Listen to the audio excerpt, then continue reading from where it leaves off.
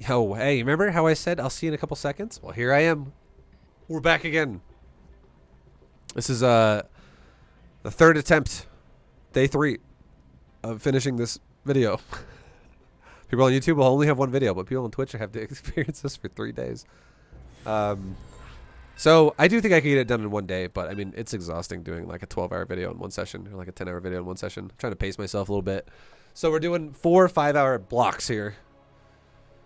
Yeah, and here we go. Part 3, boys. We talked about it a lot already. We're going to talk about more again.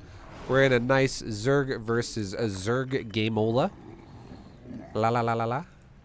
Or it's Zerg versus Terran, sorry. Okay. Good luck, have fun. I thought it was a fucking Zerg. My bad. Okay, so I'm actually going to say one more time. I'm blown away. Invite your coin from rally.io. Hey, guess what? Do it again. You're 6 cents off from Leet. Do it again. I'm just kidding. Ether dude. Holy fuck, bro. Thank you very much for the Leet dono of Vibucoin. In Vibucoin, worth of Vibucoin. Yeah, making B2GM. Thank you so fucking much, dude. Ether dude, my god. Once again, popping off with more Vibucoin. Oh my god, dude. That's so much fucking Vibucoin. Jesus.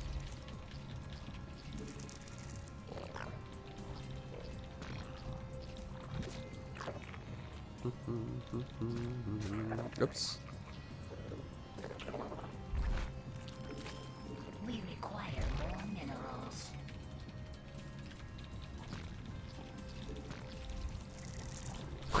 Yeah, you guys are not seeing the dono? Yeah, he's crazy. Ether dude, thank you so fucking much, man. Holy shit. That's so generous. It's insane. This is not even the first day you've done that kind of stuff. You are my hero. You are my hero. Vibucoin. Either dude. What did he say? There, he gave me an open face.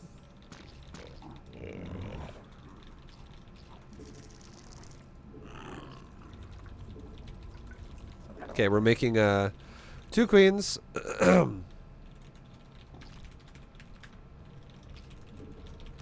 We're making 2 queens, guys.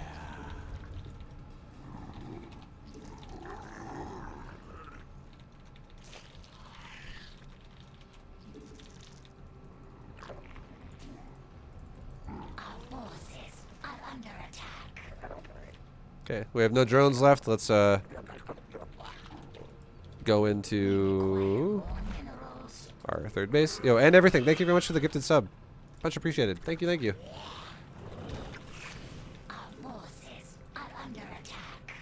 We require more minerals. Okay, our Overlord made it to the high ground. Our Overlord made it to the high ground. Here's a tip as well. I'll say this one more time because people just don't understand this about Overlords. Make sure when you guys hide an Overlord over the high ground, you do not put the body of the Overlord over the high ground, but instead you put the circle on the ground over the high ground. So if you click the mouse there, that's where the circle goes to, because that's where the Overlord actually is. We'll talk more about Overlord placement like that, and how air units work in this game when we actually start microing infestors and stuff. But yeah. It's important to know.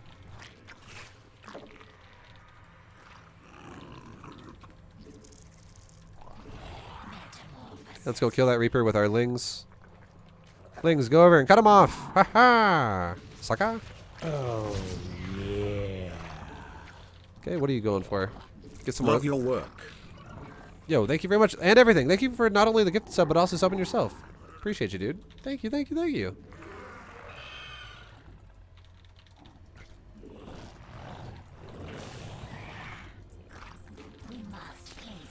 Okay, we got a Liberator. Or no, sorry, this looks like a... No, it's a Battlecruiser. You know what? Okay, guys. If you see... I'm going to tell you right now. If you fucking see a Fusion Core, do yourself a favor. Do yourself a favor. If you see a Fusion Core and make a Roach Warren, do yourself a damn favor, boy. Because if you don't make a Roach Warren, and there's a fusion core, you're going to hate your life. It's so hard to deal with it if you don't have it. Like, you can. I'm not going to say you can't. You definitely can deal with it, but it is so hard to deal with. Now, also, check this out. Ether Dude. Oh, my Get God. coins at rally.io. Oh, my God, bro. Thank you for buying a fucking lot of Vibocoin. Ether Dude. Bro, thank you again so fucking much. Enjoy your 3,000 Vibocoin. Oh, my God. Oh, yeah. Guys, guess what? Let's make a layer. Let's make our spores at like 5:30, okay? We'll talk about that after this game is over. You can time it. You can literally time it. So if we start spores at like 5:30, we're good. And I also need now, I know he's going to attack me soon, so I need to make roaches. So let's make spores like right now. Spore right now. Spore right now. Make roaches. Let's get our gases at every base. Let's get our gas at every base. Let's get this gas at this base. Why am I taking my gases like this? Because we are really good on saturation. And now I also just made like 8 roaches. Okay? So these are probably going to come Hellbats. These queens need to deal with the BC, not the Hellions. My roaches need to deal with the Hellions.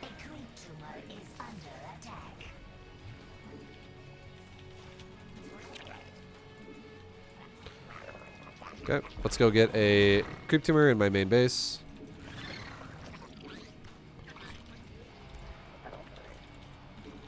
Okay, let's make an overseer and let's find out if this guy's going for mech or bio. Is he going mech or bio? There's the BC right there. What's up, dude? The roaches are fighting the Hellions. Meanwhile, queens are fighting the BC. Stutter step, stutter step, stutter step. Transfuse that queen. Stutter step, transfuse that queen. Alright. BC lived with, like, literally a hit. Inject my hatcheries, inject my hatcheries, inject my hatcheries. Overseer, go to his base. See how there's more Hellions? We're already assuming that this is mech, guys. Which is totally fine.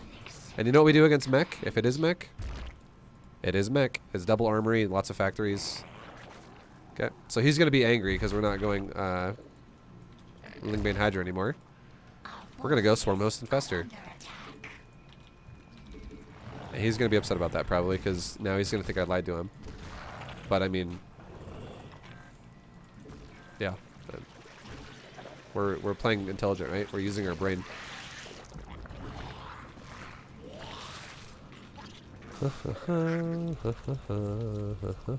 So we have roaches to start. We have queens as well to follow up. Let's go ahead and send our roaches over here to get rid of these Hellions. Get out of my way. Hey, roaches. Push them away. Good job. Good job, roaches. Okay, now our queens are coming up here to push away the battlecruiser. Current SCV count, or sorry, current worker count is pretty high. We're looking pretty good there. Transfuse that queen. Transfuse that queen. Okay, now we need to make Hydras because he's got multiple battlecruisers, so we got to be really careful about this. We have Hydras coming. Now, guys, we know what I'm doing right now? I'm watching the minimap. And why am I watching the minimap? I'm like glancing minimap units, minimap units, minimap units. Because I'm waiting for blue units to walk right here and go to this mineral line. I'm waiting for it. I'm expecting it to happen. It only makes sense that it would happen. Because a lot of times Terrans like to multi-prong you. Okay, now we have Hydras, and now I'm protected against the future of Battlecruiser. Now let's make Swarm Host. Okay, so now this is the important part. Swarm Host, guys, I'm making an exact amount of Swarm Host. I am making 16 of them. And I'm putting them in their own control group, okay? 16 Swarm Host. And creep spread is very important to mix with this. I just want you to know that. You really need to have good creep spread with Swarm Host because it makes them so much better. So, work on your creep spread. Try to keep getting it really across the map as much as you can. Keep it going well. Okay, now we are at 16 Swarm Host. And let's go ahead and make a couple spines at every base just in case this guy goes for Hellion run-bys. We don't know if he will or won't do that. Let's make a spore and 2 spines at this base. And now check this out. So we're scouting bases, right? Okay, we found him. Here we go, right now. Swarm Host, go up this cliff. Roaches and Hydras, kill these rocks. Literally, launch your Locust right now. Right here. Okay, go ahead and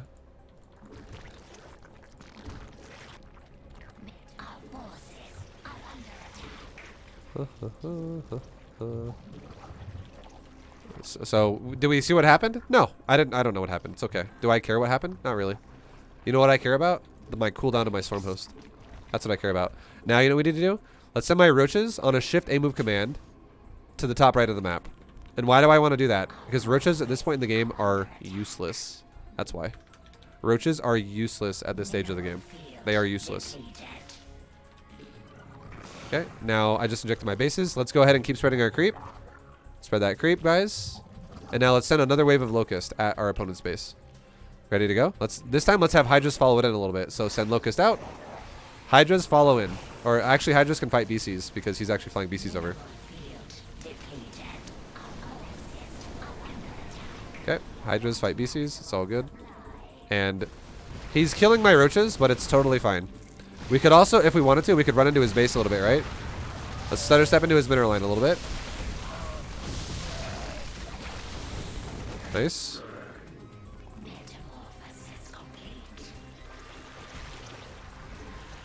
And now, remember how I just got rid of the roaches?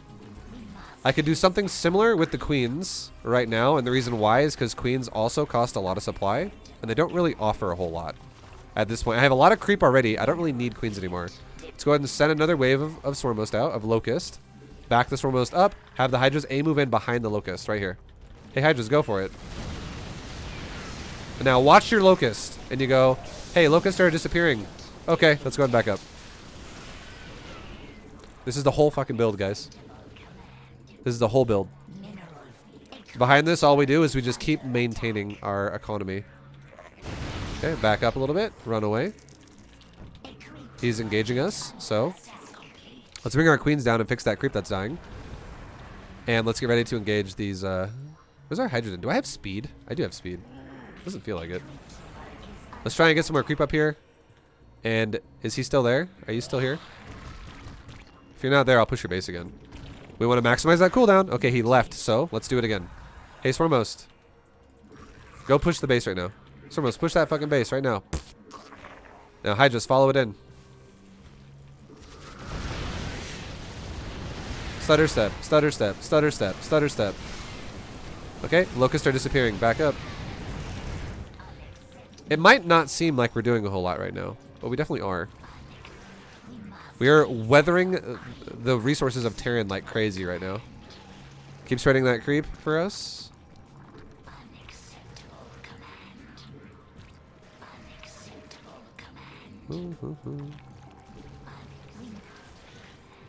Just keep spreading that creep, spread that creep. Fix my drones wherever I can. Inject our bases wherever I can. Get upgrades wherever I can. Okay, next foremost wave is ready. Let's do it again. Get rid of these rocks as well while we're at it. Okay, let's go ahead and launch another wave of Locust. Go for it again. Here we go. A move. Stutter. Stutter. Stutter. Stutter. Stutter. Stutter. Stutter. Stutter. Okay, let's go ahead and back up because my Locusts are all dead. Remake Hydras again. And spread creep. I mean, you might not feel like you're making a lot of progress right now, guys, but you have to realize this guy's bank account is disappearing repeatedly when this happens because the Locusts are free. And we're using the Locust as a meat shield to kill units every single time. So we're actually thinning his bank account down right now. And we're just constantly taking control of the map right now with another round of creep spread every time we do this. Let's do it again.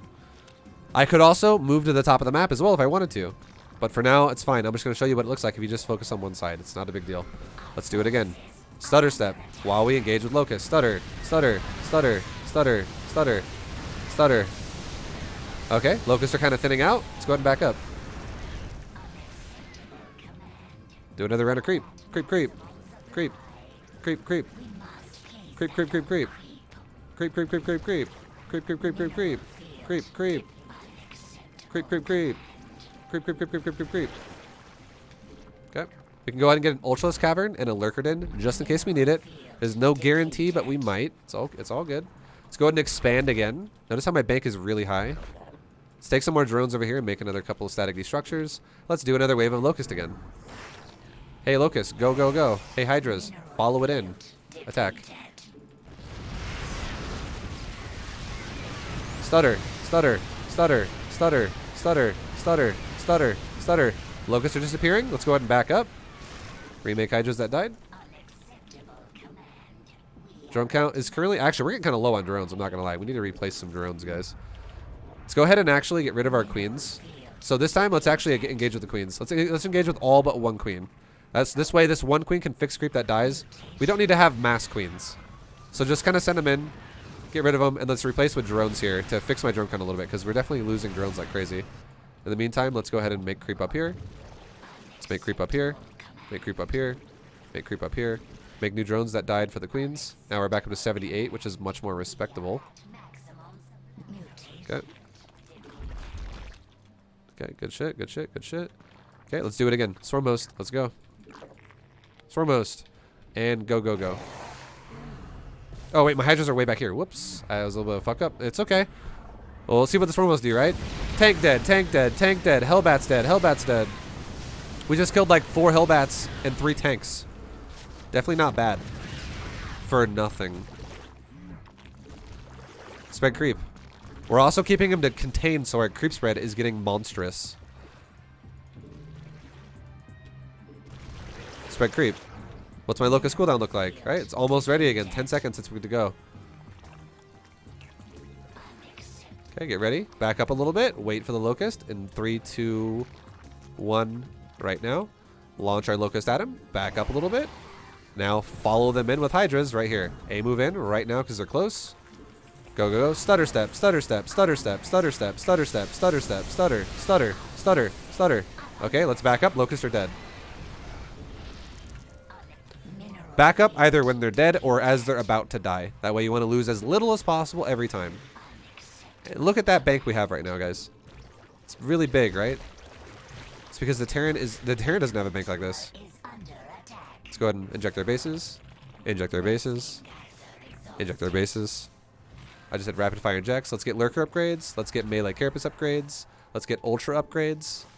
Let's get our drones that are idle going to a new base. Fix our gases over here. Okay, let's do it again. Look at my round of Swarmmost again. Let's go ahead and launch our locust at him. And a move. And stutter step. Stutter, stutter, stutter, stutter, stutter, stutter, stutter. Okay, locusts are dead. Back up. And how am I stuttering? Every 0.59 seconds. So you literally count in your head what you think is close to that. A move, 0.59. A move, and then 0.59, move commanding.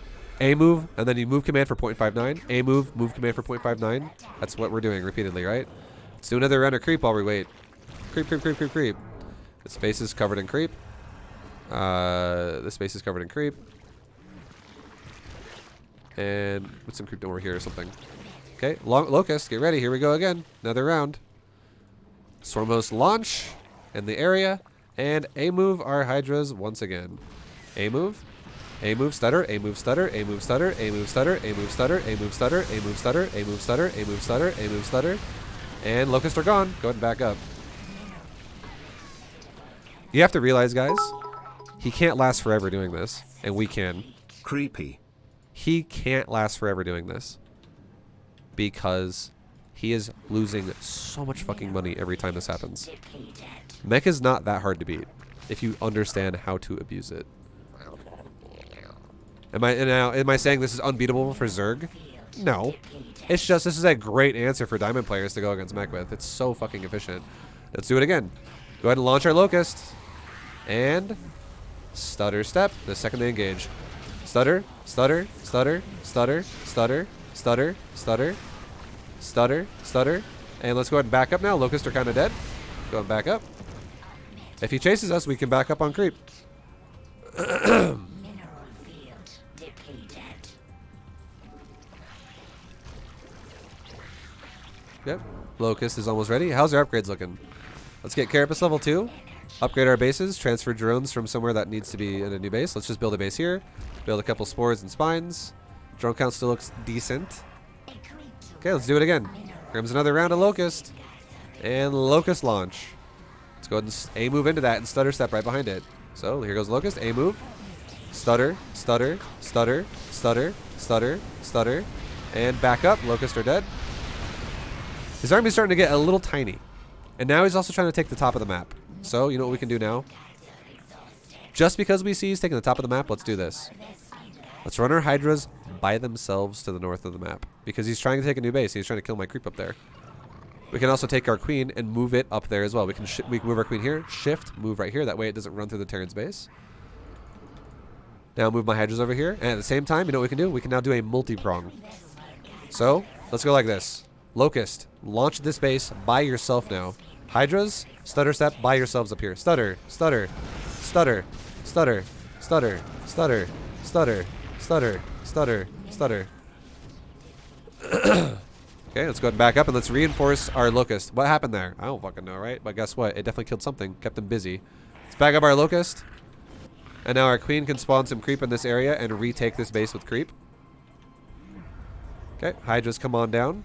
Swarmos back up. Okay, we lost 2 Swarmos right there. We'll just remake them. It's okay. And now he's attacking me, right? He's going... This is what you call an all-in. So am I going to engage this right away? Fuck no. I'm going to go like this.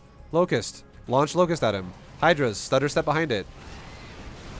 Stutter. Stutter. Stutter. Stutter. Stutter. Stutter. Stutter. Stutter. Stutter. GG. GG. Hell yeah, dude. Now, you want to see something crazy? Do you want to see something crazy? The resources lost in this game is going to be fucking monstrous for the Zerg player. Now, at the very start of this video, game 1 in this video on YouTube, I lost my first game against Mech, and we didn't know he was going Mech, and I let myself get fucked over, and I literally told you guys, Swarmos Hydra is so fucking good against Mech, and I should have just done Swarmos Hydra against Mech. Did you see how hard that was? That wasn't that fucking hard. That was actually just all I would... The hardest part about this, is understanding that a Swarmos cooldown is, it's actually like 42 seconds or 41 seconds. What is it exactly? I think it's 41.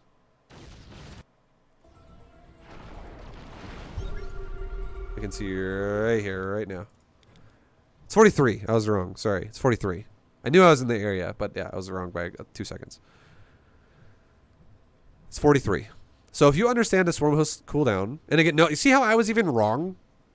I thought it was 42 or 41, and it's actually 43. But when you're talking about 43 seconds and you think it's 41, it could feel the same as 43. It's not that big of a deal. I was still launching my Locust as soon as they were ready repeatedly, every time.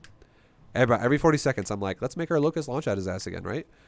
Trying to just remember to do that. It's an internal clock we're developing. It's like a new round of injecting, essentially. Okay? So, what we did here, all we did here, the hardest part about this game, is making sure 2 things are happening. Number 1, every 43 seconds, your Locust are spawning Locust at your opponent. As close to 43 seconds as you can get. That's number 1. Number 2 is making sure your swarm host at that timer are close to his base. Because if I spawn Locust from here and he's all the way down here, my Locust will fly in the air like this. And then by the time they get to like right here, they'll expire. And the reason why is because when you spawn Locust, this unit only lives for 18 seconds. It literally lives for 18 seconds. It's a temporary unit. Okay? It is a temporary unit. Now, the Locust cooldown does cool down while the Locust are out, though.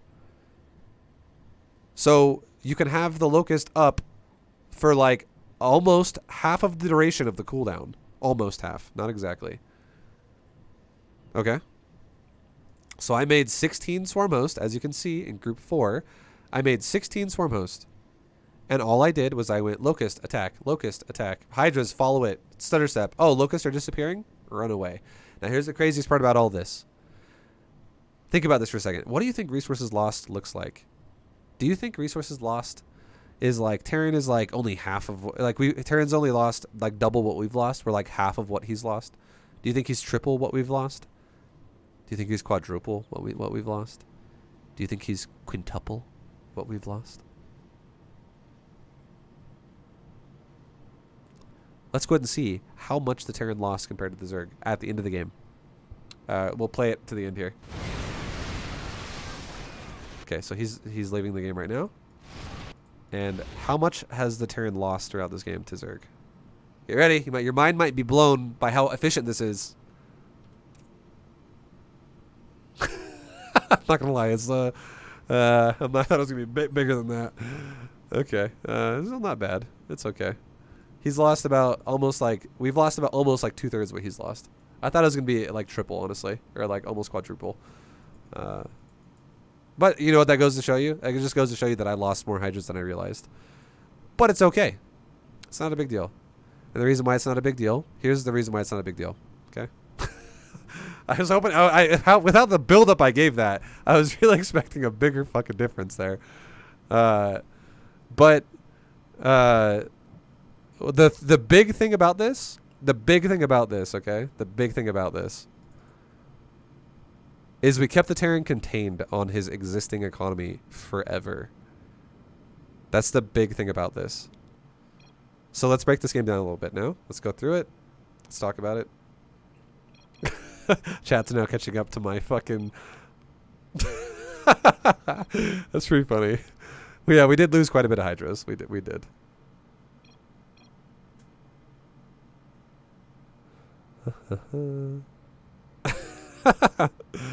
That's funny though. All right. So we don't have to break the game down that much. It's literally the same shit as our build order opener is legit Lingbane Hydra. We're doing the same fucking thing macro-wise we keep trying to do, right? We just are rotating differently because he's going mech.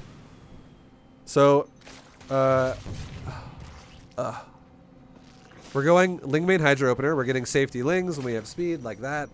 We're going for a Baneling Nest. We started a Baneling Nest. Now, why did I cancel that Baneling Nest? Why did I cancel that Baneling Nest? I touched on it a little bit earlier. Let's talk about it again a little bit more for a second here. Really quick.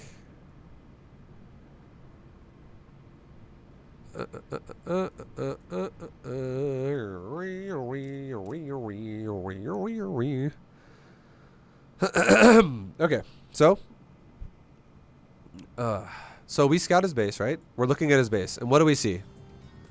This is a big deal. I'm gonna tell you guys something really fast. This is a kind of a interesting thing to know. So first things first. First things first. I'm going to talk about tendencies of a player. If a player is going to show you their reactor. Oh, yeah. Yo, Joe, thank you very much for the 20 with resub. Thanks, man, for the 20. Thanks for another great B2GM. Much love, man. Thank you. Appreciate you. I'm going to explain a concept of a player, okay? Does this always have to happen? No, but you can read tendencies of players. This is like playing.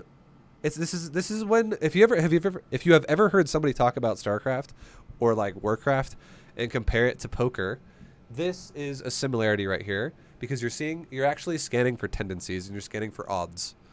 Okay, so check this out. If my opponent was going to do something along the lines of make his reactor at his wall and then make a factory at the wall. Do you know what that means? That means all he wants to do is harass me, and then there is no guarantee that he wants to go bio or mech. Okay? There's no guarantee. And this, I'm assuming this already before I even saw the fusion core, by the way. And I'm not even assuming we're talking about the tech lab. We're just talking about the factory. Okay? So if the Terran player wants to make the reactor on the barracks and then swap it over while the factory is also being built, it's a faster Hellion timing, and it's all about harassing the Zerg, and then the Terran can do whatever he wants, but it's easier for Zerg to scout that because you build the factory right in front of the Overlord. Okay? Now, think about this for a second.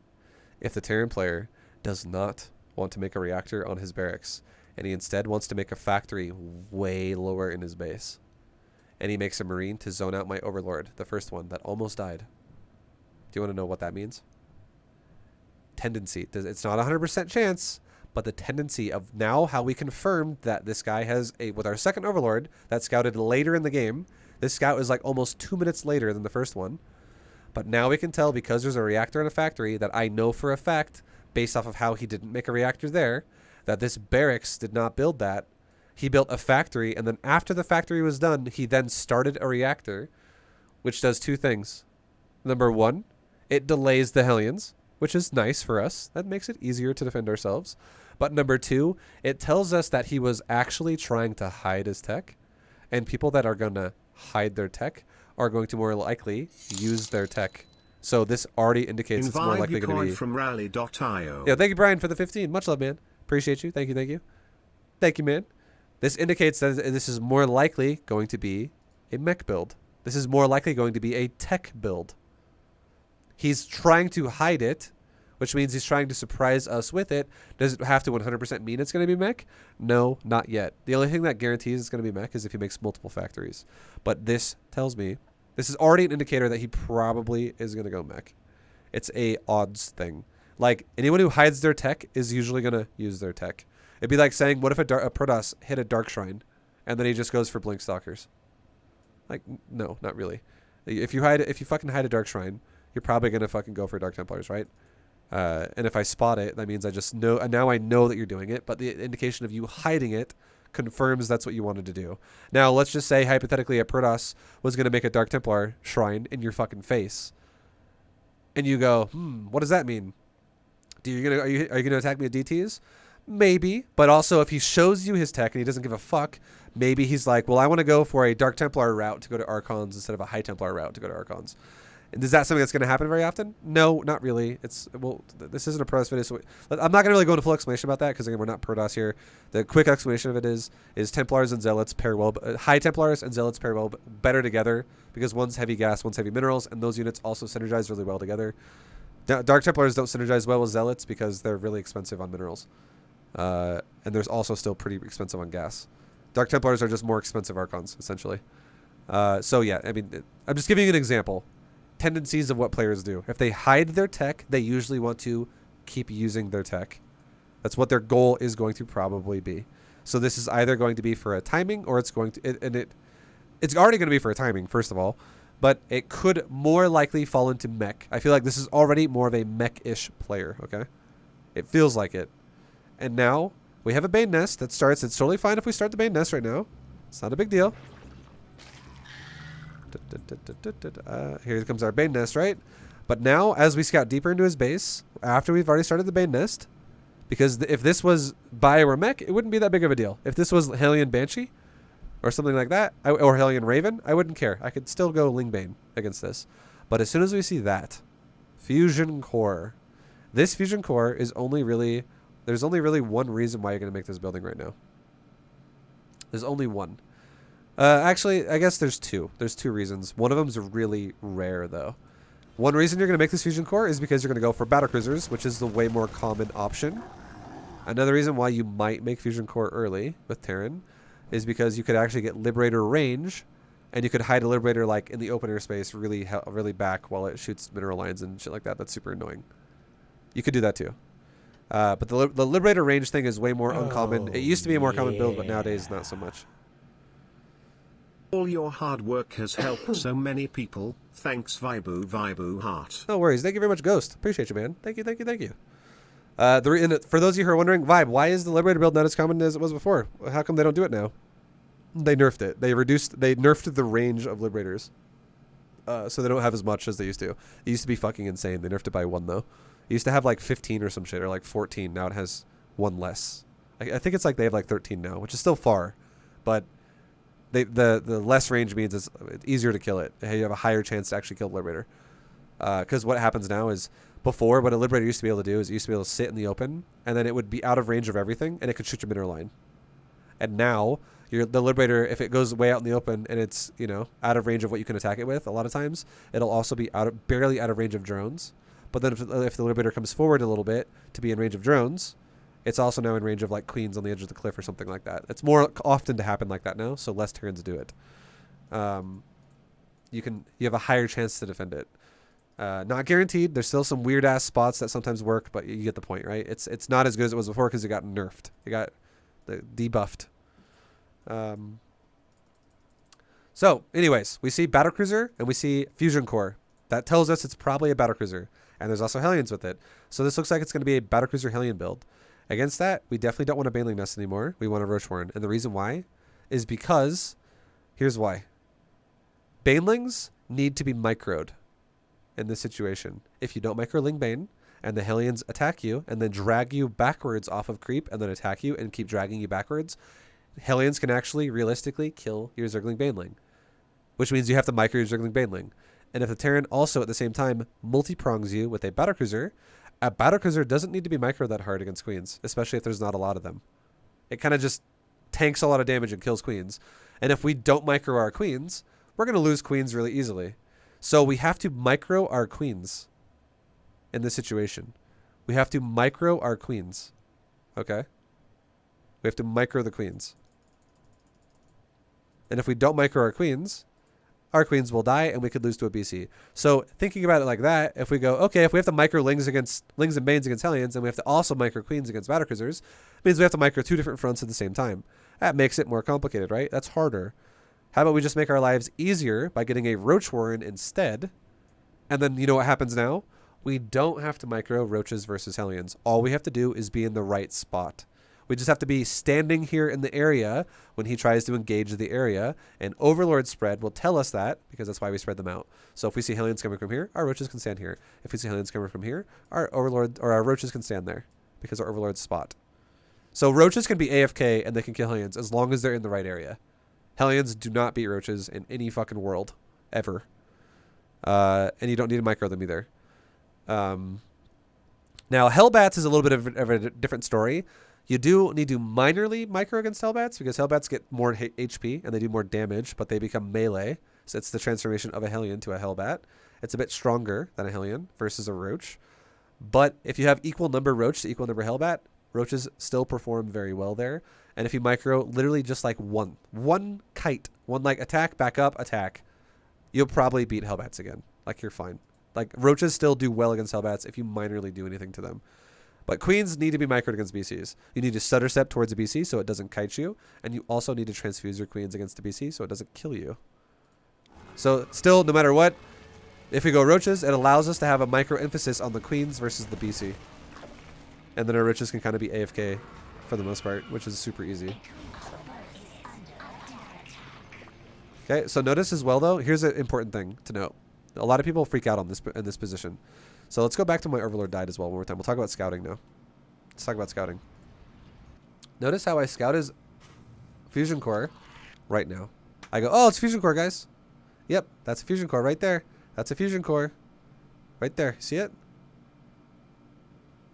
And you know what a lot of people do right now? They go like this. Battlecruisers. Spore crawlers now. Well, guess how many drones I have.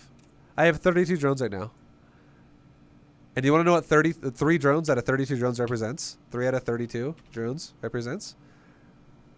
That's like, what? Like 9% of my economy or some shit? Something like that. It's a lot of my economy. It's a pretty big amount. It's a pretty big amount, right? So, remember that. Remember, we'll write that down. 3 out of 32. That's a decent amount of my economy. And not only that, I don't even have enough minerals right now to afford spore crawlers. I'd have to save money to get to 225 just to build them, which would slow everything else down. And look at the build time of a spore crawler. It's 21 seconds, right? 21 seconds. Now think about this for a second. Look at the build time of a fusion core. It's 46 seconds.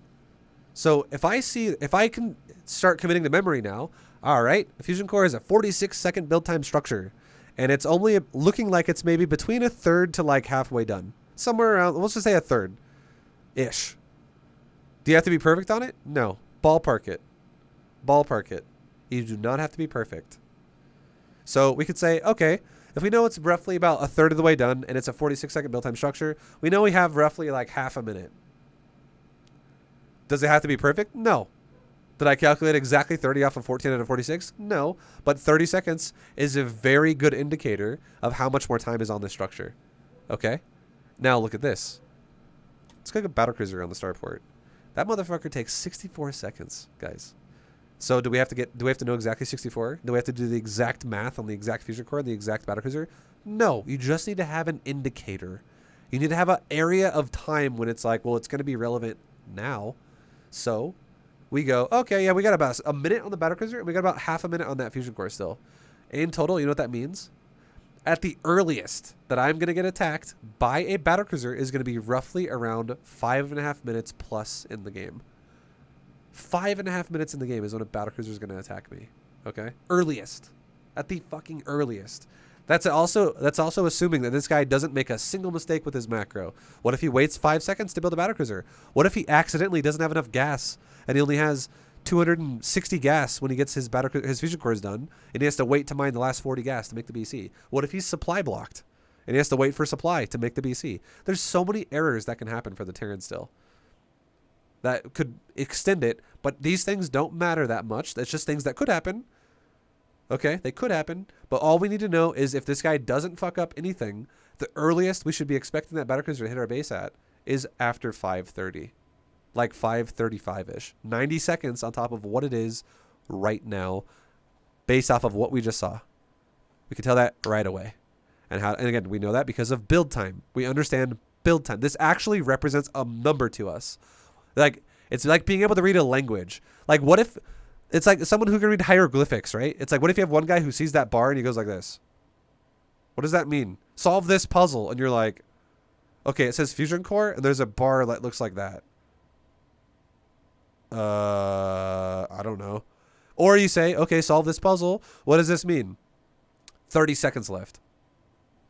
Cool. Now I know, because I know how long it is, and I can calculate roughly what that means right there. If I think about what this percentage above it means, it's probably like 30%-ish. What is 30% of like roughly 46 seconds? I don't know. Like 15? Okay. Well, that you take the total, remove what the percent is, and the rest of the gray area is what is left, right? Or you could say, you could do the invert of it. You could say, what does this gray bar represent? I don't know, like 70%, 60%, 70%?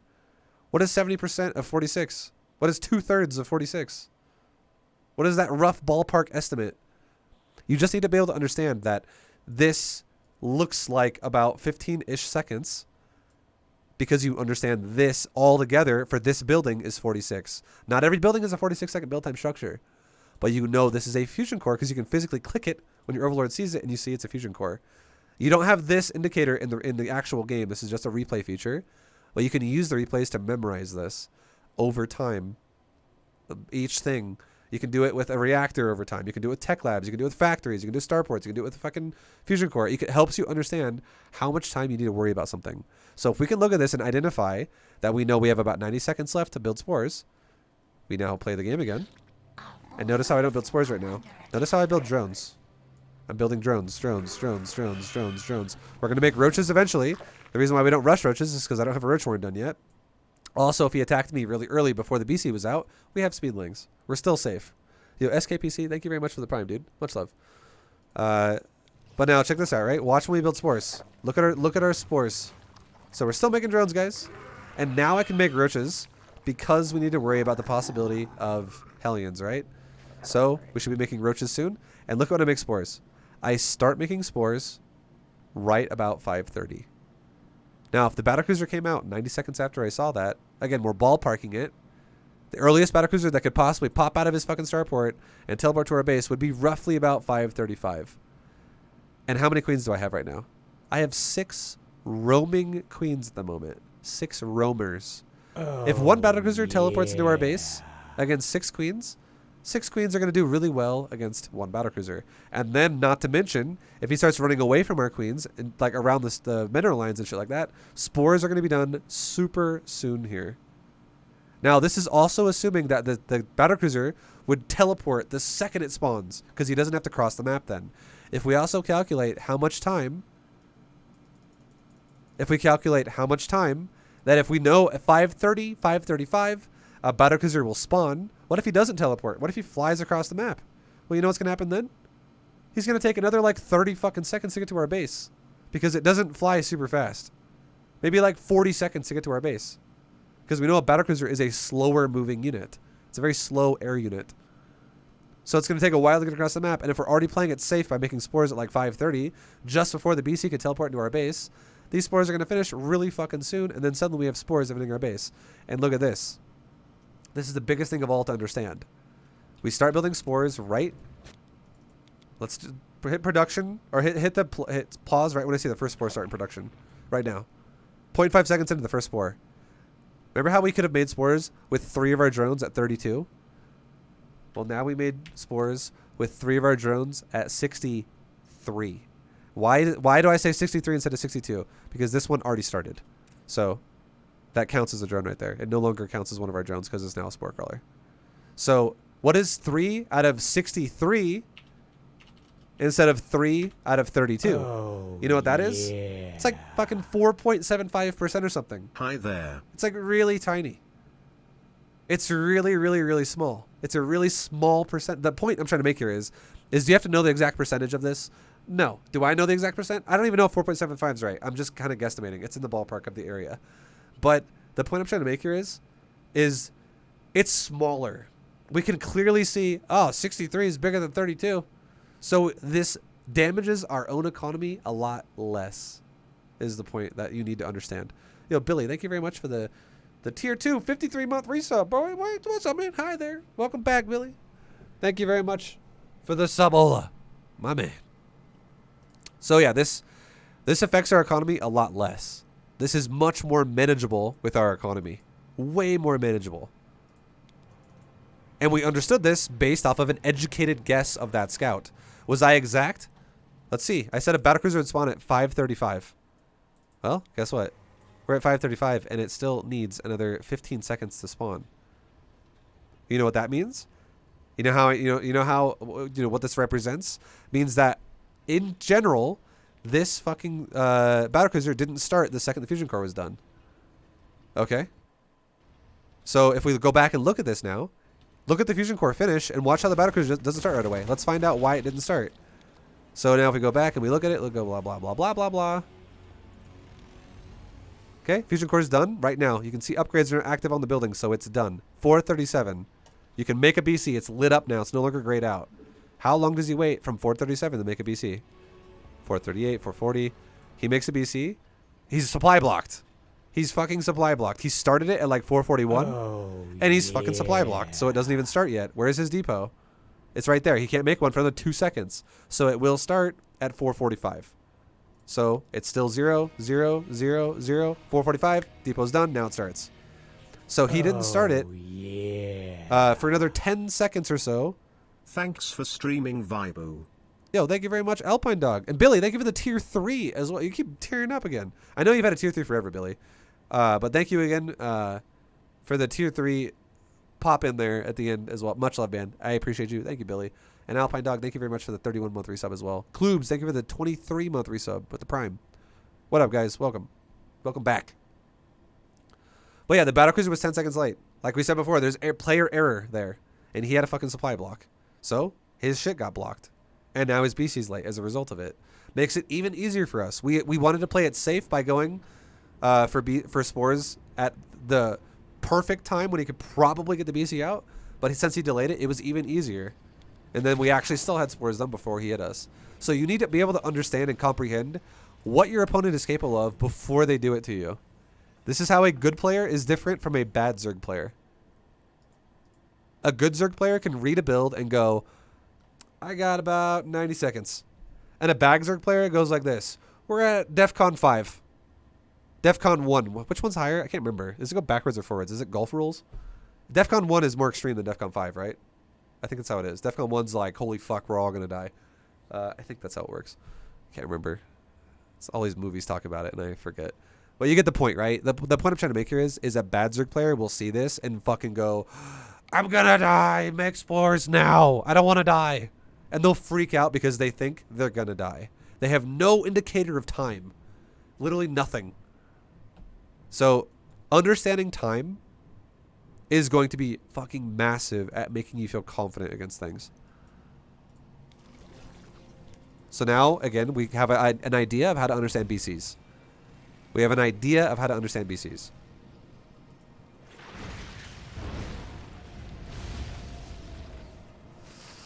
And we have roaches. We're guarding our area. See how the Hellions go up? See how we have overlords spotting for the area? What do our roaches and lings do? They go up. Do they chase? No. They stay in the area in front of our base Actually, we do kind of chase because we take a 4th base. So if he's gonna start killing my 4th base, now we actually got to protect it. That's different. If we were taking this 4th instead, we could just stand on the creep and we'd be fine.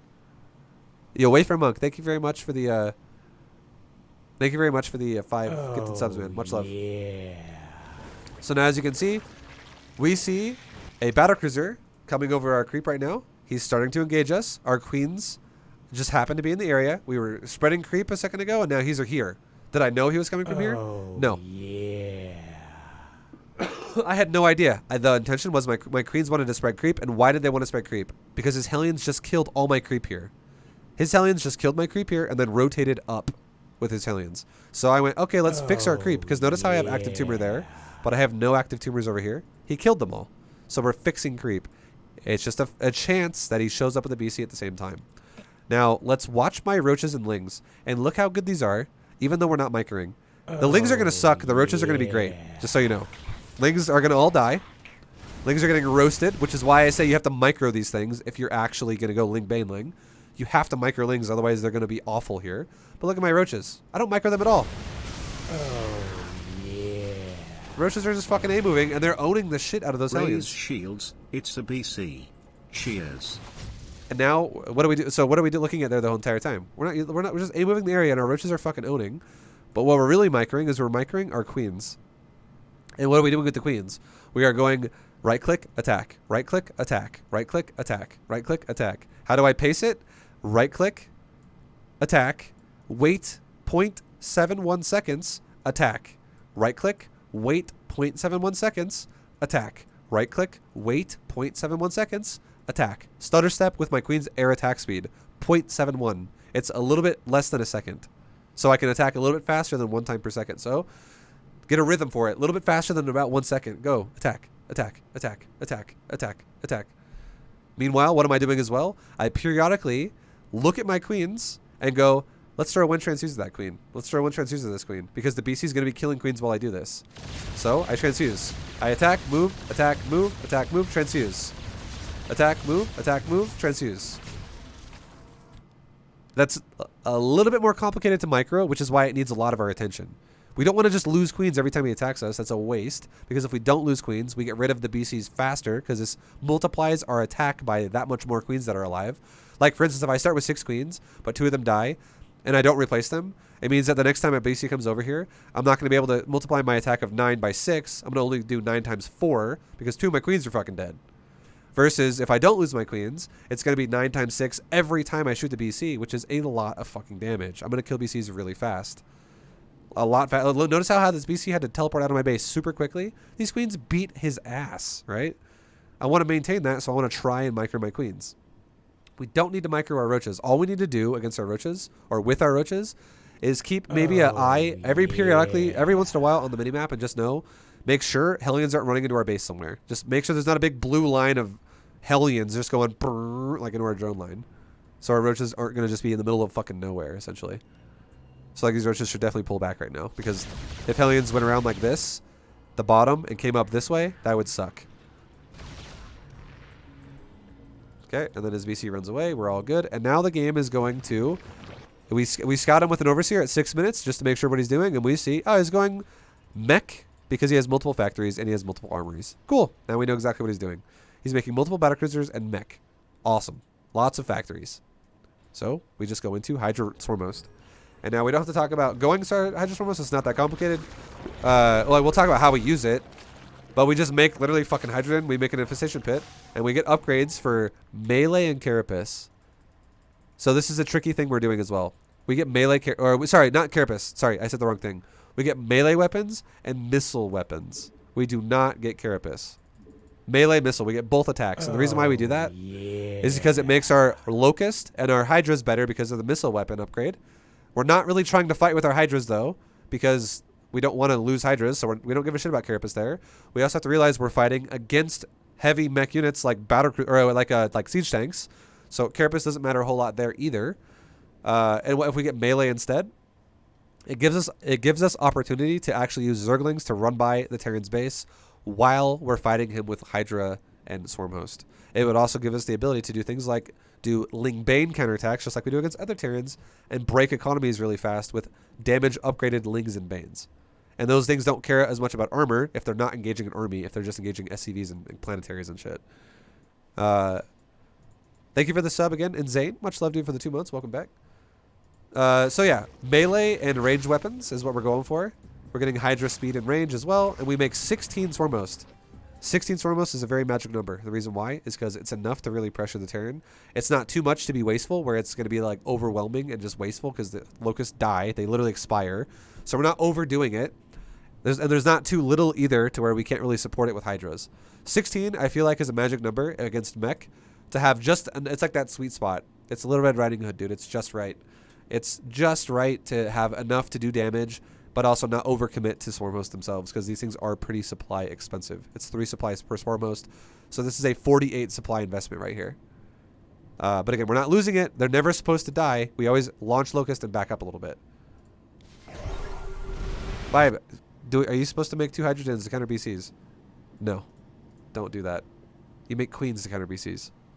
And like a Spore. And then you have 1 Hydrogen.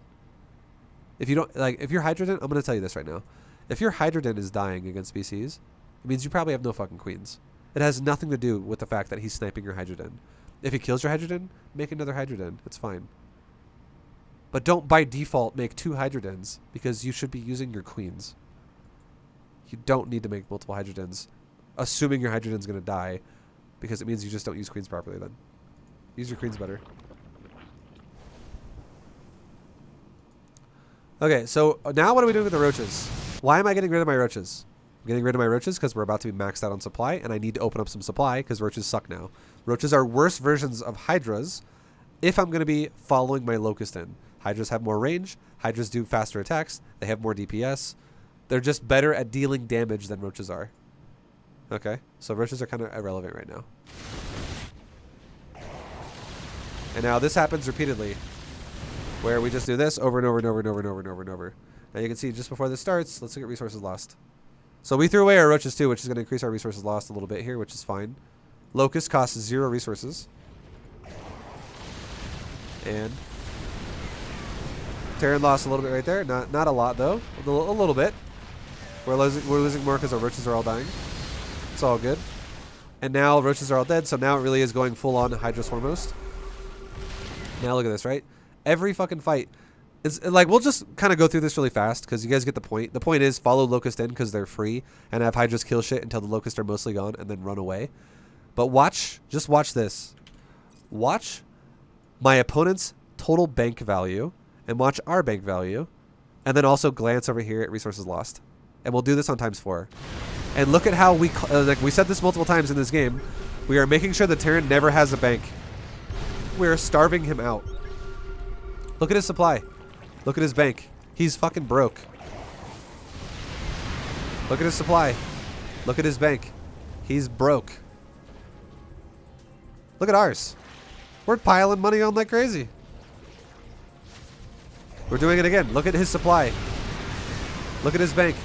You notice how we keep fucking resetting him over and over and over and over and over? We just keep resetting him. Room not Thank you, Intuitive. Much love, man, for the 9.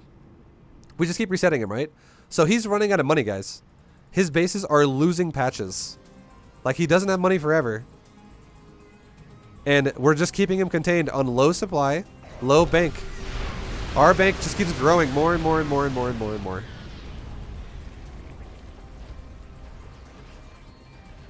Do it again. We literally do it over and over and over and over. Terran has no fucking money.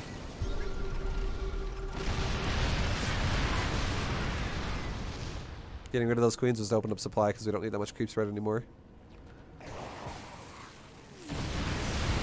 Hydras are better again.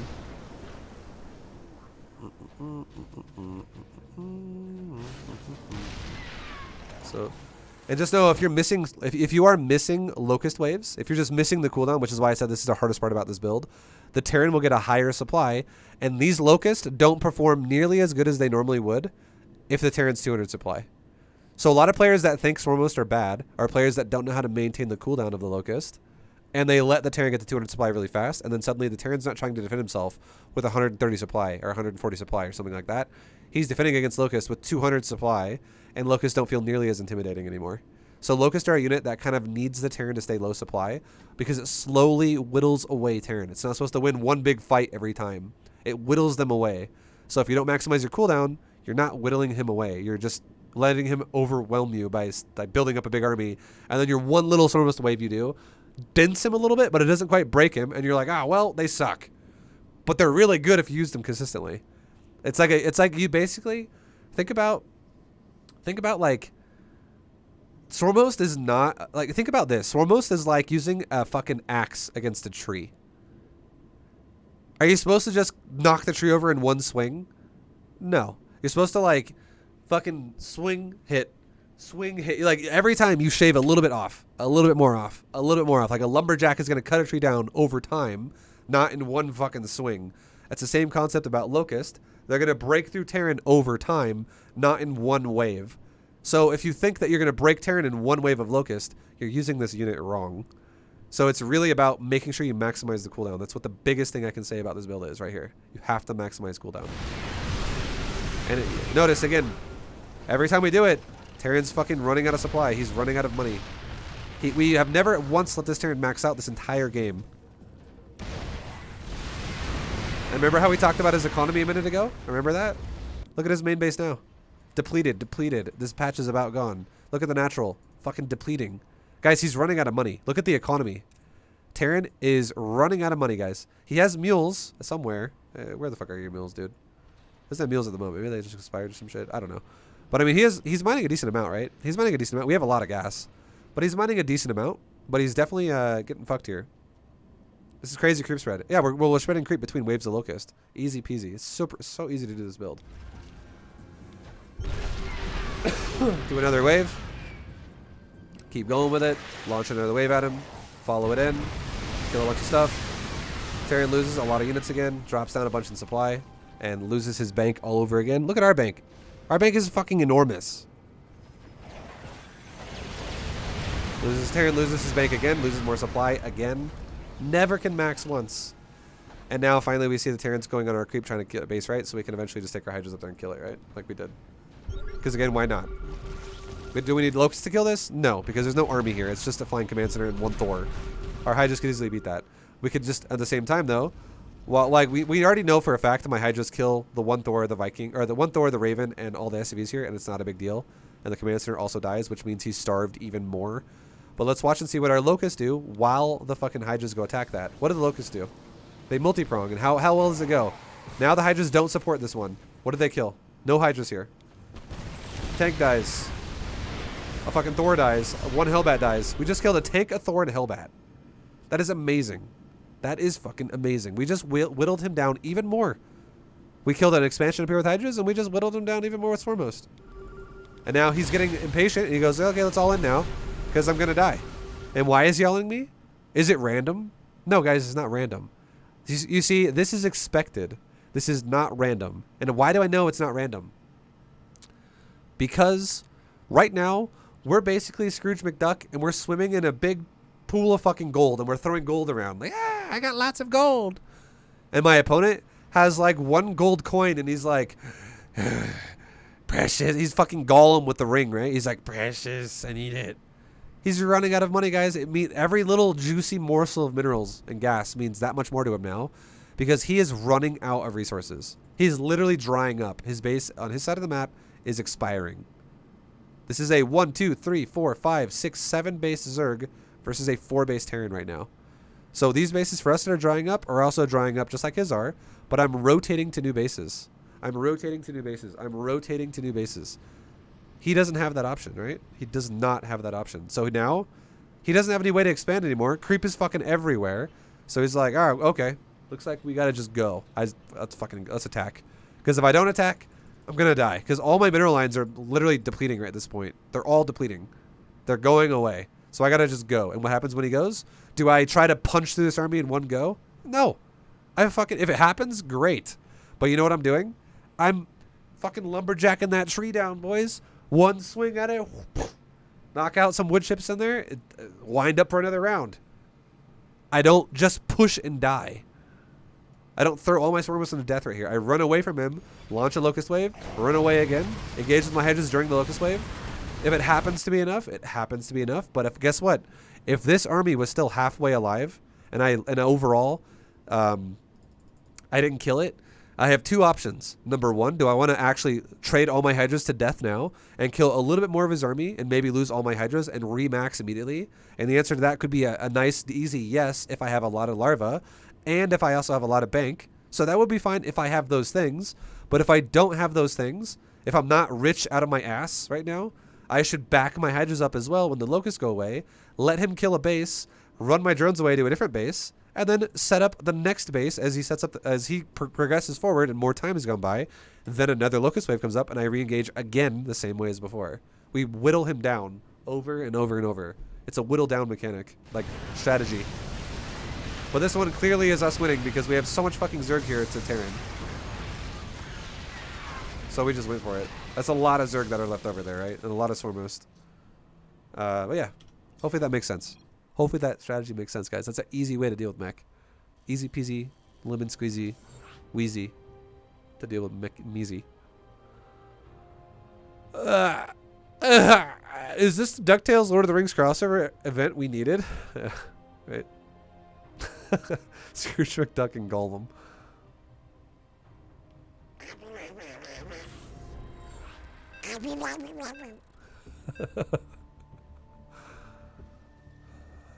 Let's do it, boys. We got it. Another Terran. Okay, we'll see what he does.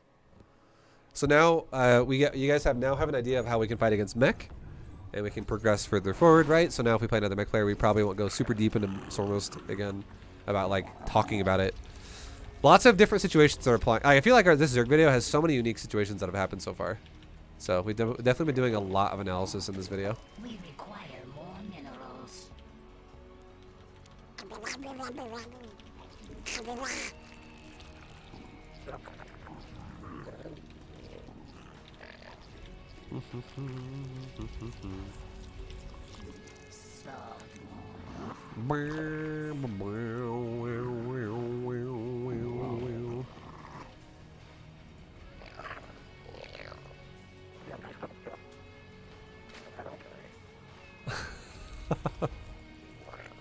We require more minerals. We require more minerals. We require more minerals. Okay, we gotta set up our build, get our things going, dude.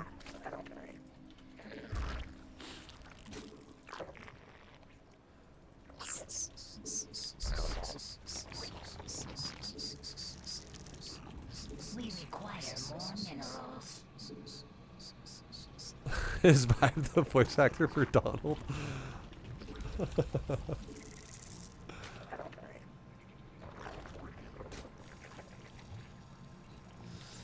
Alright, so we're gonna see what this guy's doing. See how our second overlord's in front of our natural. I would have saw a big blue box go down if this was a proxy bunker. There's no proxy bunker, guys. And I ain't fucking there, dude. Not there. So we're good to go. Now let's move another overlord to like the front of our base a little bit. Let's move this overlord up now because we don't need to worry about our hatchery getting proxy anymore because it's done. Make a couple lings.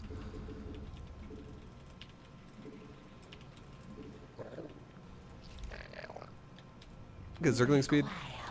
This drone's gonna chill for a sec in this area. We see a... Oh, there's an SCV sitting there. I don't know if you saw it, but you know, we'll see. Reaper's coming down. Okay. Let's do this. I'm gonna do some fancy micro. He's micro too, right? Oh, He's really focused on that drone. But now I'm gonna bring 2 lings up here and I'm gonna kill this SCV because I saw it. Hi Vibe, your B2GM Let's series try and get has our taught me a lot. hatchery down if we can. We require more minerals. Okay, nice. So we'll talk about that micro when this game is over. But basically what I did was I cut his marine off. And I attacked... Oh, fuck! No, I let a spore finish. That was a mistake. Thank you for the sub, Katie Shin. Much love. I'm glad the series teaches you a lot. Hell yeah, dude. So like this sport crawler is now worthless. This is a waste of a drone, right? That's bad. So even though we killed that Reaper, that's nice. But making that sport crawler is bad. Let's go over here and let's be annoying. Also, this command center is misplaced, by the way. I don't know if this guy realizes that, but it is misplaced. Okay, we killed an SV to make up for it a little bit. Notice how he's not making Marines? Guys, he's not making Marines. No, no Marines, no Marines, no Marines, no Marines. Wait, what? How the fuck there's 4 Marines? How the fuck does that happen? I literally didn't see it flashing. Alright, whatever. Either way, let's scout his base one more time. Okay, now there's 5 Marines, so he's actually making... What the fuck? He's making Marines. What the fuck is that skin? I couldn't even see it. What the crap? Okay, let's go into a baneling nest. And let's go into our gas. And get our queen at our 3rd base. And let's make safety lings in case this guy decides he wants to attack and get froggy. What if he wants to get froggy, boy? Let's also confirm what he's doing, right? Let's confirm what exactly the hell is motherfucking Terran doing. Terran, what are you doing, boy? Chocolate, thank you for the bits. He's got a starport on the way. Okay. Cool, cool, cool. Very cool, very cool. So there's no medevacs out yet. Notice how he's making a unit. Oh, what's this? Okay, he's doing a... This looks like this could be a... Guys, I'm going to tell you right now. I'm already going to call this build. We'll talk about it afterwards. This is a Hellbat timing. This is a Hellbat Marine push. That's what I'm calling right now. Hellbats and fucking bio. So how am I going to deal with that? I'm gonna kill it. That's what I'm going to do. What I'm going to do is there's no 3rd command center. There's no 3rd command center. Okay, there's no 3rd CC, and there's more than 1 production building of the same value type. There's 2 barracks before a 3rd command center, so this is going to be aggressive. So I'm going to make some banelings and a little bit of extra zerglings before he attacks us. Okay, this is a reaction to what he's doing. Okay, let's grab our queens that I just made, and let's make 2 more on the natural and 3rd. So I just injected those hatcheries and started a queen at the same time, so now we're good to go there. So 1 creep tumor in the main. Let's put a creep tumor down at the natural. Let's put a couple creep tumors up at the 3rd. So we just spread a lot of creep. And now, because we're gonna get a fully saturated 3rd base, I just made a round of drones. Because we have safety units right now. We're gonna, off of these safety units, that is more than we normally make. We will now make more drones. We can now take our layer. We'll now take our gases, and we will fully saturate 3 bases, and take our 4th base as well. Okay. I don't really care. By the way, this macro hatch. The only reason why I made it is because I had enough money for it. If you delay your macro hatch a little bit, it's not a big deal. Okay, so he's pushing us. So it's actually a 2-1-1. This is inefficiently done, and we'll talk about it. Now let's go ahead and push this. Run past it. A-move it. Okay, he loaded up the medevac. It's all good. Not a big deal. Let's make a little bit more drones to fully saturate ourselves. Is he going into the main base? Yes, he is. Let's go ahead and run past it and A-move it. That way our banelings can get on top of him. Behind this, let's make a couple of Evo chambers. Okay, let's make a few more banelings because he's trying to set off my banes, which is not a big deal. Our forces are under attack. Okay, get my queens back. Back them up. Go help my queens with our zerglings. Spread our creep while we're waiting. Spread our creep. Spread our creep. Spread that creep. Take a 4th base because we need to. Fix our economies wherever we need to, and we're looking pretty good right now. Get one of our queens to go inject the the macro hatch in the main. And now we're taking a 4th base, and we're going to start making a lot more Lingbane. For the moment, okay? For the moment. So this guy's being really aggressive with drops, as you can see. Super aggro drop guy. He loves his drops. So our biggest thing we need to do is we need to fix our creep. Do not let our creep fall apart. If we let our creep fall apart, we're going to die. Okay, he's here. So, A-move the area. I mean, he's already here, right? So, take a fight here decently, whatever. Okay, we killed the tanks. Let's go ahead and back up because we don't have a lot of units. We don't have a lot of units. Let's back up. Let's make some banelings. And he's being really aggressive, so let's keep making lings. He's being super fucking aggressive, so we make lings. He's also killing creep. And notice how he's running north after he kills creep? Let's go replace that creep right now. Fix that creep right now. Use our lings and banes to engage this army. Make some new banes before we take the fight. Then go take the fight. Hey, Terran, how you doing? I got banes. What's up, dude? Okay. Awesome. We're replacing creep as he tries to scan it and kill it. Take all this creep that he just killed once again. Cool, cool, cool. Very cool, very cool. Fix, fix. Fix this creep right here. Fix, fix, fix. Fix this creep in this area. Let's have one queen go here to inject that base. And now we've defended our base, and he's kind of backed off for a second. Let's make a quick round of drones now. We're like 80 plus drones. Let's make a new macro hatch in the main base. And let's now make an infestation pit because we're ready to start 2-2. And we want to get ready to go into hive tech upgrades as well. Okay, so we're going into more creep. Fix our creep. Don't let this guy kill my creep. Do not let him kill creep. Okay, he's attacking the main. But it's only one medevac. Let's grab half my army and send the other half up to the top. Now, how did I know that that was going to happen? I'll tell you 2 reasons. Number 1, I saw it on the mini-map with an overlord at the top of the map. That's one reason. The second reason why I knew that was going to happen is because if a Terran attacks your base with 1 medevac, guys, that's nothing. That is no investment right there. That is not an investment. That is very minor. So, you can assume they're going to split pressure you. And now let's grab a chunk of army and let's go attack these marines over here. Grab our queens and go respread creep in this area. Spread creep everywhere else at the same time. Make a bunch of lings and overlords at the same time. You got to be able to feel confident that you can send units by themselves to fight at an area and you're not going to just die. Notice how I still have those units sitting there. I have now units sitting here. I'm respreading creep in this area. Now he's attacking this area with a big army. Let's attack towards it. Okay, get my army grouped up. Let's go, go, go. Get everything grouped up. Now we're about to take a fight, so let's make some Banes in the back. And let's take a fucking fight. My army is mostly here. And let's go right now. Go, go, go. Still make units at the same time. Do a quick inject wave. And we're going right now. Attacking with everything. New banelings just finished after the current banelings are kind of expended. And we defended ourselves. Awesome. We now need an overseer up here because there's still widow mines. Let's make some more hydras. Transfer some drones up here to these gases or something. It's all good. Make a new hatchery because we need new drones to send to new hatcheries. Or we need drones to send to new hatcheries basically because we're oversaturated. Okay, make more units. We can reinforce our baneling count a little bit. Just a little bit. Spread some creep. Okay, we never started infestation bit somehow. I think it might have died. So we need to do that again. So our upgrades are going to be super late now, which is fine. Let's get another queen in the main base. Just make one here because we want to have this hatchery being injected as well. We want to make sure our hatcheries are injecting like crazy. And now we're maxed out, guys. So now finally we can take the pressure to him. Let's take a few more banelings because this definitely doesn't look like 1/3 bane, 2/3 ling. Looks like mostly fucking mostly zergling. Now we'll move into him. Attack once we get a nice surround. And then we'll attack, move in, stutter step a little bit here. Attack, stutter step. Okay, he's just running away, so we'll just straight up A move. Let's go home and do a 1 quick inject, 1 quick inject, 1 quick inject, 1 quick inject. Now, this base has no defense, but notice I just saw a bunch of drones here at this base. Let's transfer a bunch of drones off, send them to this base, make some gases, and we're good to go. Now, should I push into his natural?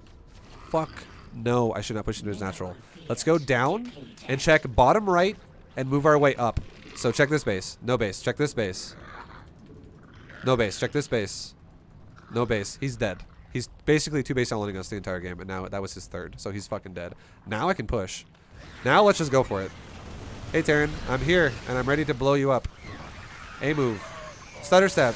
Walk in. A move, stutter step. Move in. A move, stutter step. Get our army on top of his marines as a clump. And now remax behind this with a bunch of new units. Nice. So he was super aggressive. Super aggressive. Vibe, when do you take the second macro hatch? We take the first macro hatch when we're fully saturated on 3 bases. And we take the second macro hatch when we're fully saturated on 4 bases. If you don't take macro hatches like this, and you don't put queens at them to inject, you will never be able to spend your money if you go for a Lingbane Hydra style. You will always be like the Zerg player who says to himself, oh, fuck, this guy's attacking me right now, and I have 3,000 minerals in the bank, and I have only 129 supply. Terran has 180 supply, or like 150 supply, and he only has 700 minerals in the bank. What if I spent that 3K? That's what'll happen if you don't make multiple macro hatches playing Lingbane Hydra style. You have to make more macro hatches because this style is so larva expensive. But yeah, we right here at the end of the game there, we've already talked about the style a lot. We'll talk about the Reaper micro on the 3rd base because that was unique. But in general, this game, we play the same concept that we always play, which is we are scouting, right? So let's talk about, we'll just go through it a little bit. There's a couple things that we can talk about. Not all of it, but we'll talk about some of it that's kind of, you know, relevant and fresh. So first things first. We scout across the map. And I see, all right, he made a Reaper jump out. My Overlord saw the Reaper cross my Overlord on this little ramp right here. I was like right there or something when I saw it. Like I barely saw the Reaper. It left his base. And now I see there is a reactor on the racks. This is totally fine. We know what this means. It means there's no Marine.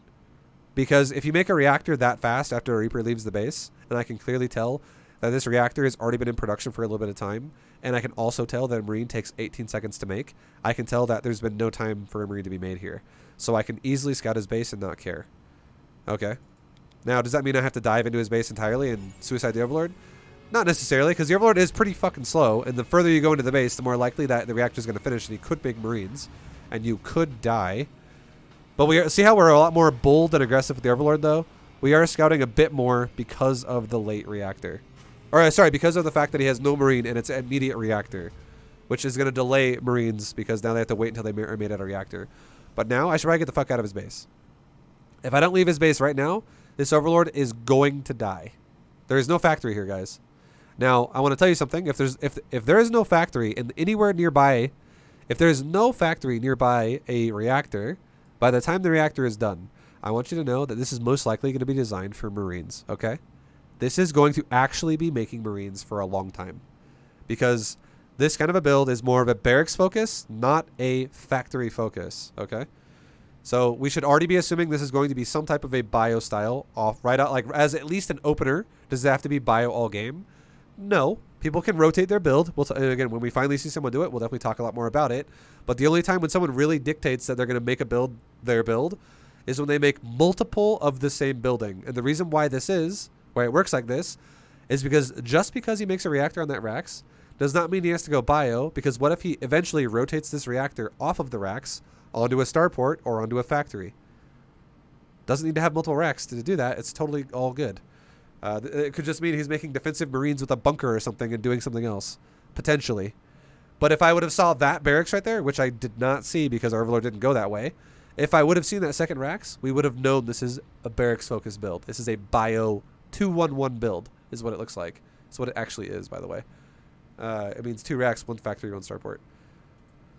Okay, so anyways, that's how we can kind of read the build and his base so far. Now let's talk about this really fast.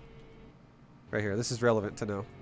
So look at this. This is pretty important to know this. So look at my drone crosses the third. Look at the third base. Do you see how we see a drone there? Or an SCV there? And I hide away from it now? I know there is a SCV blocking my third. And is the Terran microing his SCV in circles? No. He has this motherfucker on patrol right now. And he did that because he wants to block me from taking a third. And the reason why you put a SCV on patrol and not just put it on stop command is because if it was on stop command, if I attack it once, it'll just walk away and I'll be able to build my hatchery. And if it's on hold position, it means my drone is going to have 100% uptime of damage because it's going to be every attack is going to hit the SCV perfectly. So if he puts it on patrol in a circle like that, the reason why that's effective is because it's going to block my hatchery for longer, because the SCV is not going to get hit every time it takes damage, because every time the drone hits, it's going to have to stop to hit him, and then it's going to have to catch back up to the SCV to hit him again when he's doing fucking circles. So it's going to make the SCV, instead of lasting for like, you could literally do the math on it and go, okay, well if a drone does 5 damage every 1.07 seconds, and an SCV has 45 health with 0 armor, that means that the drone has to do 9 hits, so 9 times 1.07 is 9.63 is how long it'll take the SCV to die with a perfect auto attack.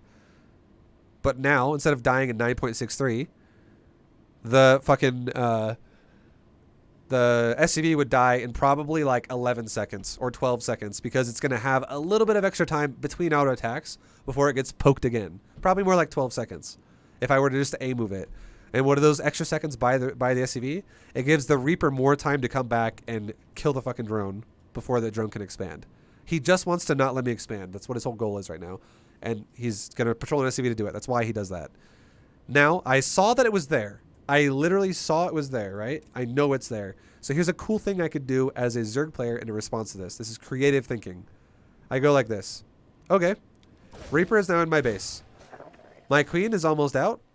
His Reaper is now in the inside of my base, not on the outside of my base, and I want to get my third really bad.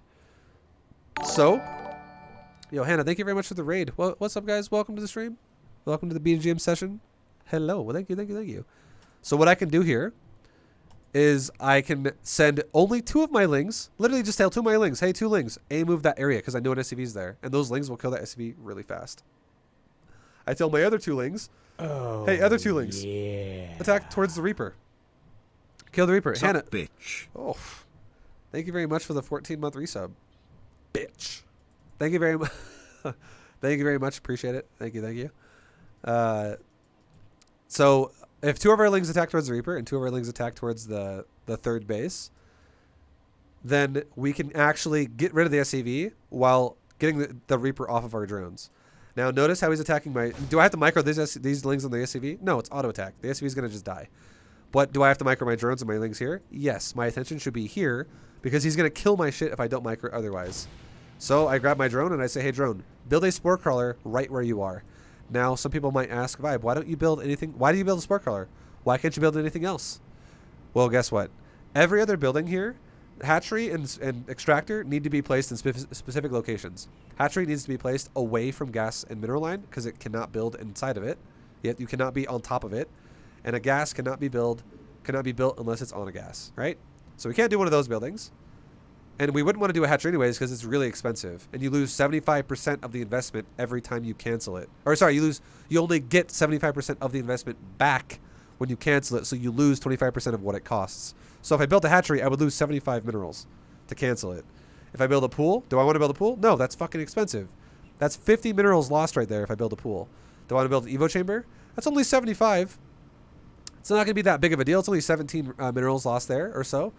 But if I lose, or is it? It's like 19 actually. But yeah, it's like 18 or 19. But the point is you will fucking the Evo chamber is a 3x3 grid structure. You know what that means? It needs more room to build it, so it's a higher chance that it's going to fail. Because there's 2 reasons for this reason. Number 1, when a Zerg builds a building, it has to run to the center of the grid to build it. So if I'm going to build a 3x3 building, the only way a drone is going to build it, so we're going to get paint out here because this makes more sense than paint, I feel like. So if I'm going to build a building that is a 3x3 grid, okay? So let's get a grid here. And let's say that this right here, blah, blah, blah, da, da, da, la, da, dee, la, da, da. Let's say that this is the size of a spawning pool. Okay, I don't want to use black. Black looks, it kind of takes the lines away. That's the size of a spawning pool. And let's say my drone is right here. My drone does not walk into the first grid spot right there and then build the pool. That's not how it works. That is how it works, though. It actually is how it works for Terran and Protoss. You go right there, you touch the corner of the building, and you build it. That's how Protoss and Terran work. Because the worker doesn't sacrifice itself. Zerg, however, has to run to the middle, to the very center of the building, and then once it's there, it now goes, it puts like a plop in the ground there, and then it becomes the building, right? And the building becomes a building. So Zerg has to go to the center. So if I make a bigger building, it means my drone has to run further distance to build the building, and it has a higher chance to die. So I don't want to build Evo chambers. That's a bad idea, because it's going to mean that my drone has to run longer, and if I run longer, I might die. So if we look back at the building list here, these are all big buildings. Spawning pool, Evo, Roachwarren, Bailey Nest, all big buildings. But now if we look at a spine crawler and a spore crawler, these are 2x2 instead of 3x3. So now, instead of it being like this, where it's 3x3, now it's a 2x2 building here, where it's like this. And now if I have a drone that's right here, for a drone, let's say the drone's right there, the drone, or it's whatever, it's like right there, the drone doesn't have to run to the center anymore of all of it, like the 3x3 one before. It runs to the center of the 2x2 and builds it in the center of that. Okay? It builds in the center of 2x2. So, it means I have to run less distance than a 3x3 to build a 2x2. And if let's just say hypothetically, what if I build a 2x2 directly on top of my drone? You know what that means now? It means my drone can actually be like right here. My drone's already like right there. And you know what that could be? Or what if my drone's like right there? What if my drone's like right there? What if my drone's right there? What if my drone's right there? What if my drone's right there? Because I build it on top of myself. Do I say, hey, build spore color right there? Fuck no. I say, hey, build spore color right there. Like in this area right here. Build a spore color right there. So if we look at that grid spot right there, and I go, hey, build a spore color right there, where would that drone line up on this little graph right here? It would be, if it's right here on this grid, it would be like right there on the grid. It's super close to the middle already, which means it's going to build very fucking fast. It's so fast to build it. What if I wanted to build an Evo chamber here? It would have to be that right there. Or it would have to be right there to hopefully not be blocked by other drones. That's much further away from the center. Like the center is there, right? So I'd have to go up a bit more. So what it means is I can build this, and now the final part of it is why are we going to build a spore over a spine? The reason why is because a spine is more minerals, so we get less money back. We only get 75 back from a spine, but from a spore color, we get something like, like fucking 56 back or some shit like that. We get a lot more back from building a spore. So if I build a spore, like look how fast it builds. I just told it to build a spore. I got shot one more time. The drone turned for a split second, and before he gets shot again, when he has 1 hit point, he's a fucking spore color. So now he can't die. And you know what you want to know the difference is? If I have to spend 18 minerals to build a spore and then cancel the spore and then mine minerals again, you know what that's cheaper than? It's a lot cheaper than 50 minerals to build a new drone. It's a lot cheaper than building a new drone and losing a drone in the process. So this is cheaper than losing the drone and building a new one. Not only that, I'd have to waste another larva to build a drone again, which is going to slow down everything else after that. Because the more drones I have to keep replacing because they die, slows down my unit production because I just take longer to get my drone count up. Because you don't get free larvae. They literally are used up. They get used up and then you don't get it back. You use what you get. So saving our drone is super valuable in a spore. And we do that. We're going to do that a lot throughout the rest of the time we play this game. It's a very useful tactic to use against shit like Reaper harass or Adept harass or things like that. Now, to be fair, as soon as the Reaper left the base, we should have immediately canceled this. We should have canceled the spore, started mining minerals again. We kind of focused on this a little bit too hard. We tunnel visioned this. So our spore finishes, and that's really fucking bad. Now, if we let the spore finish, that is actually worse than losing a drone. Because now, not only did we still lose the drone either way, but we also accrued a 75 fucking mineral cost to build a spore that we don't need right now. So we don't want to let it finish ever. We want to cancel it before it's finished. It's a big deal not to let it finish. So canceling it's best case scenario. Like making it and then canceling it's better than losing a drone. Losing a drone's in the middle somewhere because it's not good, but you could have done something better. But then actually letting a spore finish is the worst thing you can do of all. So it was good so far, but then we fucked it up because we let the spore finish. Now, going back to the SCVs, notice how we have our Reapers, 2 of our Lings chasing the Reaper, but he knows what I'm doing. He catches wind of what I'm doing, so he's trying to come back and stop this. He doesn't want me to expand here, and I need my drone to be there without an SCV in the way to build the fucking hatchery. So I have my Lings and my SCV, or my Lings and my drone attacking the SCV, and here's a cool, tricky maneuver we do when the Reaper tries to prevent us from expanding. So this is actually something that's very clever, okay? We attack the SCV. We're all good. We're trying to kill him before the Reaper gets here. The SCV leaves. Now, if I had 300 minerals, I should immediately go back to the middle and build the hatchery. Now, I don't have 300 minerals. We're super close, but I don't quite have it. And you want to know why we don't have it? Because I never fucking canceled the spore crawler. If we cancel the spore crawler, we will get it right away before the Reaper arrives.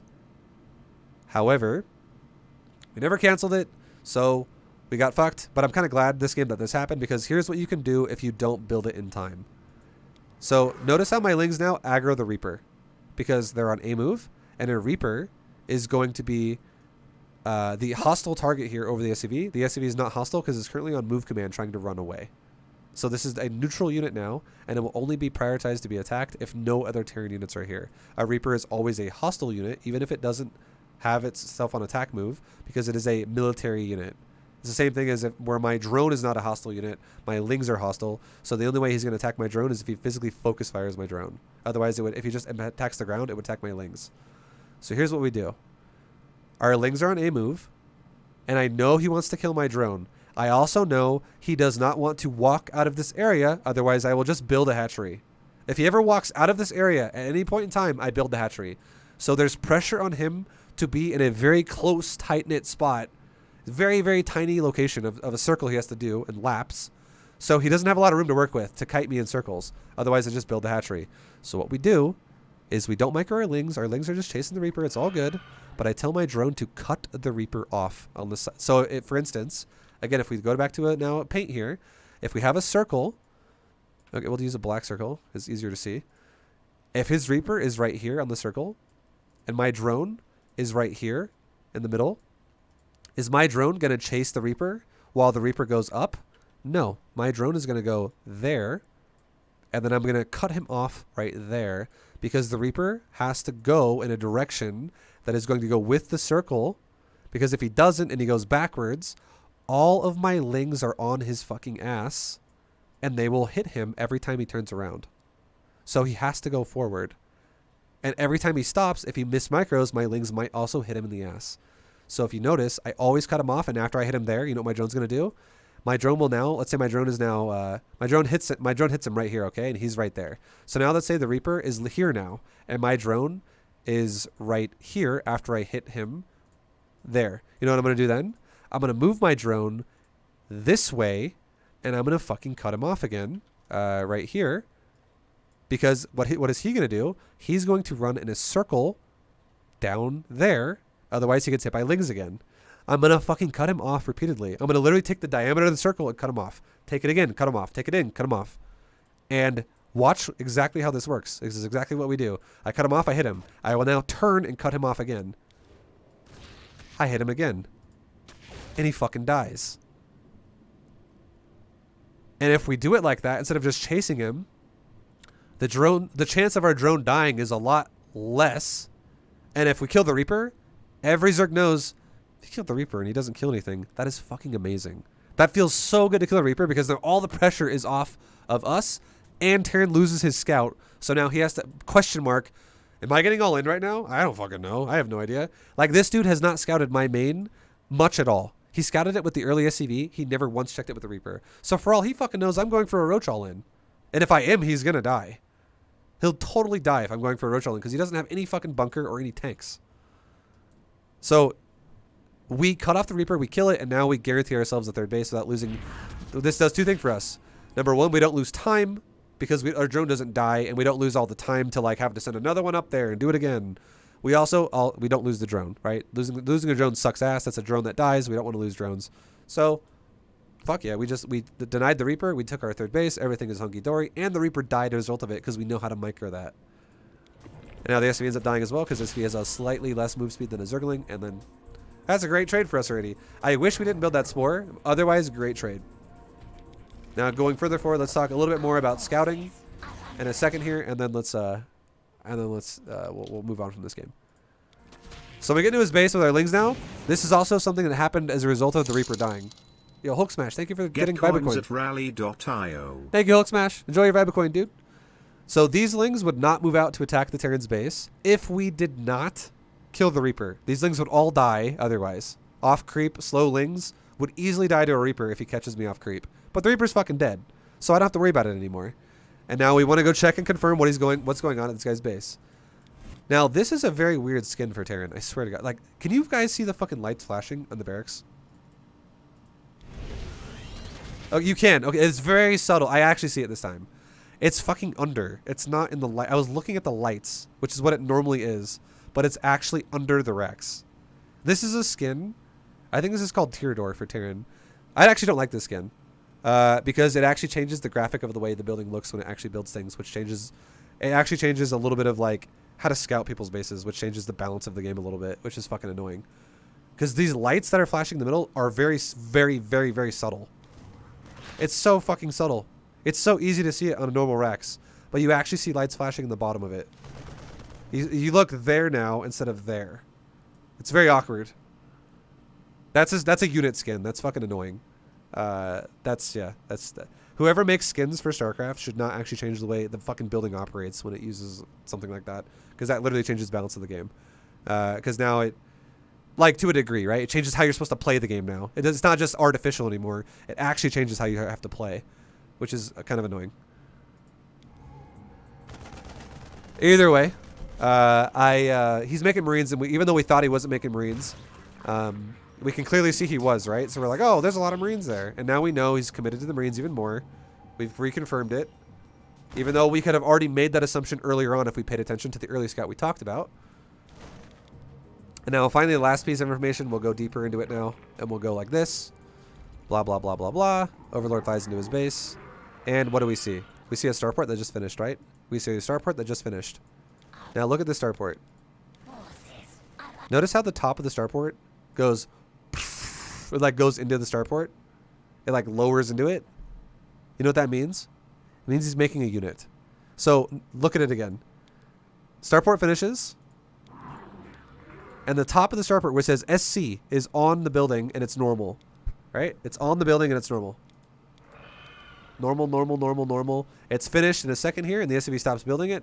And notice how it doesn't sink in right away. But the second it sinks in, it means he's building a unit, and then you'll start seeing sparks fly off of it as well. So it sinks in right now, and now you start seeing sparks fly off of it. That means he's building a unit on this building, and you can also see slight shakes in the building. So this building at least doesn't look fucked up like this one does, so we can at least tell he's building units here without being super subtle about it. So now here's the thing. If it looks like the Terran's going to go for a tech lab Rex, he's going to go for a reactor factory, and he's going to go for a reactor barracks, this looks like a Hellbat timing. And even though I didn't see an armory, it feels like there is going to be one. Now, how can I make this assumption? You're like, Vibe, how do you read armory from this? Please explain. I don't get it.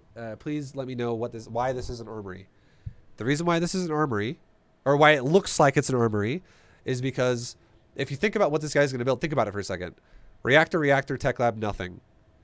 It would look like this guy is very likely going to have maybe one medevac, because there's no add-on here. He's going to have a lot more Hellions, because there is a reactor here. He's going to have more Marines, and possibly even Marauders here. This could be concussive shells for all we know. And it could be a Marine Marauder Hellbat medevac timing attack. It could totally be that. It makes more sense that it would be that. And the reason why it makes more sense that it would be that is because there's not enough medevacs to actually pick up the units and evacuate. There's only one medevac because there's only one starport without an add-on. So if he pushes me with that first timing, there's not enough to load in the there's not enough room in the medevac to load everything up. So if he evacuates those units, all the other units on the ground die. So it would make sense that it's probably going to be a Hellbat timing. It's what it looks like. But my opponent doesn't do that. He kills my Overlord and he's trying to meta me, right? He's trying to play meta. So then when it's over, he'll rotate it over. He will now rotate it over and cancel that building thing he built in the starport. And you know what that does? Yo, Kerrigan, thank you for the 25. Are we freaking out right now? Definitely not. No. That's We're right. not freaking out. Nope. We have a huge fucking economy lead now. Yeah. We're not freaking out. That's right. Don't freak out, guys. I'm freaking out about that 25 dono, man. Thank you very much for the super support, dude. Thank you very much, Kerrigan. With a C. Much appreciated, dude. Thank you, thank you, thank you. So our opponent tried to meta us, right? He tried to make us think the wrong thing. And either way, it's fine. Ling Bane can beat 2-on-1. Ling Bane can beat Hellbat. And what we were doing here with our Zerglings when we poked him is we wanted to see if he had Marauders. And we poked in, we poked out, and we didn't see a Marauder. It's not a big deal. But that kind of tells us now if we're gonna double dip our information and go, are there Marauders? Guess what? If there were Marauders here, that would more likely be concussive shells. But if I scout no Marauder in his natural, if I'm like, oh, well, guess what? It's pure Marines. It's actually pure Marines, guys. It's 0 Marauder and no Hellion even. You know what that means then? It's probably a fucking 2-1-1 drop. This is more advanced. This was a assumption, and this is a confirmation. So if we're using our brain, and we go, we should see Marauders with concussive shells, with Hellbats, with 1 medevac, and Marines. And we get here, and we don't see Marauders, we don't see Hellbats, and we see only Marines. This tells us there's a good chance that this is now going to be just medevac Marine, and he probably fucking rotated. Okay? He probably rotated. So, if he's rotating back, that's fine. We're confirming, right? We're trying to get we're trying to understand the situation of the game. We're trying to get a read on what is happening right now. So we can assume this is going to be fucking bio attack with medevacs. It's all good. 2-on-1 is a build we're going to run into a lot in general in this game. And I want you guys to know something. If someone does something, like they try to fool you by pretending to build a unit on the starport and then delay the fucking starport on the medevac and then eventually do it later, 211 should be hitting your base by about 5 minutes to be done properly. And let's go to 5 minutes. And let's see what my base looks like if medevacs were right here right now dropping Marines in front of my base. I have Banelings on the way, and I have some Zerglings to be able to help myself here. So if he was starting to unload Marines out of these medevacs, this would be a very close fight. This would be kind of scary for both of us. Like, if he runs in the Banes, he's going to die. If he micros really well a Stimpak, it's going to be kind of scary because I don't have a lot of Lings here either, so I got to make more Lings, and then we'll be okay. That's what it would look like if he pushed right now. But he doesn't do it until almost a full minute later. So he actually hits our base right now at 5:58 is when he finally gets here. This is what you call inefficiency. It's inefficient. This is not efficient. This is a 211, but it's arriving a full minute later than what it would have ideally arrived at my base at. And the reason why it arrived late is because he was trying to fool us, and other reasons why his build might have been a little bit disrupted in here or there or whatever. But whenever people do builds and they're off timer, it's way easier to deal with. Super easy to deal with. Invite your coin from rally.io. Yo, Wilbur, thank you very much for the 42, man. Much love.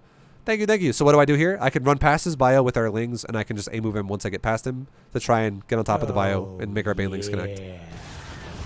Like so, right? I'll back it up a little bit. Keep up the good work, seems good. Yo, Husheng.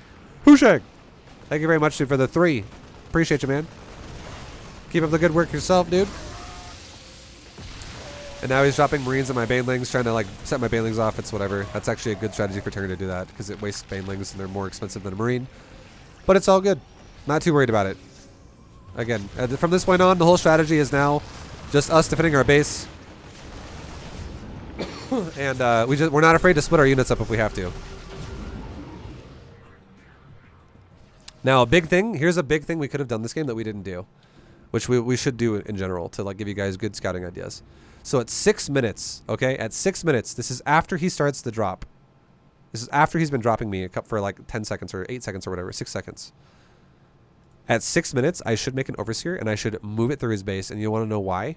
Because in his base right now, we should see one of two things: a third command center, or we should see more production. Like for instance, things like a new add-on on these buildings. All those buildings are gonna have add-ons, or more buildings in general, like more than 2 racks. So if I scout through his base at 6 minutes, what do we see? Let's pretend I was going through, right? What do I see? Let's go up here. We see nothing. We go down. We see now a new tech lab on that factory. Go further. We see 2 buildings with barracks still, and we see a starport building shit, and that's it, right? But so not too much has been had here, but now we can also see that this is not just an idle factory. It's not just bioharass. This is now going to be a follow-up of tanks, and our opponent also, we both of us have quite a bit of money, which is whatever. For us, it's really about our larva. We're not, we're also going drone crazy too. So we're setting up our macro hatches, setting up our 4th base, blah, blah, blah. But for Terran is not restricted by larva like Zerg is. So Terran could very easily, as you can see, he could very easily afford more racks if he wanted to be extra aggressive with this, or a 3rd base by plenty by now. He could already have clearly afforded a 3rd by now with the money that he has. So it could totally fucking exist. Yeah.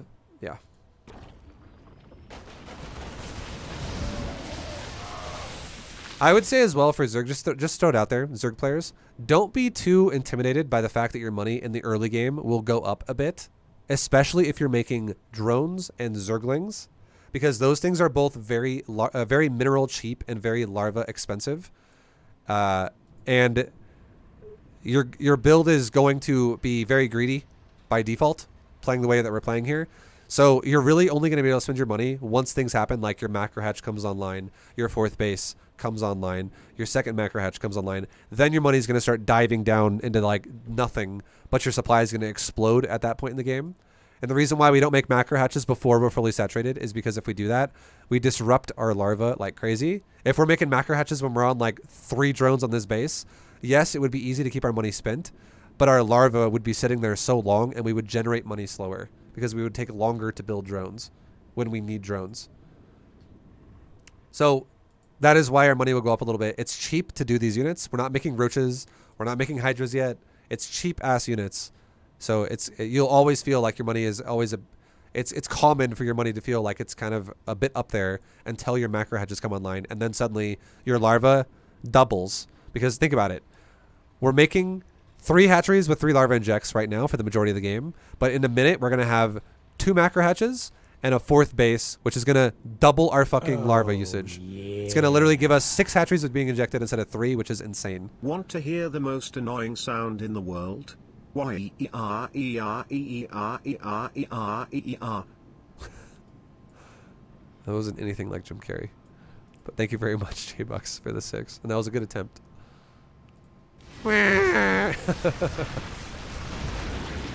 So you're saying there's a chance. I feel like I should have I should do a Dumb and Dumber cosplay and have like a big gap in my teeth while I'm teaching you guys, and just drop lines from that movie repeatedly, and that's how I'll teach you guys B2GM. So just attack your opponent with Lingbane Hydra. You have a chance to win. So you're saying there's a chance. Okay. But yo, thank you very much for the 6-month resub, J-Bucks. Much love, man. Okay, now, yeah, we kind of already talked about Lingbane a lot.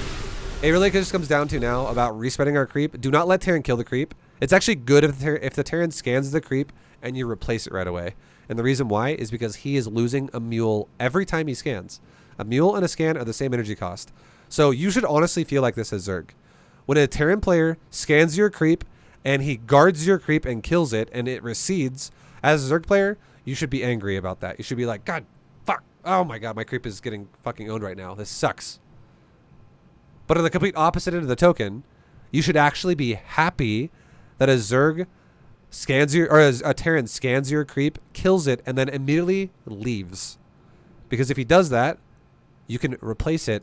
You fix it for energy on queens, which does nothing. These are creep spreading queens. It does nothing to your macro. But if he leaves it, he's scanning a lot. It means he's just going to have to come right back and scan again. So he loses a mule every time he does this, which makes his economy more manageable because he's not going to have as many minerals, which means he's going to have a smaller army he's going to have an army that develops a little bit slower because he's not going to have as much money to work with. So this is fucking great. I love seeing scans like this. And then we push him away or he leaves and we replace it. This is so good for Zerg. A lot of Zergs think that your creep dying no matter what sucks, and it's not true. When they scan and run away and they give you the advantage to just go, oh cool, I'll just fucking replace all of it now. That's so good.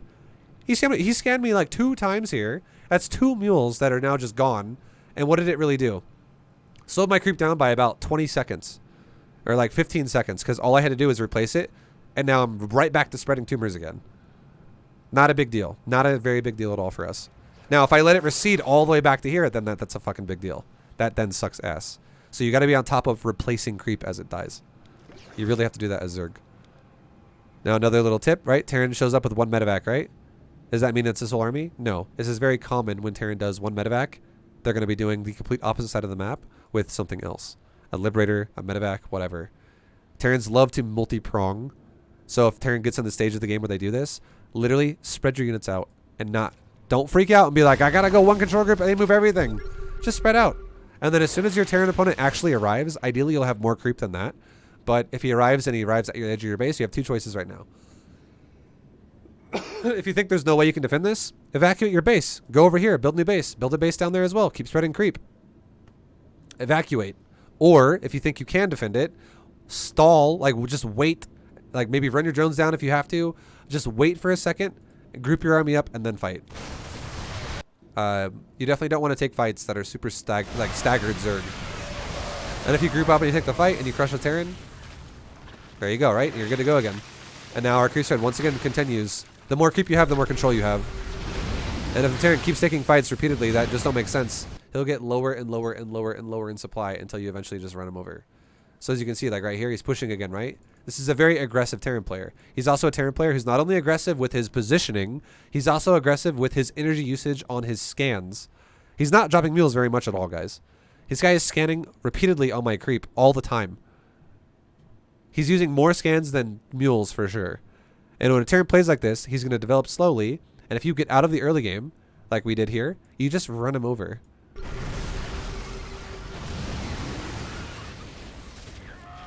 And then, yeah, there's nothing he can do now. We literally just kill his base. We make sure he doesn't have any new bases we don't know about.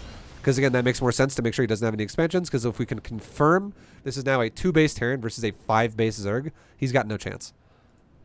And then we can just remax, remax, remax, remax. So, hopefully that makes sense. More concepts, right? More concepts.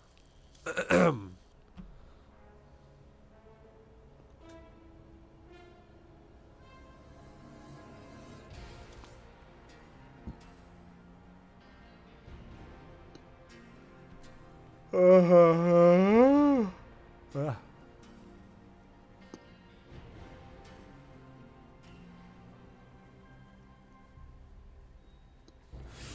can need a haircut, kind of.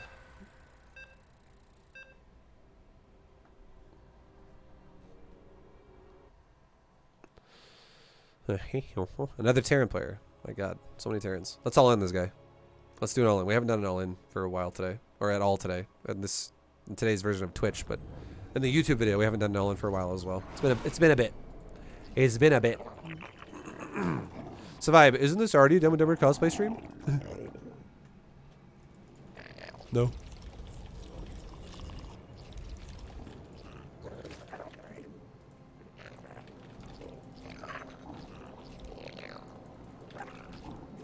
We require more.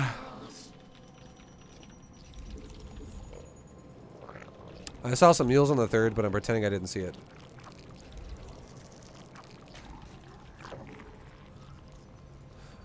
You gotta keep in mind though.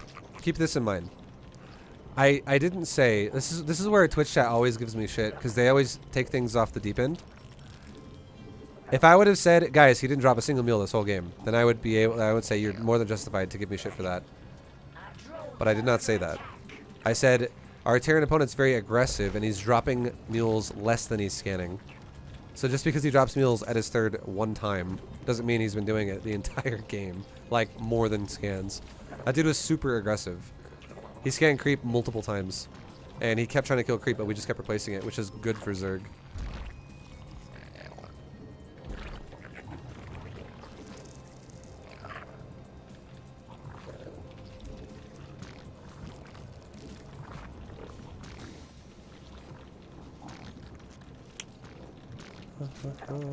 Diamond 2 feels so long. I mean, Diamond's a big league, dude. Diamond's a big boy league. It's very large.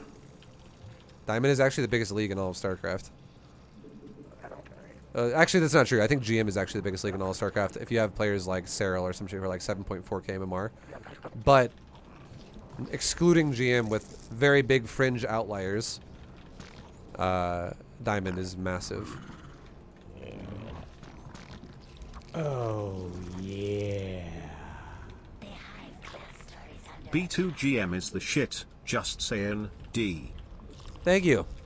Preacher, thank you for the 23. 1 month away from 2 years, dude. Hell yeah. Appreciate you, man. Much love, dude. Thank you, thank you. Okay, guys, let's go for the, let's just do that all in again that we've been doing before a few times. Let's do 8 roaches, and we'll go for it. Actually, pull our, I don't know why I set my drone to my 3rd. Kind of not paying attention to what I'm doing here. Pull the drone back. Hi, Reaper. Hi, Reaper. Run back to our creep. And now let's get our injects going on both of our hatcheries. Let's make our roach line.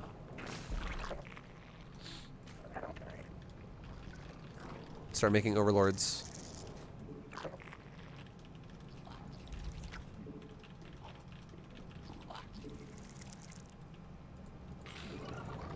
Okay, try and zone him out from seeing my roach horn if possible. Run to his exit spot of the where he wants to leave my base. Oh, yeah. Oh my God, he's got 1 hit point. He didn't quite die. Howdy y'all. Howdy. Howdy, boy. Howdy. Okay, let's pull off the gas on a couple of my drones. Make 8 roaches right now. And there we go, 8 roaches. Boom. require more vessels. And now we're going to take mass lings behind this, and we need to also take our 3rd base. So Reaper now gets pushed away by lings.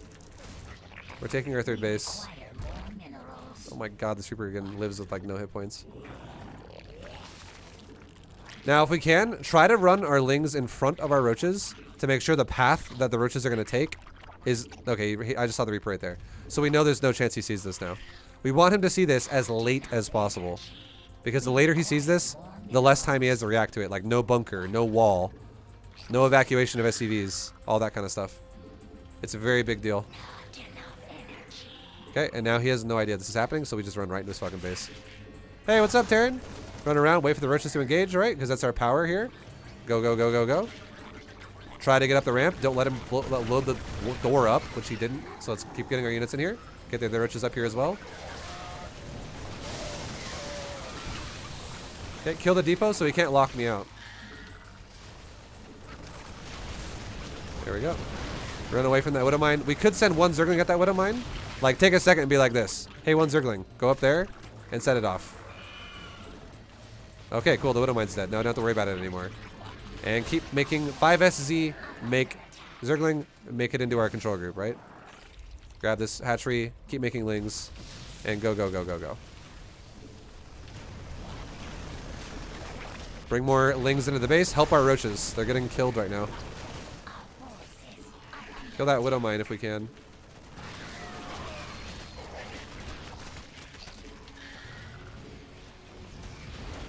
Kill this bunker so he's not able to load into it. Gather our lings up. We have a lot more lings coming into his base right now. Okay, run these lings away for a second. And now group up on my lings on these marines and get on top of them. Run past him, surround him if we can. And now a move. Get into his mineral line. Don't let him have mules.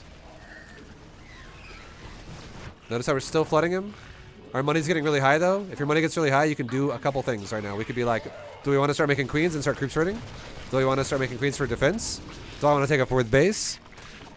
There's a lot of things we can do, but realistically, another thing we can do as well is we can say, hey, let's make another round of, let's get 2 drones back in the gas, and let's make one more round of roaches, and then go back into making lings, and suddenly we spend a lot of our money again.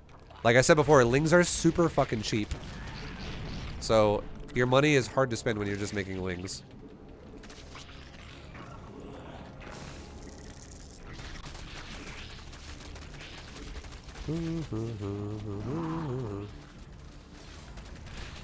Sorry, I didn't say July Chef. My bad, Kibler. I apologize. Well, yeah, there you go. Another all in boys. We don't really gotta. Honestly, I would say don't really need to talk about this one too much. Not really much to say. We've done this one. We've already done a discussion about this build before, so it's gonna be repetitive. But all we really needed to do, the best thing we could do here, is try to prevent the Reaper from seeing our push while we're in the middle of the map. Anywhere over here at all. Oh, we don't want him to spot us. So the trick to beating Terran with this build is... The most important lesson I learned from B2GM is how bad I am at StarCraft. No, it's all good. Thank you very much, Smilge, for the 6. Thank you, dude. So, in this position, again, all we want to do is when we're moving out with the roaches, we want to make sure we lead with a few lings. The initial lings we had early on, we lead with those. So we make sure that if the Reaper is literally fucking sitting here where we're going to run to, if he's just AFK right there, our lings will push him away. So that he doesn't just go, oh my god, roaches! And we're not leading with roaches. Because if he spots what we're doing, like right here, for instance, because roaches walk down the ramp right away, and he makes a bunker right here, or like let's say a bunker right there or some shit, or a bunker up here, it's suddenly way harder to break Terran. It's not impossible, but it's way fucking harder. But if Terran doesn't know what's going on, and then finally by the time we get to his base, he's like, oh shit, okay, well, all in. All we gotta do now is, this is an opportunity right here.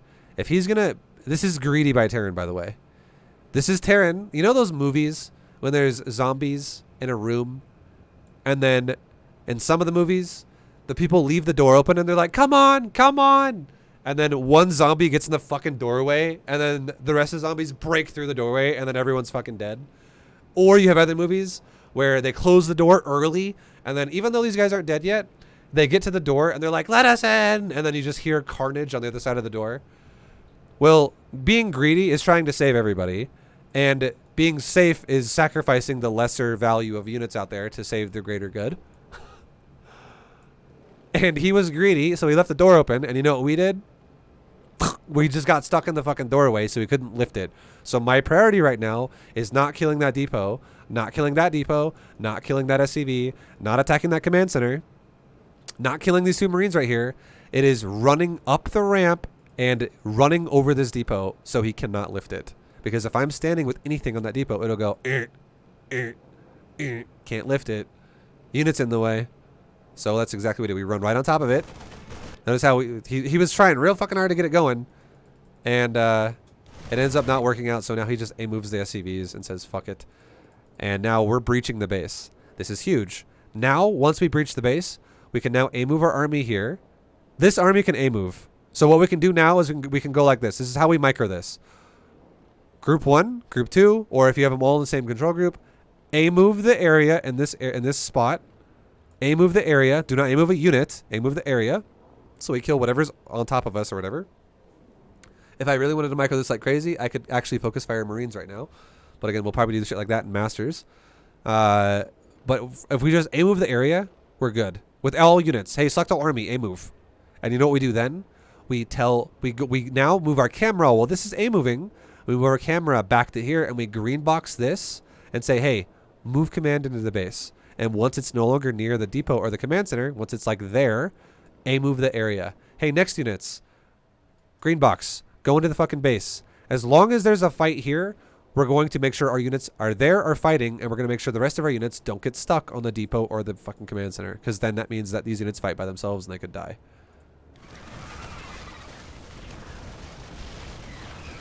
So these units should not be going in that depot if we're microing properly. Hey, Lings, get in the base. You see, if we don't do that and the Lings stay on the depot, this is a fucking waste. This is 12 Lings that could be in this fight right now helping a lot, killing Marines, killing SCVs, not killing a depot. We don't give a shit if we kill one of his depot, guys. If we kill one depot, it does nothing to the game right now. If we kill all these Marines and these SCVs, the game is over. If we kill anything else, if we kill the fucking Stimpak upgrade, the game is over. Like, there's so many things that we can do here that are better than killing a depot. So we should really grab these Lings like that off the depot, come in and help. Get rid of that fucking, that depot right there. Now, we do kill that depot. That depot's important. That depot isn't, but that one is. And the reason why that one is because if he lifts it up, the doors close again. And now that's a problem for us because that means all my reinforcements are stuck on the outside. So now it's open. The door is literally just blown off the hinges and it's just an open door forever until he builds a new building there. That's huge for us because he doesn't really want to build a building right now. And it's really easy to build a building while it's under construction. So again, this is more of like a optional thing. I could have avoided that Widowmine if I wanted to. I could have microed in another way to like try to bait the Widowmine onto his bio over there. A lot of Zerg players, though, I feel like a lot of times will run into the Widowmine with all their Lings and throw away all their Lings. So if that's you, just fucking run one Ling over there. Take a second, disengage the fight for just a second, and run one Ling over there and set it off. Because now that's gonna buy you 29 seconds of time to where now it can't go off again, and now we can go aggressive again. Be like, fuck yeah! Bring the new Lings into the base. Bring Lings and Roaches into the base. Now we're back on the depot there. That's bad, right? Not good for us. It's making our Roaches get owned a bit more. Another thing we should be doing with these Roaches, honestly, is kiting away from the Marines and killing SCVs or focus firing Marines right now. The fact that we're just splitting DPS on SCVs while medevacs heal them while Marines shoot us is really not great. More Lings come in though, and it's just enough, right? We just have enough. And then we get rid of the bunker because that bunker could be a serious problem. If he loads it, it's right in the middle of all of his production and his command center. This would be an annoying bunker location. So we got rid of it. Because would I have attacked the bunker though the whole time while he was shooting me the whole time? No. His Marines just started shooting me right now as I started killing the bunker. So his bunker's already almost dead by the time his Marines arrived. So we could finish it off and that's fine. And then we run away from him for a second. And why am I running away for a second? Because we're waiting for more reinforcements to arrive. More reinforcements to arrive. More reinforcements to arrive. We're just letting more Lings group up in his base. More reinforcements right there too. And now our reinforcements arrive, and now we have a lot more Lings. Then we get on top of the bio. We try to kill him. It's nice, you know. Now we're getting on top of his economy and bio at the same time. More Lings are arriving again. They constantly keep coming, right? Because we're going 5 SZ, 5 SZ, 5 SZ, shift 1. And now he's just super dead because he just has no economy now. He not only does he not have mules, but he also has no SCVs, and he also doesn't have a wall. He also has no units to stop this. So these new waves of injected larvae are just going to run him over. Too much.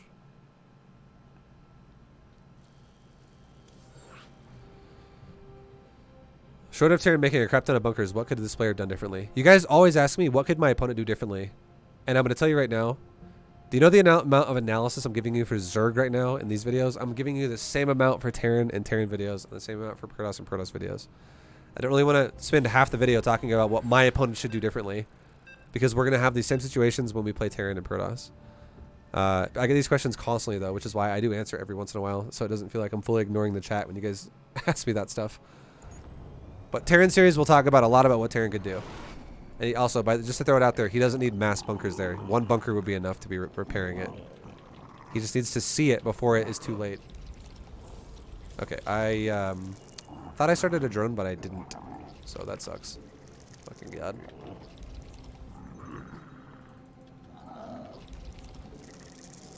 Oops.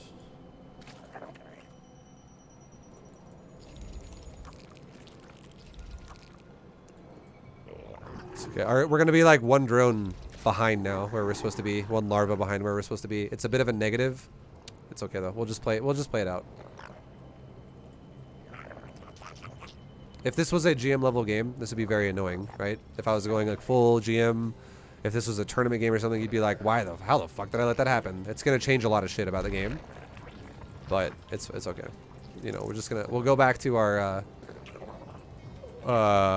we'll see what we'll scout him, we'll see what he's gonna do, and if he's gonna play standard, we'll play standard. And Lingbane Hydra is the most easy way to play standard in this game that you can possibly play.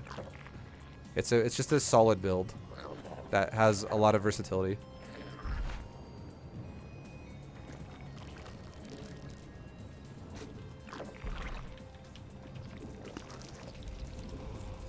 Sick ZVT last night you played against my buddy. He said he used to play you in GM back in the day as Zerg.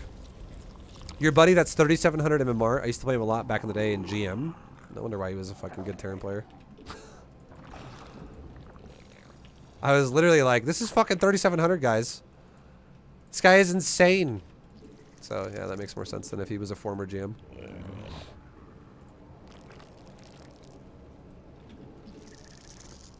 But yeah, tell him GG. GG. GG. GG.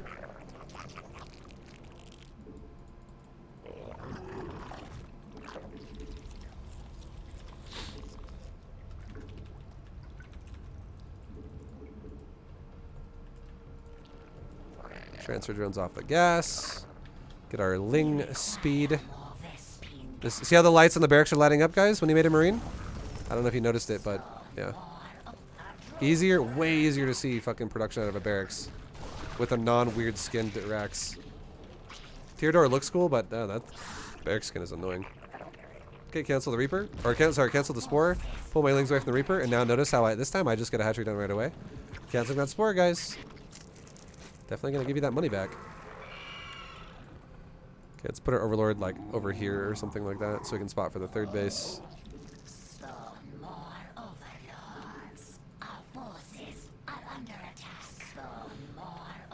Another Overlord is on its way. We require more minerals. There we go.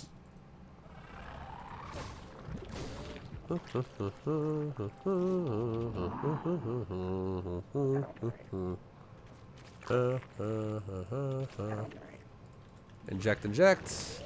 Transfer this queen now to the third base. Run away from that Reaper for a second. Spread our creep some more.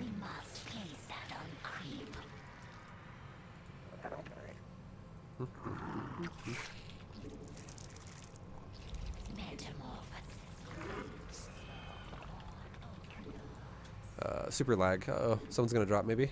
Okay, it stopped.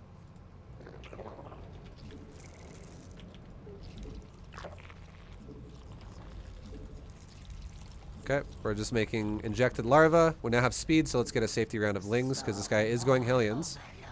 You definitely want to not be super vulnerable to that. These are Lings as a priority to defend. Do not use Lings as a priority to defend. So Queens should always lead the charge. And every time I pepper damage onto a Hellion, that's permanent damage a Hellion eats. Permanent damage a Hellion eats. Every time. So that's good for us. Make a couple of creep tumors here.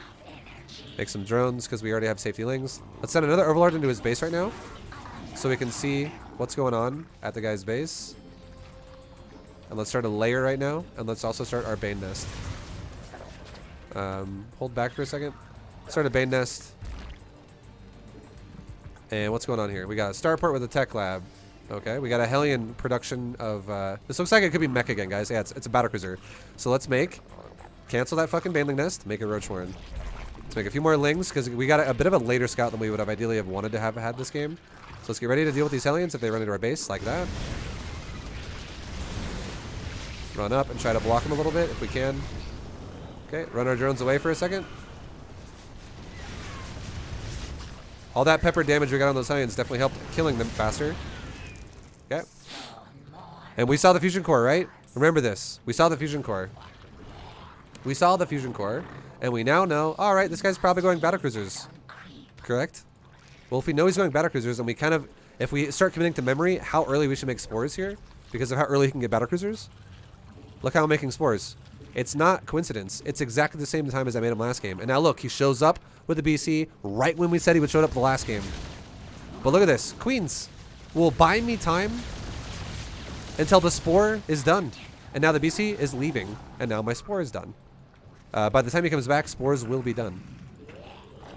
Okay, let's go ahead and send our Lings down to this base. He's really aggressive. Go ahead and get on top of these Hellions. Get on top of these Hellions. Make drones. He's losing all of his Hellions, and his BC's not really doing much right now, so we're not really worried about building drones at the moment. Let's go ahead and build a Hydroden and an Infestation Pit. Get an Overseer, because we're getting ready to go mech, because it looks like he might go mech. Does he have to go mech here? Not necessarily. Not necessarily. He does not have to go mech here. But we're going to confirm that, right? That's why we're making an Overseer. We're going to confirm, and we're going to start preparing for the possibility of mech, because he's making a fucking lot of Hellions. A lot of Hellions, guys. Let's keep making drones, and let's make another base. Let's have our Queens go defend this Overlord. Hey, Battlecruiser, leave my shit alone. Okay, take a different base, because that Battlecruiser is going to kill that drone. Okay, now he's got more BCs. So, let's make some Hydras a little bit earlier than normal now. And let's make a few more Queens. And now this Spore Color is helping a lot. Sick. We can't make mini Hydras, though, because we're pretty low on gas, which is totally fine. That's why we can also make Queens. Queens are super good here. Okay, and you see, oh, he's going mech. We just confirmed it, right? We literally just confirmed he's going mech. Okay, so spread our creep. He's running away again. It's all good. Take our gases here. Take more drones for this base. We can cancel this base if we need to. Looks like we need to. Cancel it. It's okay. This is when a lot of Zergs again fucking freak out and they're like, I'm gonna die. Just take a moment. Fucking relax. Notice how he's being annoying, but he's not actually killing me. Zerg players, or players in general in this game, need to just understand patience. So let's move our drones away from that battlecruiser because he's attacking my drones. Move our Queens down here. Stutter, stutter, stutter, stutter, stutter. And now the BC's gone. Inject that hatchery. Take this hatchery, inject it. Take a new hatchery right there. Inject our main base. Get melee and ranged weapons. And let's start with a few Hydras. Just because, again, this guy is going BC heavy. Do we want to go mass Hydras all game? Not necessarily. We should just make some to start because there's BCs in my base and they haven't died yet, so they're annoying. Okay, make more creep. Make more creep. Make more creep. And now we're going right back into the same composition we went for last game, which is Hydra Stormhost. Let's run these drones away for a second. Build a new queen because it just died. Attack with our Hydras there. And the BC might die. And it died. Sick. Now let's make Swarmhost. When we're not making drones, let's get our 16 Swarmhost out. And we're trying to get our 4th base down, which has been delayed this game heavily because of the BC. But we're going into Hydra Swarmhost. That is, again, what we're going for. Now let's get our Hydra Ling down here. Go defend our 3rd mineral line. Looks like he's going to kill some drones. It's okay. And just rebuild drones, because drones are dying. These Hellions are all sacrificing themselves to kill Economy. And if he wants to kill Economy to sacrifice his shit, just build Economy. Fix it. As long as I don't build Lings while that's dying, or Roaches or something, we're totally going to replace it immediately, like within seconds. Okay, let's send my Hydras up to now to deal with the BCs.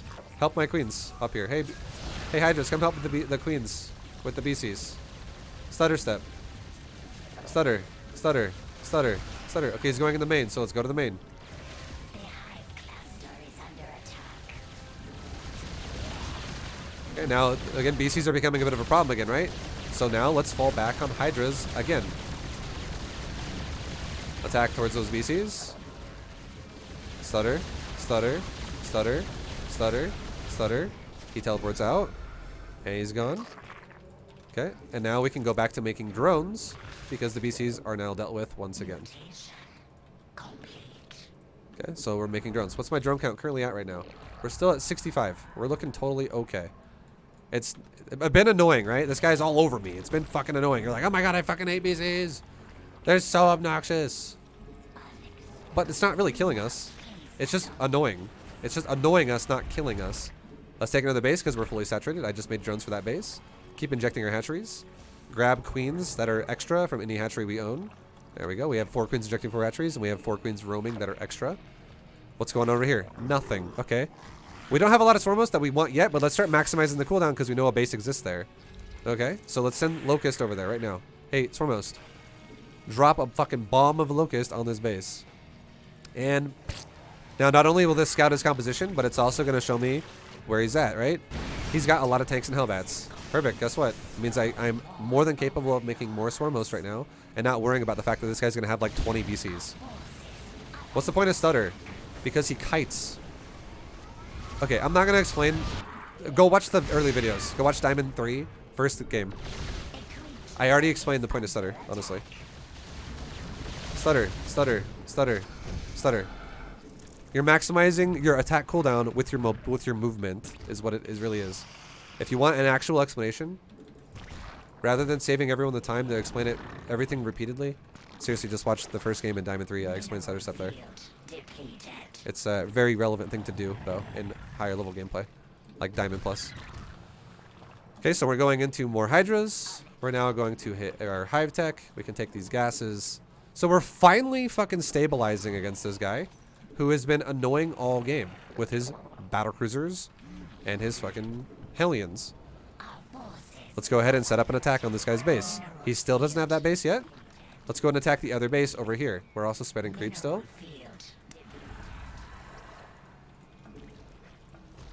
Okay. And the Swarmos are arriving. They're almost here. And let's launch a wave of Locust at his face right now. Okay, and now let's follow it in with Hydra Stutter Step. Stutter, Stutter. Kill shit on the ramp. Okay, and now we back up because Swarmos are kind of dying. And that's also a big choke point. Make new Hydras, and we'll do it again. Spread creep while we're waiting.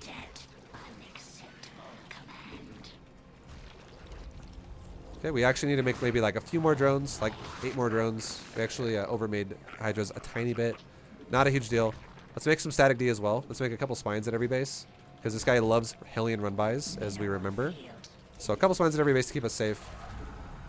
Okay, and then we'll just make new drones that got replaced on the new base. Let's push that. So now he's attacking us. Let's do this. Attack with Swarmhost and attack here with Hydra. So Swarmhost, go here.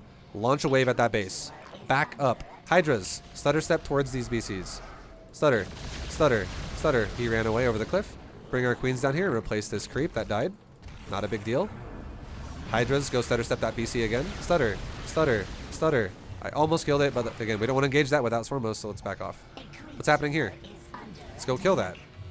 Again, we're just trying to play the game with control, right? That's all we're doing.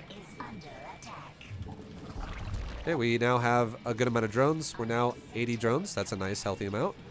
Check this base. Oh, hey guys, there's a base here. Holy fuck. What's going on here? Hellions died to a fucking spine crawler. Sick. So this is a dead base for a Terran. Okay, let's bring our Hydras back. Send a queen up here now to spread creep on this side. And let's hit his base again with Swarmhost. This base still doesn't exist. That was a fucking hidden base, by the way. That we just confirmed. So, send Locust at this base again. Let's also now go help this base against the BCs. Stutter, Stutter, Stutter, Stutter. Make Hydras right now. Make Hydras right now. Inject their bases. Inject their bases. Okay, so now this guy's going mass BC. So you know what we should do now instead?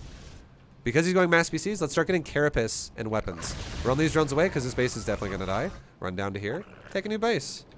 Look at the Swarmos cooldown. It's almost ready to go again. Let's get ready to launch another wave. Group up my Hydras. And let's go kill those fucking BCs because they just burned their warp teleport. And they can't do it again. Okay, launch a wave of Locust at this base. Don't even look at it. Who gives a fuck what happens there? It's not a priority.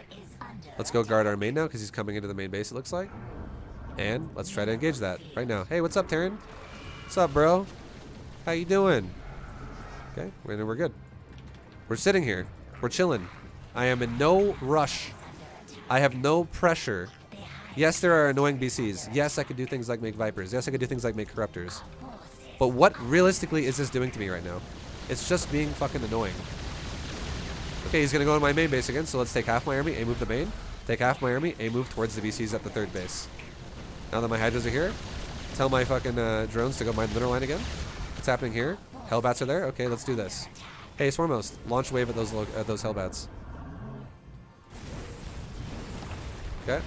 And now let's fix my drones a bit. Make some drones down here. And make some more drones for here.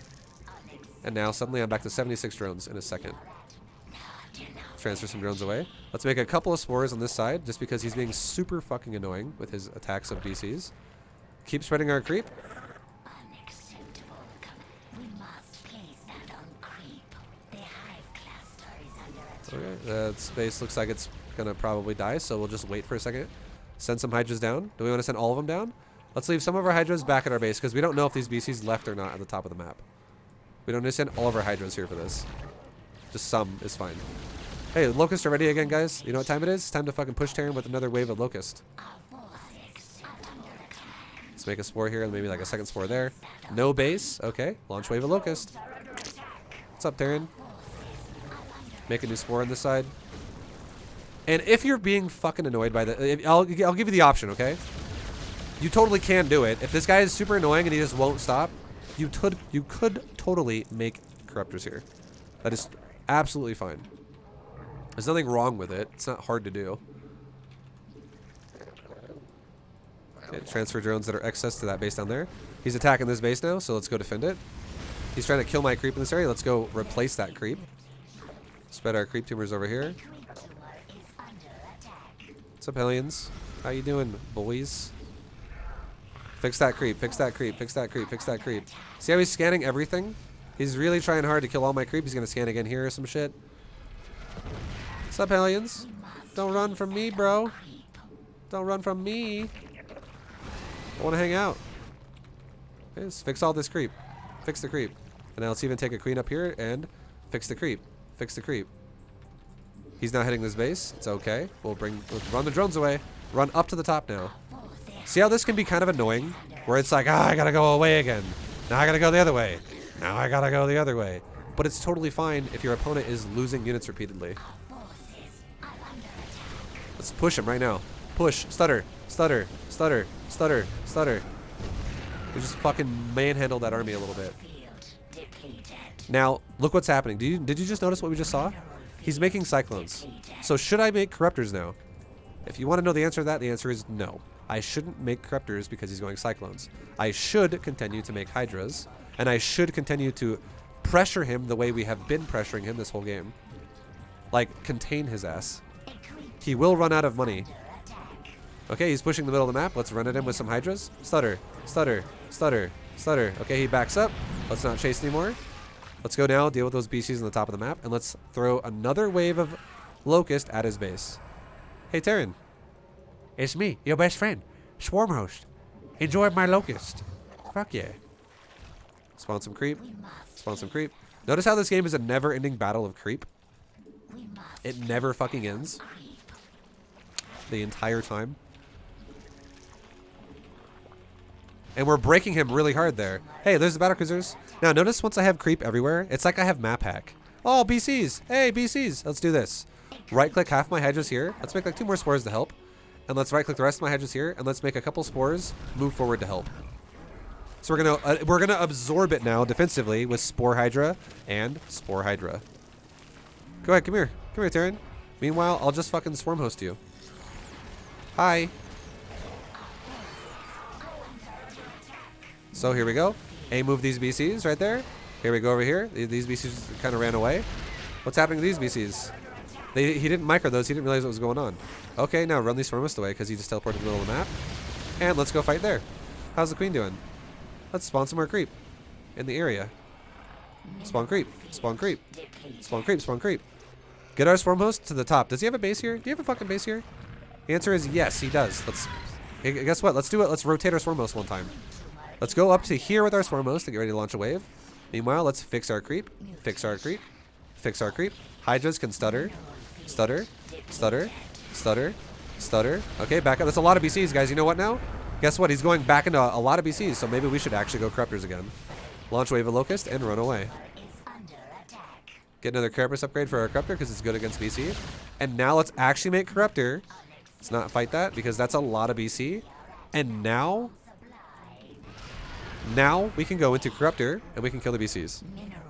Let's take another base up here. Let's try to retake this base over here. Okay, this base is never going to go up. He's attacking this base. It's totally, just wait and absorb it.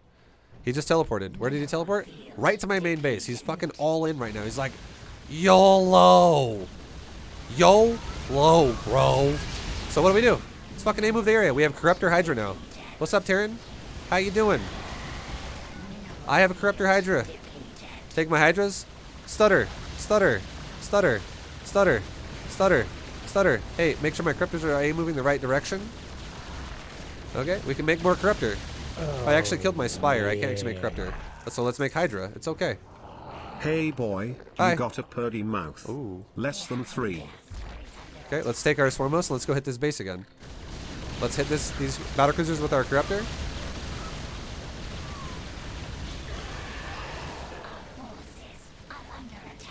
Okay. Let's go ahead and back off for a second. Remake drones. Tell our Swarmos to launch a wave of Locust at that base. And just wait for him and absorb him. Go back to the main now.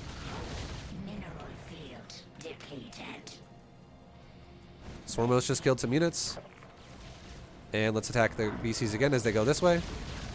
What's up, BCs? How you doing? Okay, he teleported away. He's constantly being fucking annoying. Let's take our Swarmos now and let's go to the other side. Look, he's hitting me with Hellions. Let's also go to the other side with our Hydras now and go defend that. Okay, drones are going to die. Let's transfer new drones down to this base. Because we have a lot of no mining drones now. Let's take our Swarmos. Let's take our Queen as well. Spawn some creep in this area. And let's hit this base right here that we know exists for Terran with our Swarm host. This guy's also greedy as fuck and he never makes a single planetary. So Lings would own here. Like crazy. Let's go kill that command center right now. Spread creep everywhere we can. Okay, let's go kill that command center because we just popped open the base here. What's up, command center? Attack the command center. Get our Swarmos in the area. Get ready to launch another wave. Back up. Swarmos are almost ready. He's teleporting BCs like right in my face. It's all good. And go ahead and fucking A-move the BCs. Make new Hydras. Okay, back up. The reason why we're backing up is because, again, we want to wait for Locust, right? We're not looking to try to fight this shit without Locust. So back the fuck up. Okay, now send our Locust in, and then send our army in right now. Locust go in. Assist our Swarm host with our Hydra and our Corruptor. Drones, go up there and mine up there. Okay, it looks like our Locusts are kind of depleting. So, what are we going to do? We're going to back the fuck up. Right now. Okay, how's this base looking? We need more drones. Let's also try to retake the base that just died in a second. Let's get another queen spreading some creep.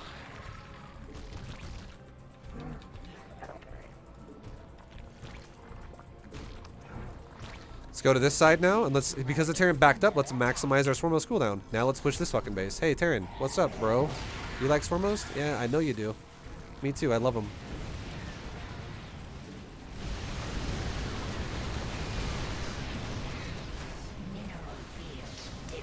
Okay, we can kite backwards away from the BCs. Okay, let's actually pull back. That's a lot of BCs again. So he's got a lot of BCs again, so what should we do? Let's go back to Corruptors now. Corruptor good against BCs. We actually might lose this game. We're getting kind of low on money. A creep tumor is under attack. Mineral field depleted. Run away from these units. We don't need to fight this right now. Run away. Our forces are under attack. Launch our locust. Run away.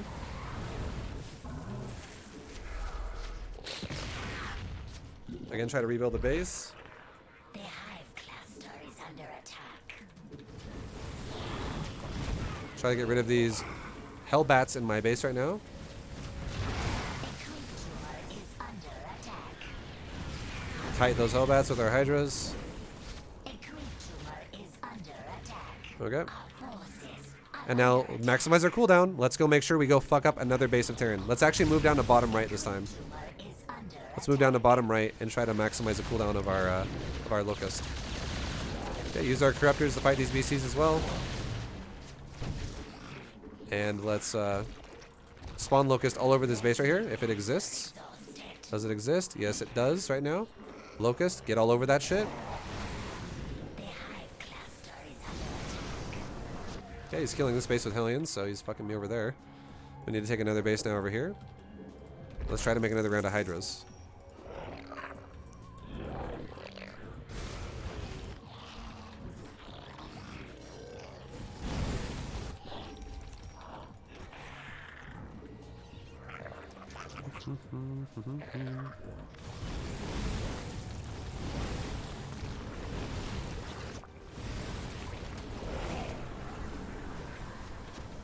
Okay, get my hydras grouped up and let's get ready to launch a siege on a new base once again. Like this base right here, for instance. Mineral field depleted. A creep tumor is Okay, under locust, attack. go, go, go, go, go. Are under attack. Attack that base.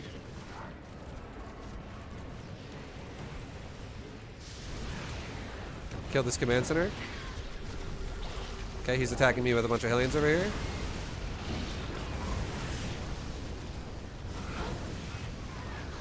Okay, we just killed another command center, so that's another dead base for Terran. Let's try to retake this base on top left.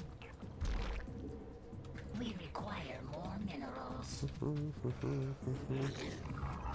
We can rotate spores as well because, I mean, this base is now kind of useless. So let's rotate spores over here because otherwise, what if the BCs teleport up there?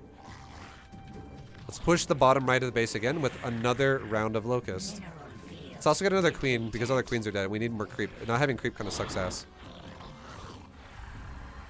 Okay, so get our locust in range to push this base and push the base. And let's see what we can do with these locusts.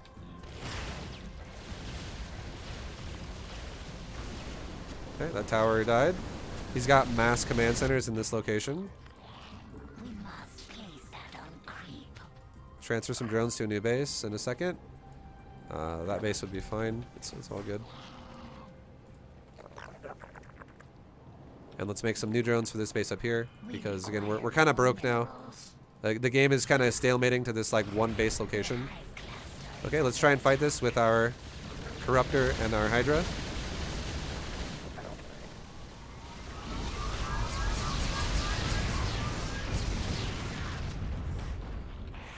Okay. Throw another wave of locust at him. Mutation. And now this base is dead, so let's just kind of like let's keep pressuring him, but let's actually go focus our defenses on the top base right now, because if we're running out of money, right? Is under attack. So let's actually just try to make the most of our last base, and you know make that work for us. Our forces are under attack. Mineral field Okay. depleted. Take our gases at this base, and now the Terran's pushing our base with battle cruisers again. We can push the Terran's base with more Swarmos in this direction. Just start pushing whatever we can. Our forces are under attack. Get our units grouped up, and let's get ready to fight these BCs.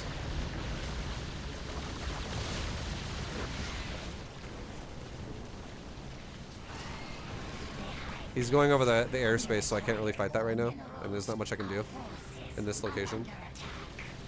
Try and fight him again.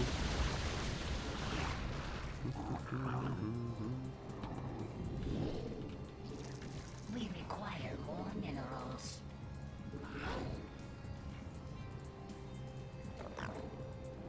Okay, send another wave of locust at this guy. He's taking another base, so. Yeah, Juan, thank you for the raid. What's up, dude? A creep tumor is under attack. Yeah, we're starting to slowly fall behind. So I'm gonna show you guys. Fuck it, dude. I'm gonna show you a new unit because I don't. There's no way we're gonna win with it. The way this guy plays is so exposable by fucking or by infestors. I'm gonna show you something new. Again, Diamond League nowadays is a little bit more of a beast than it ever was before. We might still die either way because I think that we might just be fucked right now. But I'm gonna go for it either way because there's no chance I win if I don't do this. The way this guy plays is so risky to infestors, but it's really good if I, you know, otherwise. Okay, let's send another wave of locust at this base now. Try to keep reducing his income as much as possible.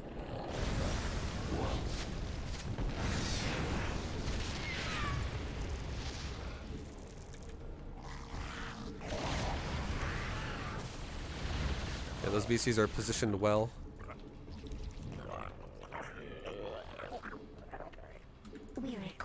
So we could very well win this game with what we're doing, and I'll show you what I mean. If we don't do this, we're absolutely dead. Like, the reason why we're absolutely dead if we don't do this is because we have no fucking money.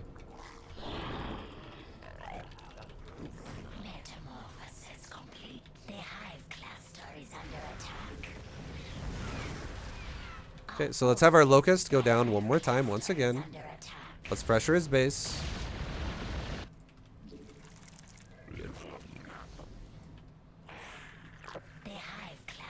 Try and do any damage we can. His battlecruisers this time aren't in position, so now let's tell our Stormmost to get on top of that planetary. Like, get rid of the command center if we can at all costs. And focus fire the command center, and it dies. Nice. Hey, he's killing all my supply, right? You're just like, oh man, this is a brutal vibe. Yeah, I know it is. I know. Oh, you're telling me, right? But now here's a cool trick. Watch what we can do. Watch how the BCs are moving. Look at this. This is a cool trick we can do. Burrow our infestors. Okay? And now, wait for the scan because you can see it otherwise. Now go towards his army. Okay, let's send another wave of locust at his base while he's waiting for this. Okay, now go bring our hydras and our corruptors closer to the infestors. Now let's go like this. There are parasite all of his battlecruisers. Teleport them in this area right here, right where we're at. Launch a wave of locust at that base. And let's attack his battlecruisers right now.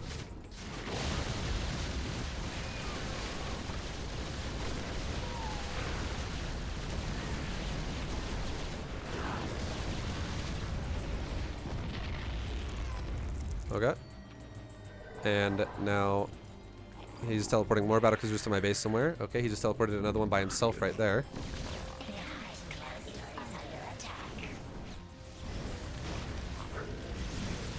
He's got a lot of Hellbats and Thors. Okay, so we actually need our swarm hosts in this area.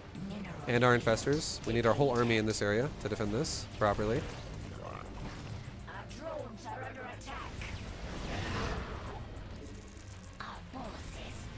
Swarm host. Throw a wave of locust at this army.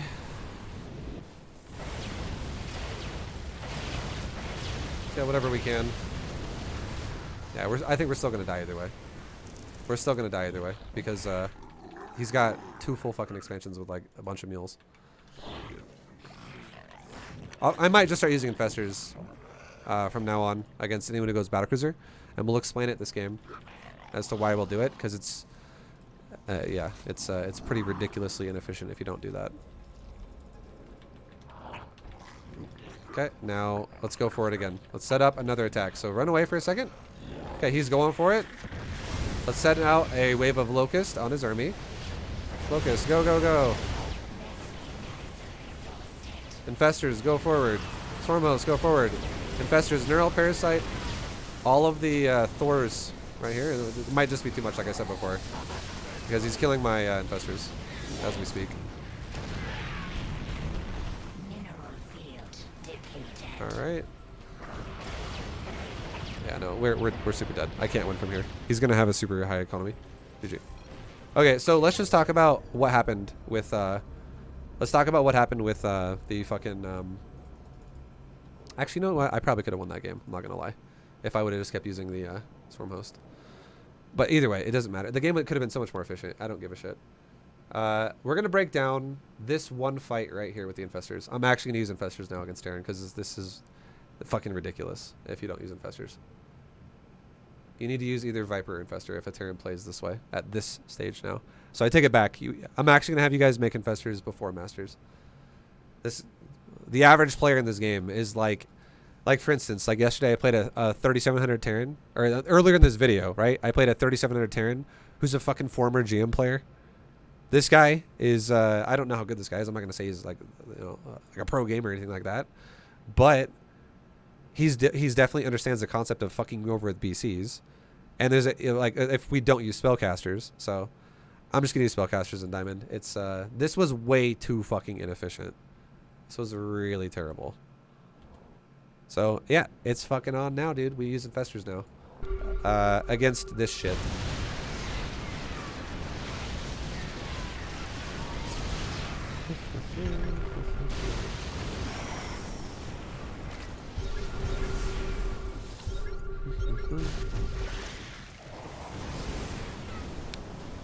I want to get back to the part where we knurled him. I think that was at like 30 minutes.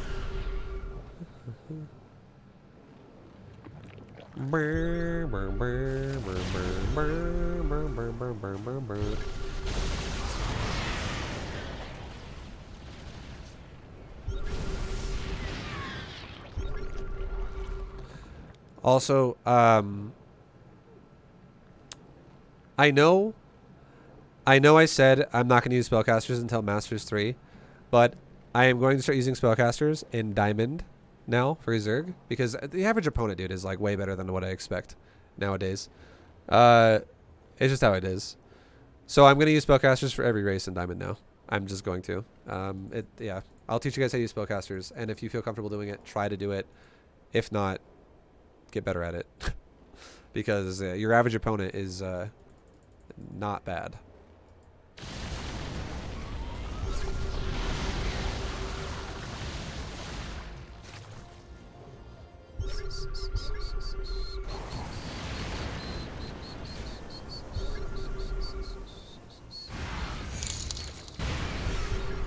Sweet jump.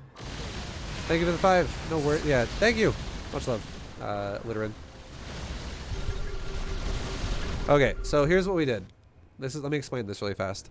What we did here is we have 7 infestors. That's all I could afford because I was fucking getting supply blocked and I was also broke and my base was dying. If I could have made more, I probably would have made up to like 10. But I have 7 infestors, okay? I have 7 infestors. Now, this is relevant because each one infestor can neuroparasite its own battlecruiser. And if you go into options and hotkeys for Zerg and your infestor and you actually make neuroparasite a rapid fire hotkey, you can literally take the fight and mouse over the battlecruisers like this, holding T, and you will neuroparasite every battlecruiser. Because the reason why it's going to get every battlecruiser is because there are less battlecruiser than infestor. So that means we're going to have enough neural parasites to get every BC. Okay? So what I'm doing here is I have my army on a move in this area, going there, and I have my infestors currently burrowed, and the reason why they're burrowed is because they're invisible. Terran can't see them. And you can neuroparasite while underground. So if I walk towards Terran while being burrowed, I can hold rapid fire because I bound it to the neuroparasite hotkey, and I can neuroparasite every fucking BC. And then it does this. All BCs are knurled now. Every BC is knurled. And now what I can do when every BC is knurled is I can now take my army, my group 1, and I can go 1, A-click, A-click, A-click, A-click, A-click, Shift, A-click, Shift, A-click, and I can A-click command all of his BCs. Or I can literally, the thing is though, is it'll reset the command though if you teleport, which you do want to teleport, by the way. So maybe don't do that first. What I actually did was I looked to see if he could Yamato cannon himself, because you can Yamato cannon yourself. I wanted to see if his Yamato cannon was off of cooldown, and unfortunately it is not. So I couldn't Yamato cannon right now. But what I can do is I still can tactical jump. And I can tactical jump to anywhere on the map right now, because that's what Battlecruiser does. But here's the cool thing about Neural Parasite. If you tactical jump right to basically where they are right now, like on top of your own infestors, you know what that does? Or rather, what it doesn't do, it doesn't break your neural. Notice how they're still knurled in teleport. It's because they're still in range of my infestor. And you want to know what this does? It makes it to where I take less damage because I have still a couple seconds left before I can start killing his BCs. So I get extra like bonus volley out of my units before he attacks me back. And now he cannot teleport and run away. Now, if I could have Yamato cannoned himself as well, that would have been huge. Because if I tell his battlecruisers to Yamato cannon himself while I tell my army to focus fire one of the other BCs that's not getting Yamato'd or some shit, I could have killed so many more BCs so much faster. But it is what it is. Yamato was off cooldown until about now, and I can't do another Neural Parasite because all these infestors are now kind of spent on their energy. But I still get a nice fight here. One of the battlecruisers dies even before the Neural breaks, and now I'm fighting only 5 BCs, soon to be 4, because my army's killing it fast. And this is a very good fight for us because, you know, a third of his army's already dead before he really gets to take the fight now. And that was super good for us. And we're going to start doing this from now on versus Terran players who fucking think it's the correct thing to do to fly fucking battlecruisers around a Zerg's base and constantly run away when they see Hydras. Fuck these Terran players. I'm going to fuck you. And this is how I'm going to do it repeatedly. Neural Parasited Infestors are going to catch your ass. So that's what we're doing from now on. The rest of this game was literally just the same thing as before, as Hydra Stormhost trying to fight Mech.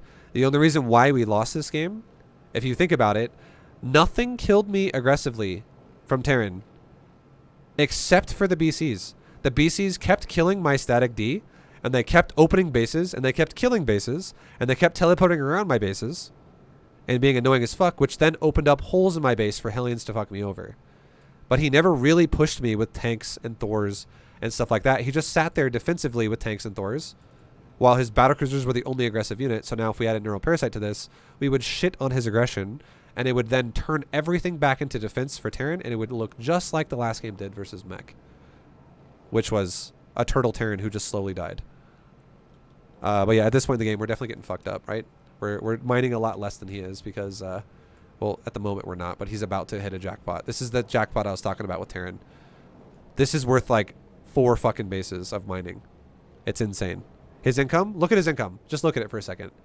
Just look at his income for 1 second, guys. This is not even a fully saturated mineral line. And watch that blue income right now. Look at it. Ready for it?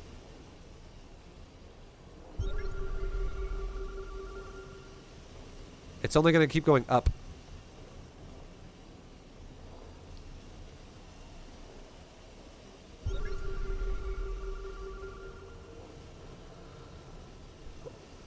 Oh man, it's a bit intense, right? Mules are good. That's all I can say. Mules are very good. They give you jackpots for Terran like crazy. So yeah, that's like 2.5 bases mining right there, to be fair. Yeah, almost 3 bases saturation there with that. And there's literally no mining going on anywhere else. That's the only mining he has out of all the game right now. So mules are fucking strong.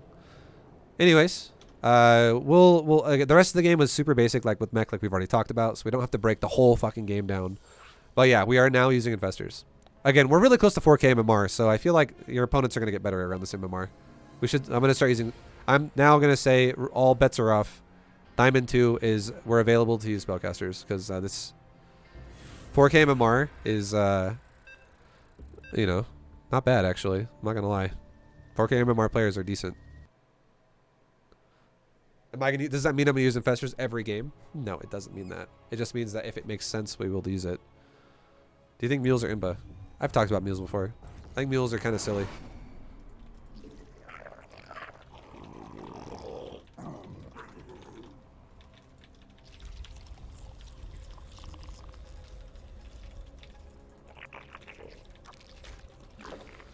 The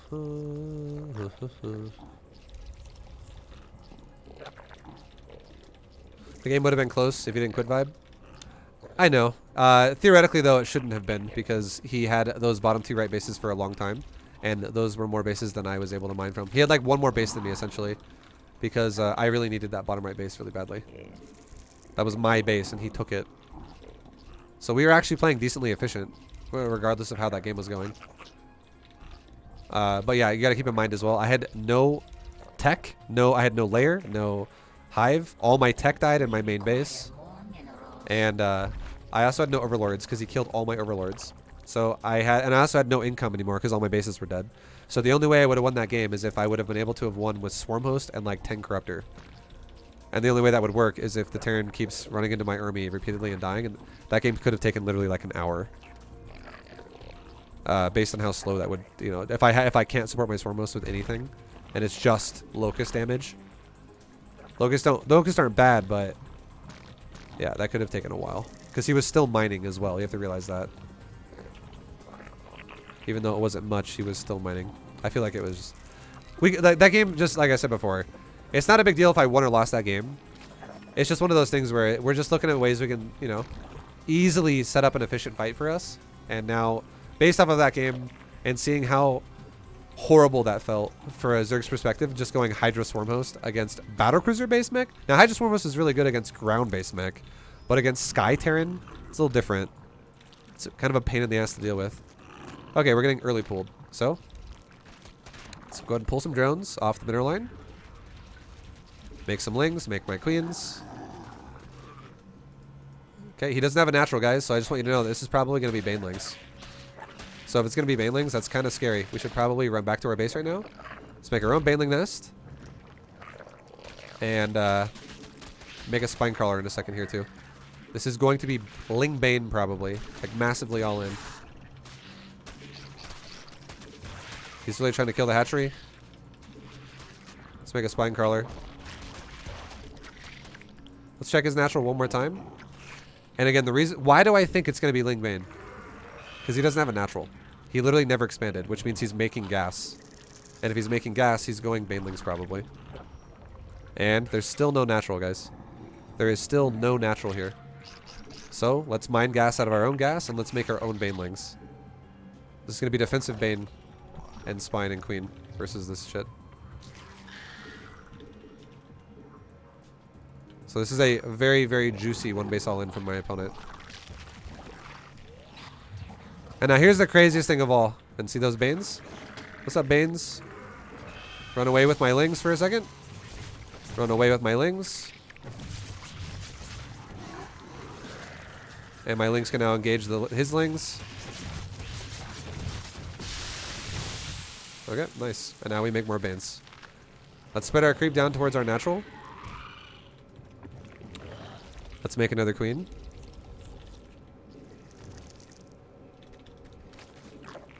Re-rallying my drones to my main.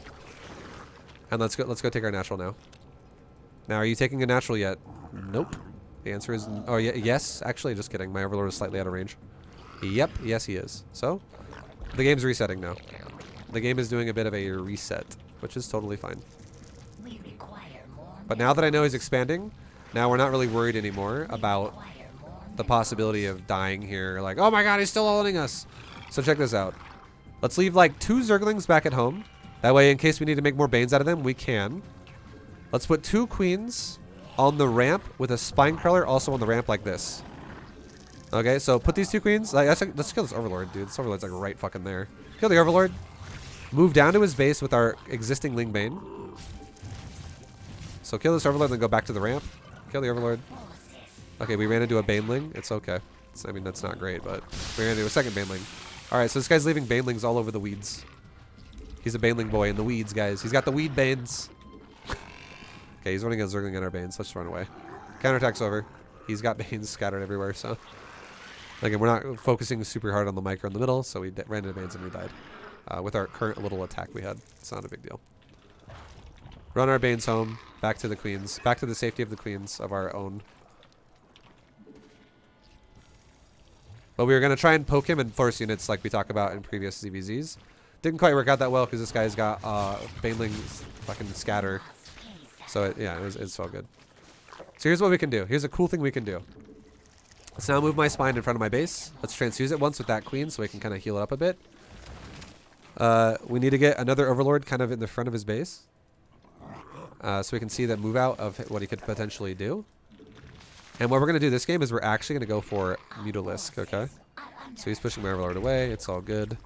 Let's get a really fast spire. So we took a layer behind the all-in. We took a layer behind the all-in. No big deal. We're making a spire. Now let's go ahead and now let's go ahead and use these lings. Okay, he's pressuring me right now really hard. Put our Banes at the top of the ramp. That way, if he runs up the ramp, we have a good chance to kill the lings. Hey, lings, what's up, dude? You want to kind of try to run through? Okay, he's trying to kill my queen. And there we go. And we just killed his lings with the Bane on top of the ramp. That's nice. Let's take our gas. Take our gas. Let's now take our third.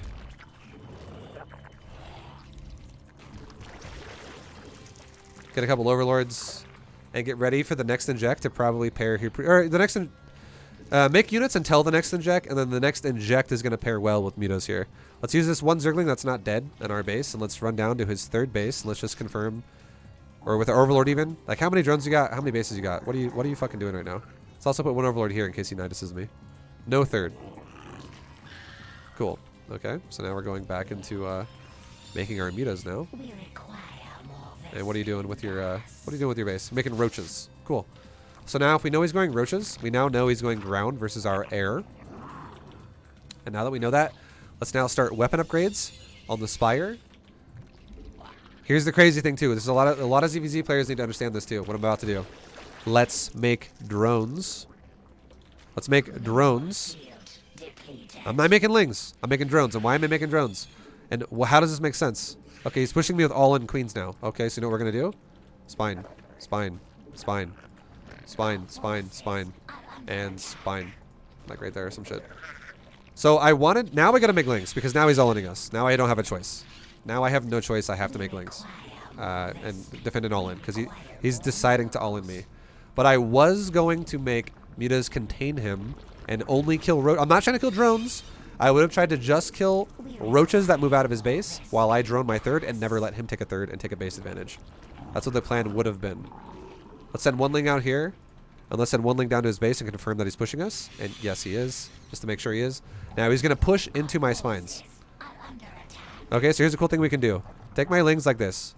Shift move to his mineral line. Forget about those lings. Don't even use them anymore. Unbind them. I'm never going to look at him again, guys. I'll never look at him again. And now we're sitting here with spine crawlers in a choke point. What are you going to do about that, Mr. Zerg? What's happening over there? Oh, I'm fucking owning him, right? Putting pressure on his ass. This is an all-in, and this puts him into a position where he needs to do something with it. And I didn't even micro it once. Yes, we looked at it once or twice, but I didn't micro it once. Now he's going to push me with some Banes, get my mutas out there, hold position in front of my spines, and now go back behind my spines. And now engage with my mutas and my lings together. Keep making mutas and lings right now. Keep making mutas and lings. Okay. I'm not even focus firing at the moment. My mutas are killing whatever they're moving towards. Okay, so this game was super fucking all in. Let's fucking talk about it, shall we? Let's talk about it. Do you have to respond to all-ins the exact way I did it this game? Not necessarily. But let's talk about something that's really relevant in this game, okay? So, in ZVZ, getting all-in is a way of life. Okay, it's like a Tuesday. Or it's like a Friday. It happens a lot. It happens a lot, okay? Now, here's a cool trick to know. This is a cool trick to understand. So, did my Overlord catch these lings? Yes, it did. We just weren't paying attention, first of all. Like, I saw it, but we weren't paying attention. So, I mean, that's huge right there. That's big info that we just didn't pay attention to. Now, here's an interesting thing to know, okay?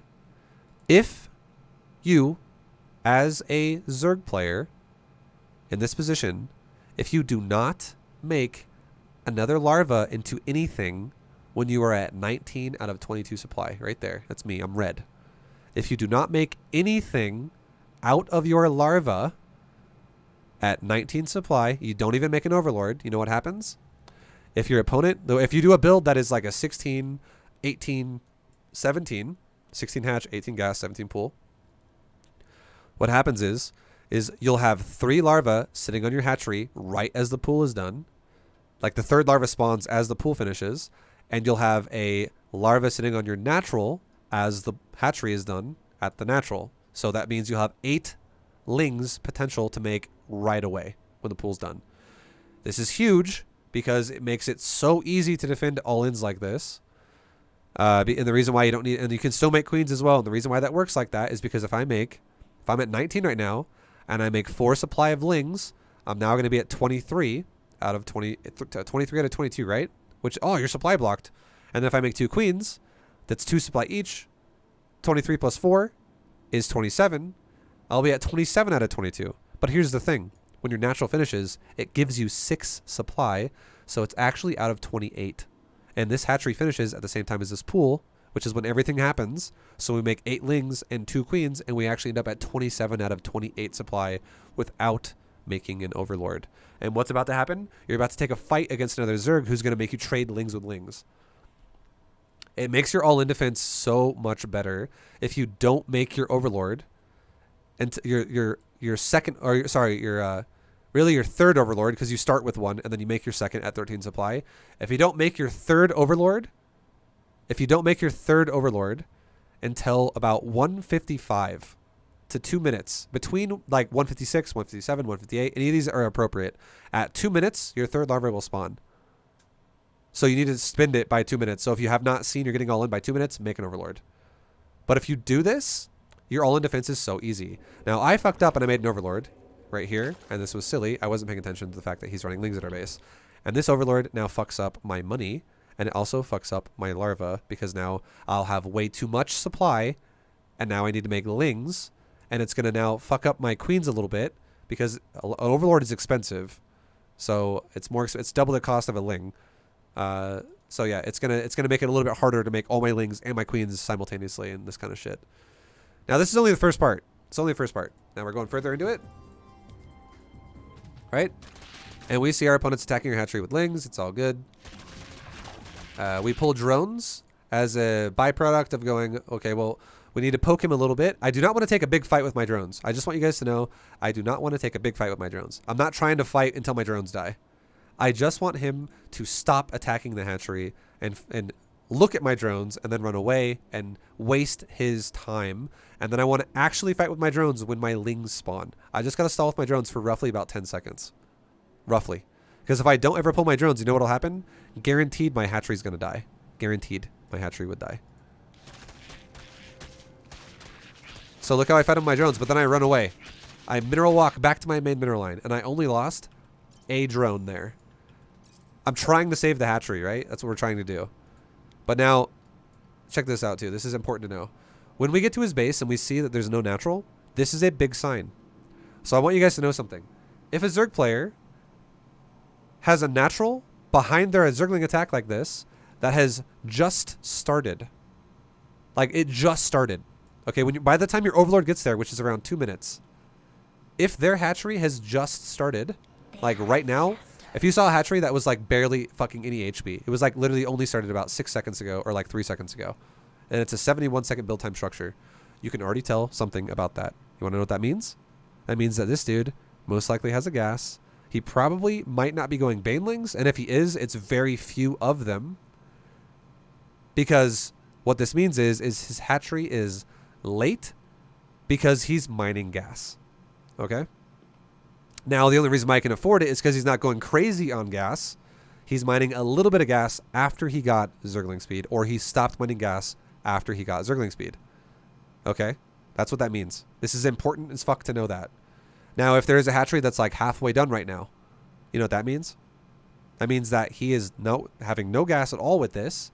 It means he's doing a 12 pool macro build, because the only fucking way he could afford a hatchery that would be halfway done right now would be if he 12 pooled you and doesn't have a gas. A gas is going to slow down your minerals. That's what it does. That's what we learned in Bronze to Plat.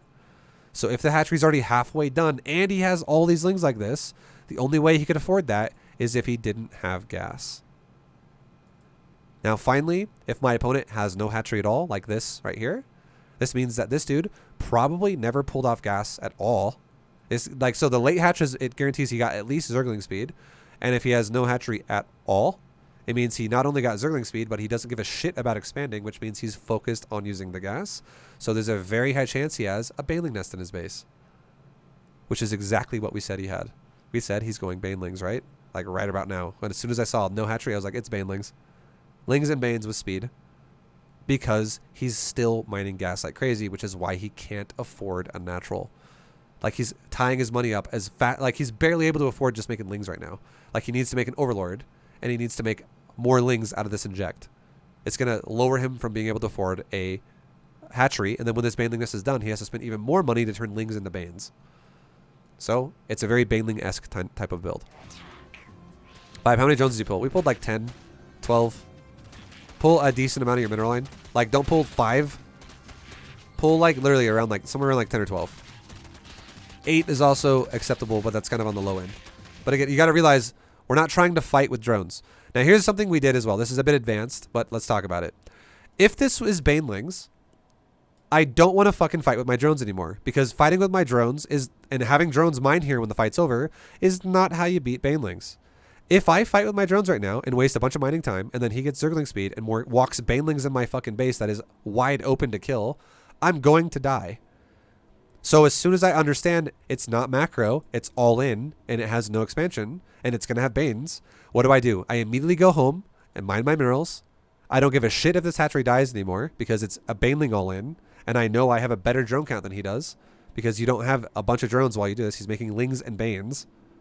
So I go home, I mine minerals, I make a spine, I make a Bane nest myself, and I start mining gas to go Bane versus Bane defensively. If there was a natural there that was either for speed or even further, even safer feeling, if it's a natural that's already halfway done and it's no gas at all, what I could do then is I would actually feel confident to fight with my drones and my Lings together at my natural, because then all I would be worried about once I push him away and my queens spawn and my other Lings are still sitting there is slow Lings walking around my base, and that's not scary once I have my own Ling queen. But again, we're worried about Banelings and Speedlings, and having slow Lings to defend that and open drones is not how you beat that.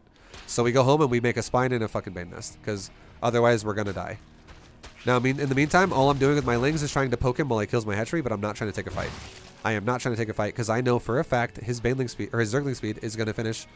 Like it should have finished if he would have made it. He actually skipped it, of all things. He went super all in Banes. But his Zergling speed should be finishing right about now. Like his Ling speed should be finishing right about the time when the Banes finish. If he's actually going Ling speed, because it's a super long upgrade and it pairs with the Baneling nest like this. And if he had Ling speed and Banes, I can defend myself with Banes and a Spine and Queens. And now you can see I'm also starting to make more Queens now, because Queen Spine fucking destroys this like crazy. And Banes help a lot as well. So he attacks my base. And here's what happens. He runs all the Banes grouped up. And what do? I run a Baneling in the middle of all of them, and I blow it up. And why did I do that? Because it weakened all the Banelings, so now the Banelings can die really easy to my Queens. Each one of these Banelings that my Queens run, like each one of these Banes that runs to the Queen will die. Queens one tap every Bane now because they have only 14 hit points. And Queens do 16 damage together. 8 plus 8 is 16. Okay? So what am I microing right now? I told the Baneling go blow up on those Banelings, and now I'm going to say, hey Queens, move this area, and hey Lings, run away from this area.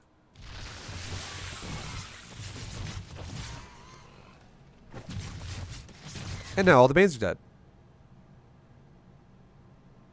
Awesome, right? And now I don't have to, now I'm fine. Now I can tell this Bane to run towards my mineral line, and I can tell my Lings to now go towards my mineral line, so that I don't fucking die and lose a bunch of drones right now. And as a result of this, my Bane goes in the middle of the mineral line, it blows up, and his whole pressure is now gone. And now I have a control of the game where I still have a drone lead. And this is why I wanted to counter pressure him, because if I could make him lose drone lead even more by going, oh fuck, I'm getting attacked, make more Lings, that would be great for us. But this guy scatters Banelings in bushes, and we don't micro it, so yeah, it's not a big deal. Whatever. Now, Behind this, what do I do? Do I make masslings and do I go all in? No, I actually go for a natural again. And because I know he's going for a natural, and because my little attack here failed, and now I'm not really feeling super confident about, you know, like we'll back it up and watch that again in slower speed so you guys can actually see what happened there. Again, my lings fucking died. First ling died. Second ling blows up on my second main ling blows up on my lings. Now I have no lings. And because of this, we have no control of the game and like no control of him, that is essentially. So I don't know what he's going to do. And you want to know if we don't have control of our opponent and we just want to play a nice solid standard game and a game that opened up with an all-in from our opponent, you want to know a great way to do that? One thing about the situation that applies is this is a very unique situation in ZVZ where it's like a reset. It's like we both just expanded, right? But here's the kicker on the reset. We both have more gas than we're supposed to. We both have more gas than we're supposed to because this is not genuinely your normal natural timing. A lot more time has happened in the game and we both have had a gas throughout this game. So our gases are a bit fucking wonky now. And if you just go for a fast layer and go for fast spire, it's a great way because you have this gas surplus you have because of how this game has gone. It's a great way to shut down so many different kinds of all-ins. Which is exactly what happened in this game. What did he do? He all-in me a second time. So we're making drones with a couple of Banes that were already from earlier. And our Spine Color from earlier. He attacks me. He kills my queen. He tries to run up the ramp. He dies to a Baneling. Not a big deal. And now we're taking our third base because we're fully saturated on the natural. And now again, I'm going to be making my Spire units, my mutas, and now, because I'm also fully saturated on the natural, I'm going to make a few lings because my Spire's not done and I'm fully saturated on the natural. The between time, I'm going to make some lings, which is going to be a total of like 8 lings or something, not that many, 8 lings, 10 lings. And these lings are going to be able to scout and also potentially go poke my opponent if he like takes a really greedy third or some shit. We can mess around with that. But now I make mutas really fast behind this. And we were, like I said before, we're going to make drones behind our mutas, like we just do right now, because again, the point of the mutas is not to kill him right now. So many people think, I'm going to go kill all these drones with mutas. I'm going to kill the drones with my mutas. That's what I'm going to do. And that would make sense if I was going to 2-base all in him.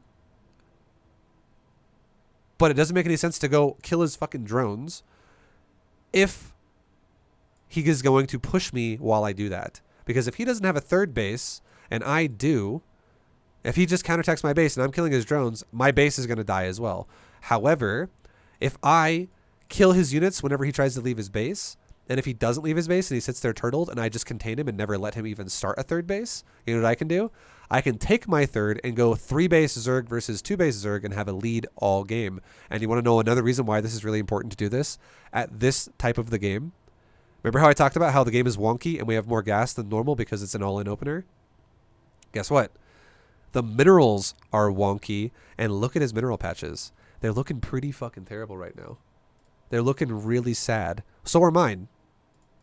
My patches are also looking kind of low. So are mine. But it's because the game, we haven't stopped mining resources the entire time, but the game had a reset with the all-in phase. So now more time has been invested on our bases. So if I contain him on 2 bases, I indirectly stop him from mining just like I would be killing drones because he runs out of money. So it makes a lot of fucking sense here for me to not let him have a third base and take my own.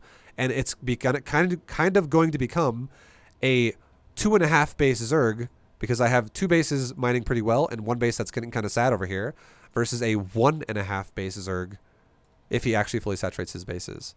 Now, even better than that, if he goes for an all-in like this while I'm making drones, and he just doesn't make drones at all, not only is he going to mine out his main base, but he's going to have a really crappy natural as well. He's going to have, like, no money at all, right? And I have mutas that can kill roaches, and if I scout what he's doing, like this right here, I'm like, oh, fuck, he's pushing me with queens, and a lot of them, right? Oh, my God. Uh-oh, he's going all in. Instead of mining out of my third base, I just make spine crawlers. I'll just make spines because I already have the extra drones anyways. I have so many fucking drones right now. I have 51 and 3 of them just got turned into spines. So I actually had 54 a second ago. We don't even care. Queens are slow as shit and they take forever to get across the map and I will have spines done before he gets there. Now, do I make drones behind this? No, we're getting all in right now. So let's prepare for that, right? If we're going to get all in, let's not just make 65 drones. That makes no sense. Because this dude there's no turnaround for this guy. He already all-in me the first time, and now he's all-in me again a second time. If this fails, this dude's dead. So what are we gonna do? We make just a few spines here to be safe. We made a total of 8 spines. One of them was already up, and we made 7 more over here. And we have them. Notice this is the positioning that's important here. We have them on the high ground of the ramp. This is important to know this. We also don't stack them one by one by one by one by one super close. We gap them a little bit because our opponent also showed us he already has a Bane nest. So if I stack my spines really hard and 5 Banes kill 5 spines, I'm going to be like, fuck my life. That sucks. What a waste. But if I spread my spines a little bit, 5 Banes kill 1, maybe 2 spines. Not 3, not 4, not 5 spines. So it makes my defense more efficient. Then on top of that, every second he wastes and he doesn't attack me, we're going to be building more mutas because I know for a fact, even though I made these spines, if he's all-inning me, he's doing a big-ass push already, and I am just starting to make units. I just started my mutas, and I just started making lings again as a response to him pushing me. So I know for a fact my drone count is bigger than his. Like, big time. Because I haven't been all-inning all game, but he is. Okay, and then he pushes ultimately into my base. And he's like, all right, let's fucking go, Zerg. And he's like, oh my god. Okay, maybe not. Jesus. That's a lot of spines. So he backs up. And what does he do? He makes Banelings next to come with this. He makes Banes with this, which is totally fine. That's a good answer to try and help him here. I mean, there's nothing really much you can do. He's pretty fucking dead because once you have mutas in this position, it's really hard. Now we don't send a lot of lings. I sent 10 Zerglings. Yeah. We just sent 10 Zerglings to counterattack him. And why did I do that? Because my opponent has the ability to make roaches and spines and queens. And you want to know what this attack all represents?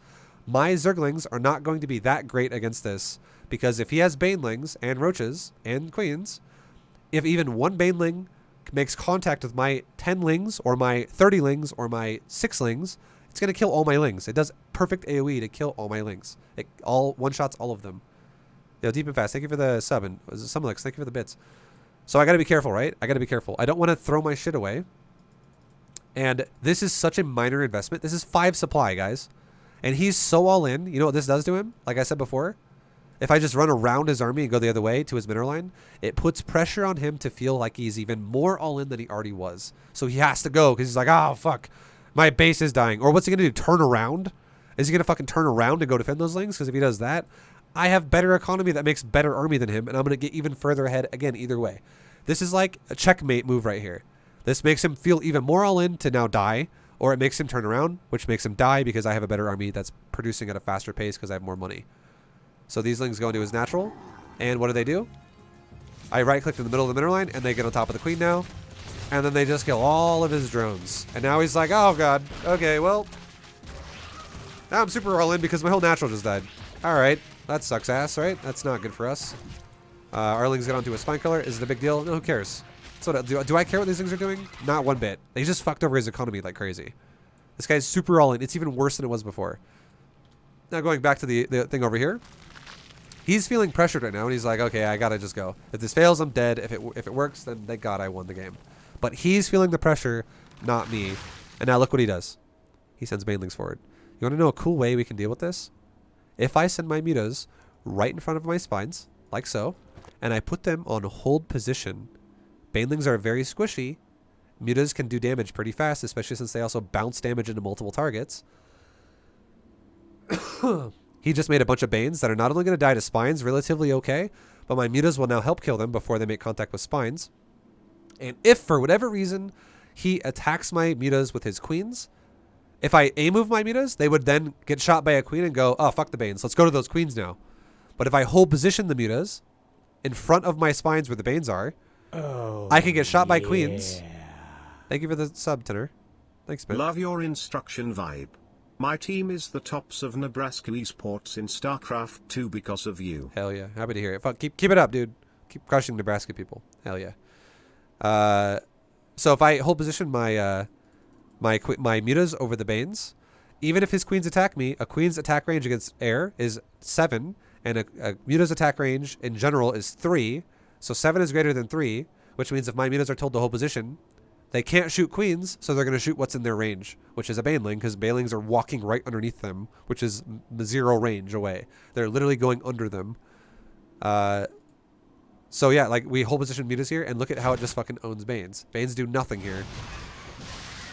And they don't even kill any spines. They weakened a couple of the Banes made it to the end and weakened a couple spines, but nothing died. I still have 8 spines here. That's super shitty for him.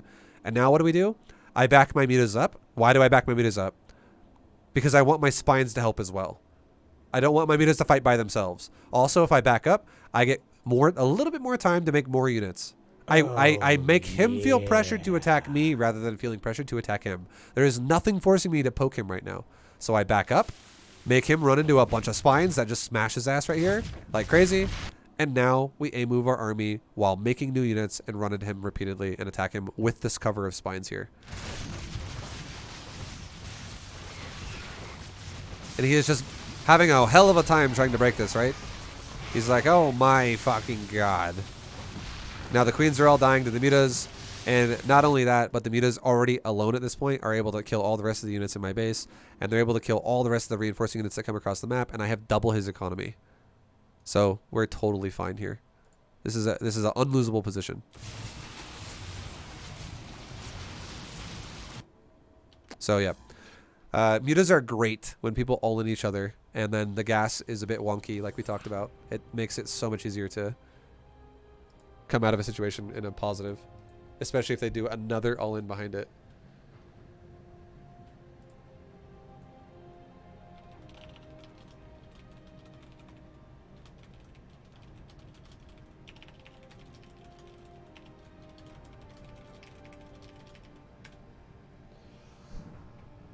Oh my god.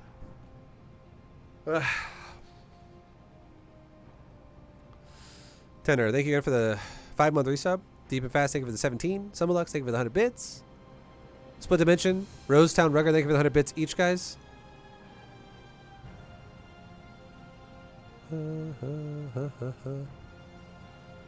Moose Man, thank you for the Prime. We're finishing this video today. We're finishing it today.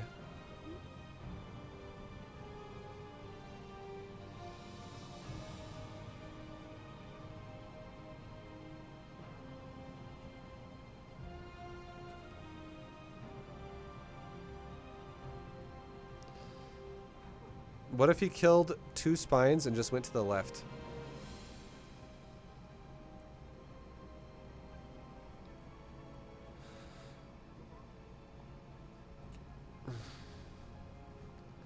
He's going to be getting poked the entire time that he does that by my queens, or sorry, by my spines, my mutas, and my zerglings. And even if he gets out of the spine range, the biggest problem he has there is that he doesn't have enough queens to beat my mutas. Yeah. He had 4 queens versus like 14 mutas or some shit, like 13 mutas at one point right there. So... or like, it was more like 11, honestly. And then I made like 5 more, and then it became 16. That's what it was. But either way, I had a lot more mutas than he had queens. And my mutas also had weapon upgrades. So, yeah, he could have ran past the spines, and I could have just ran my drones from my natural to my 3rd base. And then he would have to run by the spines again to go chase those drones, or he could run into the main base. But then I could just run the main base drones from the main down to the natural. Or run I'll go opposite of where he's coming from. So if he goes clockwise, I go clockwise and avoid him. If he goes counterclockwise, I do it first in front of him. I avoid him. And you just avoid the roaches, right? He doesn't even have roach speed with that timing. It's like a super fucking hatchery based all in. I can avoid him with my ground units, like my drones, and I can just keep killing him with my mutas. It's not that hard if he runs around me. We had way more than he did at that point.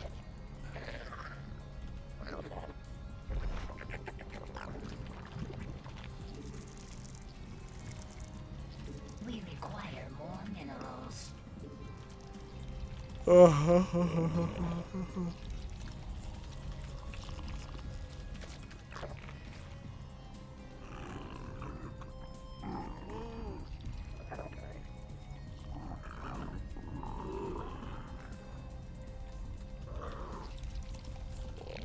Okay, my pool is super late.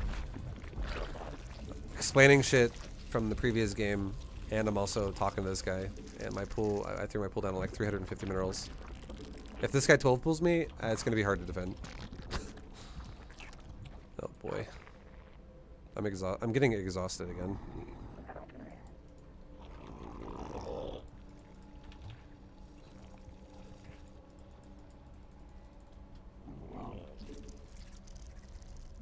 Okay, he expanded. So let's move my first overlord to the top side here, and let's move my second overlord to the other side. So now we can see the exits of this guy's base, right? This guy's also taking a ridiculously fast third base. How about we just go for an all-in this game? It's not a big deal. Let's go for an all-in, boys. We'll do Ling Roach again. It's super nice all-in. It's super fucking easy to do. It's probably the easiest all-in you can possibly do. It's like the most friendly all-in for players that struggle to micro. It's very manageable.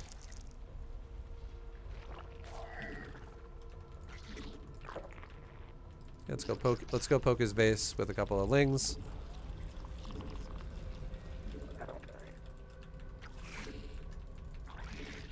Let's get a roach one. Start making some overlords.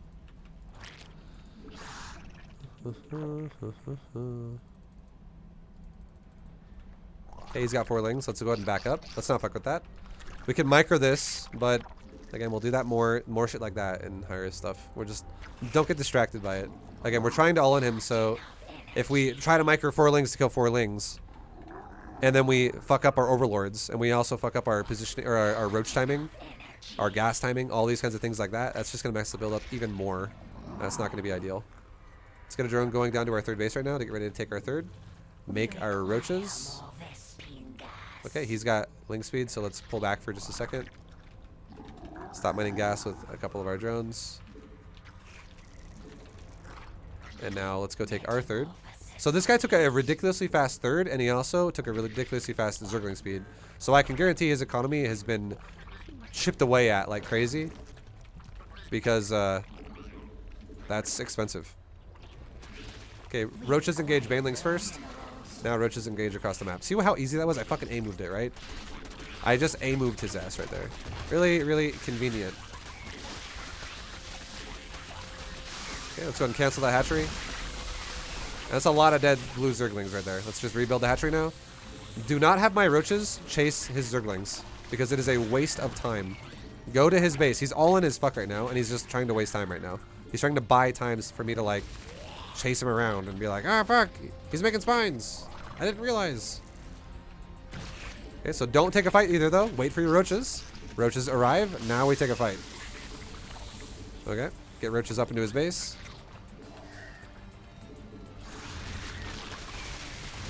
So notice how we're making a concave? Back up to the roaches. Back up to the roaches. Make a choke point. I have range units. He has melee units. This is good for us. Okay, now avoid the banelings. Avoid the banelings. Roaches A move. Avoid banes. There we go. And now go back in and fight. Move these guys here. GG. So that was... It literally fucking... We mostly just A moved our roaches, right? That's all that happened. And then our opponent went for a build that was ridiculously all in. It's crazy ass third base, but there's no intention of making drones there. So he didn't really care about the larva in that sense of making drones and making queens and being super efficient. As you can see, like the drone goes to the third base, right? Like you can't afford it. So it's really early. There's no need to hide a drone in ZVZ either because there's no Reaper. He makes the third. Then look at the larva. He's got 4 larvae. This is what I'm talking about with a really inefficient build. I can already fucking tell before playing against, like while playing against it, that this build was going to be having a hard time spending its money properly because he got ling speed faster than me. He got banelings really fast. He got ling speed substantially faster than me, but also my pool was delayed, so that's a little bit of a fucking issue too. But his ling speed was faster than mine, and his third was faster than mine. You know what that means? Means he mined gas faster than me, and it also means he fucking expanded faster than me. Those are 2 totally opposite ends of the spectrum. One is very heavy on the minerals, one is heavy on the gas early game. And he did both. So how does that work? It means he's not spinning his larva. It's the only reason why that makes sense. It's the only way you can afford that.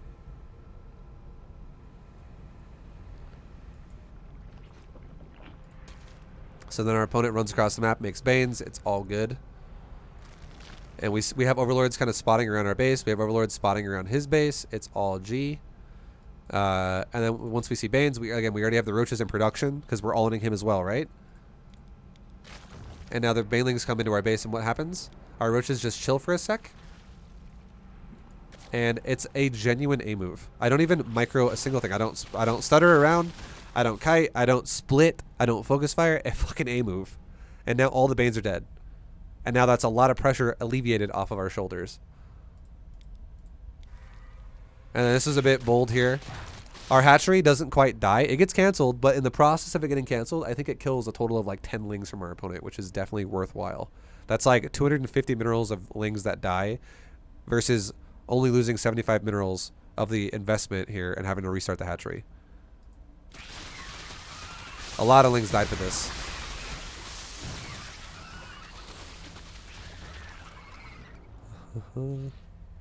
And then, yeah, all we do here is, again, we don't overcommit. You can see the drone count as well. Is, you know, we're even. We're both owning each other, which is totally fine. But do we just walk into the base randomly? No. This is a point in the game as well where a lesser Zerg would die here, because what do we see here? I see a fucking lot of lings, guys. That's a lot of lings. And what do I see here? I have roaches and lings. So my advantage is a concave that is small. His advantage is a concave that is enormous.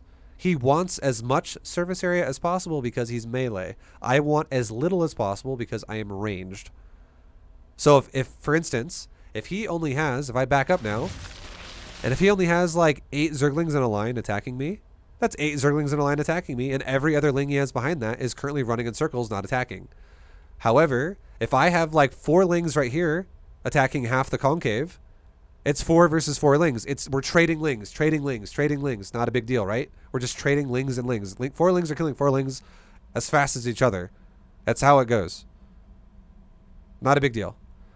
But if my roaches are in the fight, I'm not fighting with 2 roaches, which are in the front door of the concave. I'm fighting with all 8 of them. All 8 roaches are shooting because they're ranged units. So I am killing lings way faster than I'm losing them. And then suddenly I'm going to have the advantage that's going to wrap around, and I'm going to overpower his ling count. Notice how I don't overcommit again? I'm not trying to overcommit here. I'm concaving.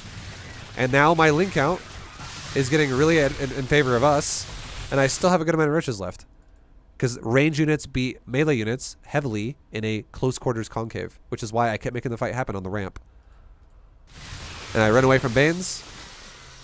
And then we're flooding more lings behind it, so it is what it is, right? He just doesn't have enough to stop it anymore, and now he's dead.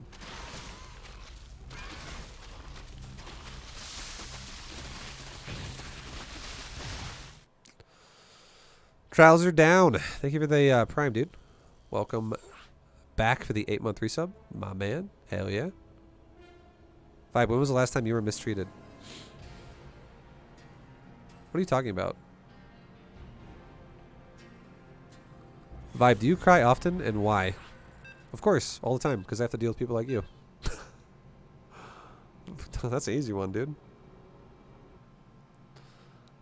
Every day after stream, I let out 15 minutes of cry time, because I'm like, man, these trolls in the chat sometimes is just too much. Let out a good cry about it. All right, so we're against a Terran player. We'll macro this nerd. If this guy goes fucking battlecruiser mech, we will go into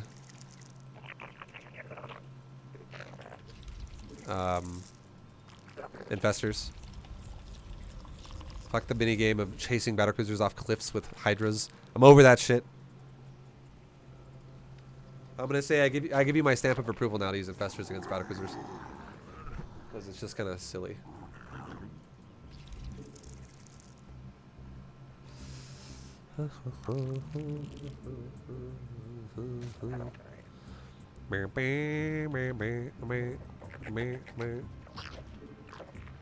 Alright. Oh, yeah.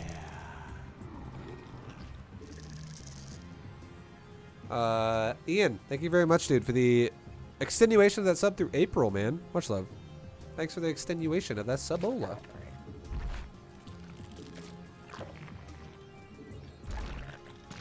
Still didn't play a single Protoss today? I know, so many fucking Terrans today, dude. My god. So many Terrans. It's because all the toss are in GM already. Yeah. It's kind of funny, actually.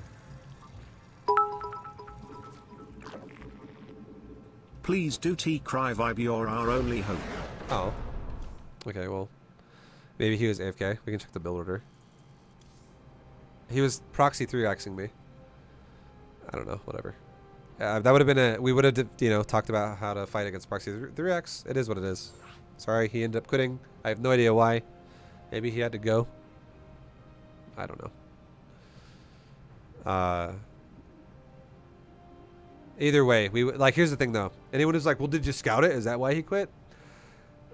It's inevitable that your overlord's gonna get to their base and scout that they don't have production there. So like it's and we leave our second overlord in front of our natural as well, right? So we always are gonna know if it's always going to be scouted. It's never gonna be like, oh well, I shouldn't know until it's killing me. No, that's never gonna happen. We're gonna always be scouting. So it is what it is.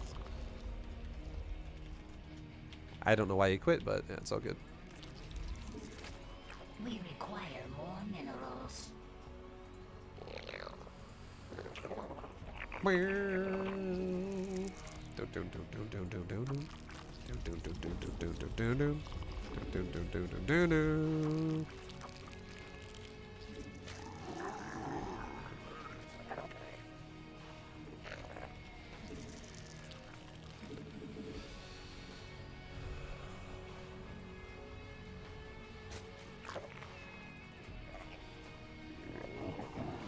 And I've already held some bunker rushes as well in this video. For people who are like watching on Twitch right now, don't worry, I've already held a bunker rush before. I think like 2 times, maybe. I know at least once, but maybe twice.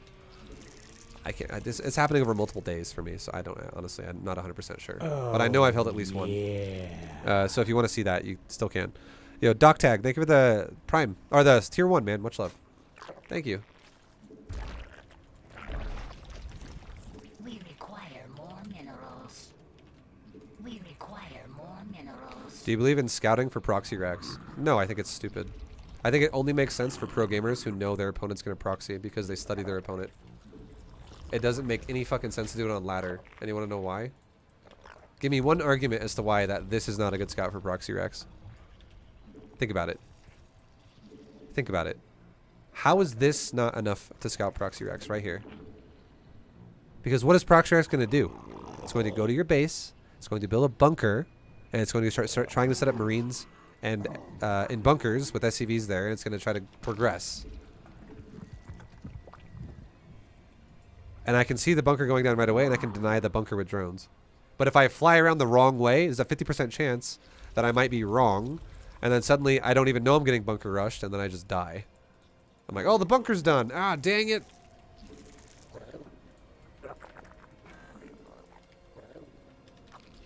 Okay, so this guy has a natural, and he has a factory. Cool, good stuff. He's going to have a Reaper at my base probably in just a second, I would imagine. So if your overlord gets caught like this, you can go over the cliff like this. My overlord might... Oh, shit. Make a spore. Oh, the drone died. Oh, yeah, 2 drones died. Drones blocked each other. They hated each other. They didn't want to help.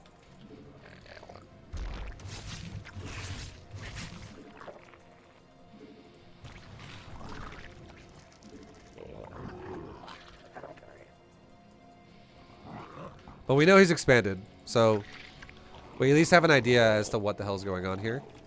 We know there's an expansion for our opponent. It kind of sucks that we lost drones, but it is what it is. Just make do. Okay, he actually chased my overlord all the way down to death, so that overlord's gonna die. Damn, this guy's on it, dude. This guy is on fucking point.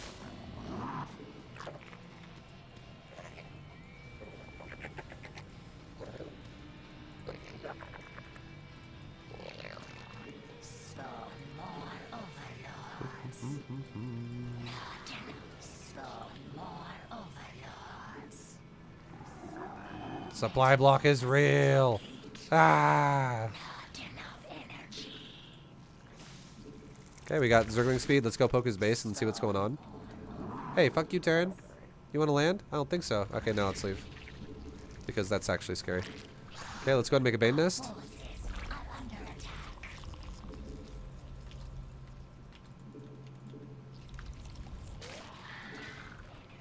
Our forces. What is this fucking Terran doing? Oh my god, this guy's all over my every Overlord. It's super annoying, right? So here's something you can do if your opponent plays like this. If your opponent is going to play the risky game of running around the map a lot, More overlords. let's poke him and see if we can get a counterattack on his base. Because again, he delayed his... Okay, no, he's still there. Nope. Okay, never mind. Back up. This guy's all over it, man. No matter where I go, he's on top of it. I'm not saying he's cheating. I know someone's going to probably assume that that's what I'm going to say. I don't think he's cheating. It's just, he's definitely a wild Terran. He's a wild man. The hive cluster is under attack.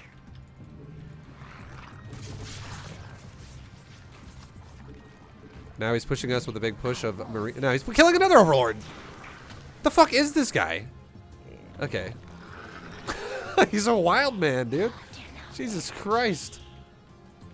He just doesn't give a fuck about Zerglings. He is covering his Marines with Bane or with Hellions, but Jesus Christ, dude. How annoying can you get? It's like 5 Overlords that have died.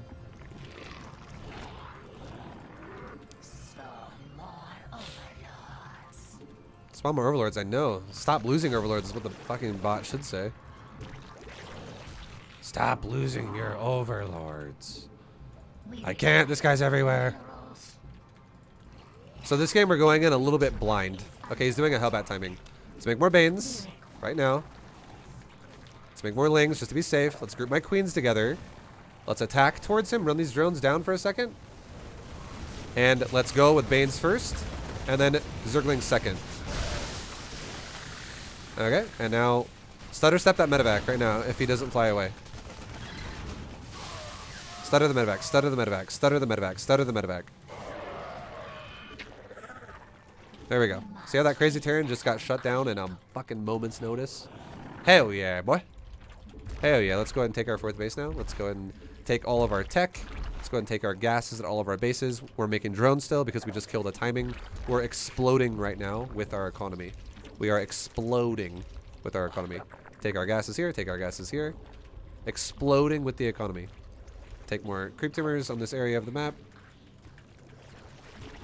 Let's move our Queens down to the south side now and start taking creep over here because this creep needs to be spread a bit better. Take our gas, take our gas. And now take our drones to this base. And now let's go back to making Lings. And the reason why is because we're fully saturated on 3 bases. We are fully saturated on 3 bases. Let's take 1 Queen off and put it on the main base for a macro hatch. And let's send 1 Ling to his 3rd on both sides and see how greedy this dude is playing. Let's also make some safety Banes in case he pushes. And guess what? He's pushing. So now what are we going to do? We're going to delay our Hydra upgrades. We'll focus maybe only on the Evo Chamber upgrades. And let's try to use Ling Bane here in a good way for us. Let's transfer or move these drones away so we can avoid the Liberators for a moment. This Terran is wild, dude. He doesn't even... This Terran is like actually fucking crazy. He doesn't give a shit about anything. He doesn't respect Zerg. I gotta teach him some fucking manners. Who doesn't respect Zerg like this? Okay, get through. Run through the zone here. This is a great way you can do with Liberator. Kill the weak one. Now kill the other one. Transfuse my Queens. Put drones back on the gases. Put them back on the mineral line. And we just killed another army, so let's make 1 quick round of drones. Now we're back to 85. Run these drones away for a second. Run Queens up there to deal with that. Now get Hydra upgrades. Now get Layer. Now get a 3rd macro or a 2nd macro hatchery because we just made drones. Let's also expand again to our next base because we need to transfer drones to a new base for the next base that mines out. So now our larva is going to fucking explode.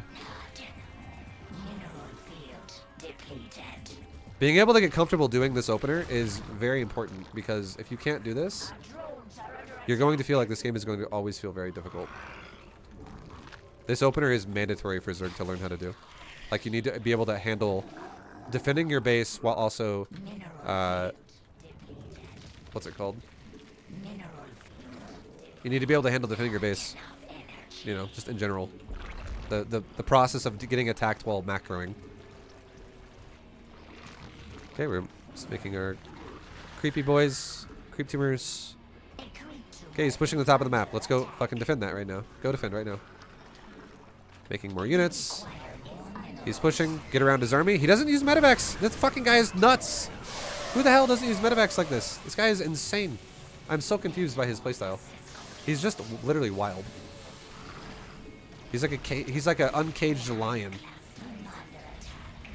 Run through the zones right now. Run through the zones. Hey, queen, get transfused by the queen. Okay, now we can move our hydras in the area as well to help. If we have enough DPS to stop it, that's fine. Drone count looking a little bit sad. Let's fix that. Okay, we fixed it. Have one queen inject this hatchery again, and we'll now go down. We'll drop down now to one queen injecting, and every other queen, all other like 6 queens. Or actually, we have another queen there. Whoops, I didn't see that. So the other queens are going to still inject their bases. Like, I didn't see this queen though. This queen's extra, so it becomes a creep spreader as well. Okay, let's send a Zergling to the bottom left of the map. Let's just make sure he doesn't have that. We have a hive. Let's get Lurker Den. Let's get Ultra Cavern. Let's get Adrenal Glands. Let's transfer drones off this base to this base. Let's build a hatchery. Let's spread our creep. Let's get 2-2 upgrades. We forgot 2-2, but it's okay. From earlier. Let's get a few more drones to go to like 85-ish. Make more lings. And we're now maxing out right now. So now let's go ahead and start poking our opponent. Now we're the ones who get to be aggressive because, again, we're at a power spike. Now look at my opponent's doing, right? He's fucking dropping me. So you know what's going to happen? 100%. What did I say last time? 5, 4, 3, 2, 1. I would not be surprised if Medevac pops out of here right now.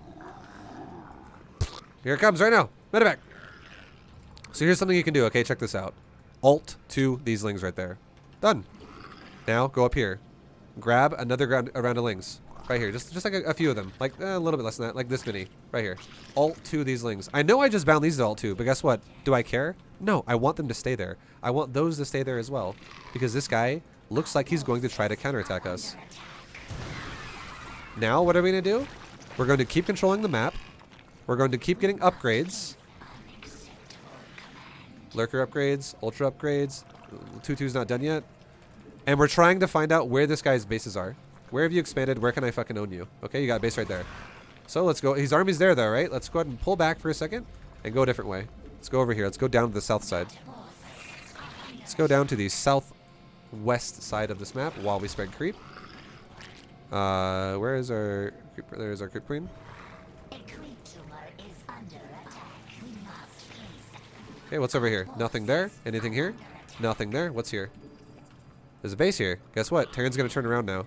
And now that Terran turns around, guess what he's going to do? He's going to give me advantage to play aggressive now. So let's move these lings forward right here and get his attention on this side. Make some Banes. Okay, he made a bunch of Widowmines sit there. Alright, well, let's just break into this base. Make new units behind this. This guy is going Widowmine crazy. Let's go ahead and pull our Hydras back. We can leave our lings in the base to just try and kill more SCVs if possible. And at the same time, the Banelings that didn't die to the fucking Widow Mines over here, let's roll them into the mineral line over here. This guy has Widow Mines fucking everywhere. Let's make some Ultras. Let's make some more Zerglings. And it looks like we didn't do much here because the bunker was there and all that stuff. It's okay. Not a big deal. Let's get some Static D at this base. Let's get a couple Static D structures around our bases in general. Let's re-inject our bases. Let's get 3-3 upgrades. Static D, inject our bases, Static D, inject our bases. Static D, inject our bases, Static D, inject our bases. We can now recombine my whole army. Just grab it all. Now he's pushing this base, it's totally fine. Go defend it, right? All good. That's a bigger drop. That's like a bit of a doom drop right there. That's 4 fucking medevacs. That's not 1 medevac. It's not just a little tiny drop anymore. Okay, keep spreading creep. And that drop was defended. And now let's go crash onto a base. Let's do this. Grab a bunch of lings and move them in their own group in a second here. Okay, transfer drones that are oversaturated to other bases. Transfer drones that are oversaturated to other bases. Drones that are oversaturated to other bases. You guys can mine gas. You guys can mine gas. You guys can take a fucking hatchery down there. Move that spine because it's kind of in the way a little bit. Okay, let's make some banes over here on these on my main army. Let's get rid of these rocks too so I can actually push through properly. Mineral field depleted. And now these guys on the bottom left, let's go push the other side of the map. Okay, he's pushing the top. He's pushing the top, so what am I going to do? Let's make some banes. Let's set up a new counterattack, just like we always talk about we do all the time. Okay, we can spread some creep. We can spread some creep. We're waiting, right? We're on creep, guys. I have the advantage. We're also setting up a counter right now. I have no need to panic right now. Push this fucking base right now. There's no base. Push his natural right now. This puts him in pressure. We're not the ones in pressure. He is. I'm like, hey, Terran. What's up, dude? Move my banelings into the wall for a second. And now Terran is like, oh, shit. Now he moves forward, and what do? We can now pounce on this army down here. What's up, Terran? How you doing? And this base is now dead. These upgrades are now dead. This sensor tower can also die. And now, guess what I can do again? Let's do another counterattack on the top side. I don't even have to move my main army out. Let's progress the push further forward. Go into his fucking main base. Get our banelings in. Blow up on those depots. He's pushing down the ramp. Let's wait for a second. Another thing we can do as well. Here, check this out. There's another cool thing we can do here, too. Oh, hello. Have a queen go snipe that. Take my lurkers or my hydras and make like 8 lurkers or something. All good. Go up here again. Make a bunch of banes. Oh my god. What the fuck is this guy, dude? This guy. He just scatters and leaves shit like all over. This guy is so wild. Okay, make a new queen because one of my queens died. Alright. And now check this out. I can now leave my lurkers defensive. And how about I do this? I can meet up with these banes up here. Let's actually send my army up. Let's make new units defend ourselves down here. Let's kill these fucking marines. Get out of here. Send my army up here right now. Get rid of these fucking banes. Or these widow mines or whatever. And now let's go. We can go ahead and push. It's all good. Do whatever damage we can. Let's now do another counterattack of Zerglings on the bottom side of the map.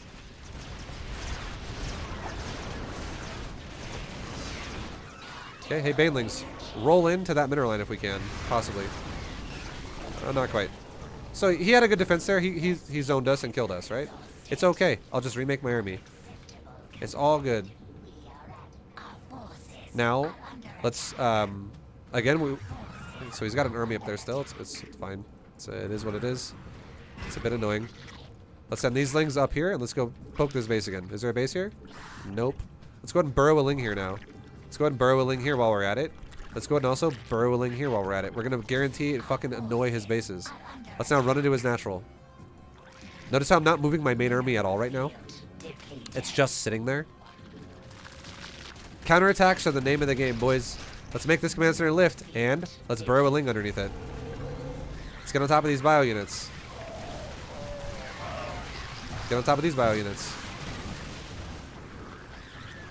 Okay. And now his army's kind of scattered around.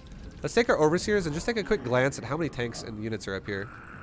It's just fucking Widowmine tank, guys. So let's go ahead and go like this. Grab a chunk of my army. A bigger chunk than normal now because there's tanks as well. Let's send it up. Hey, go up there, guys.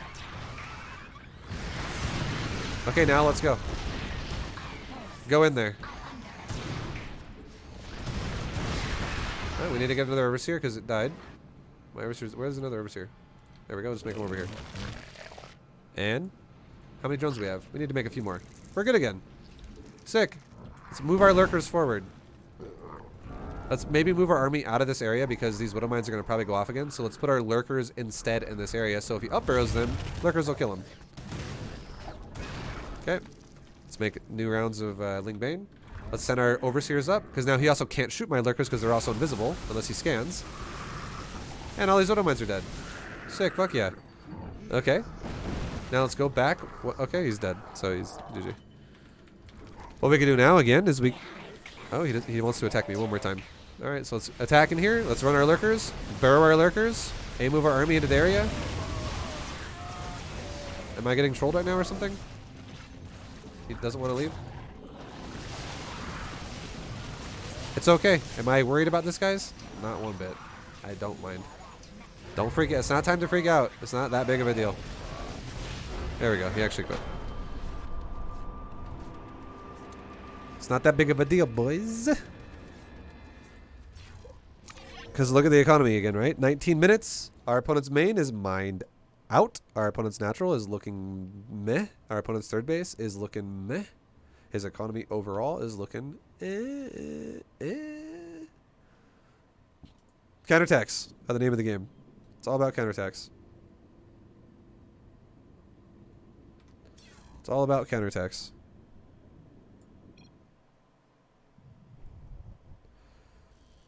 Go attack vibe. You gotta. I just want to make sure you understand though. Yes, I could attack. But you don't have to attack if you don't know where all the bases are. And we are still, regardless, we're still attacking him. We're just giving ourselves better advantages. Because you want to know what happens when a lot of Zerg players attack repeatedly and they don't realize what they're doing? They'll do things like what I did at one point in that game where I attacked a planetary and I lost my whole fucking army. And then you throw your advantage in the fucking trash. It's guys, just so you know, for Zerg, what does Zerg want to do in ZVT? Zerg wants Terran to walk on creep and then you take a fight against his army. You do not want to fucking take a fight against Terran when Terran is at his base on home field advantage and you don't have creep anymore. And he also has scattered buildings everywhere they have to run through. You don't, that's not intelligent. That's not like, oh, that's better for Zerg.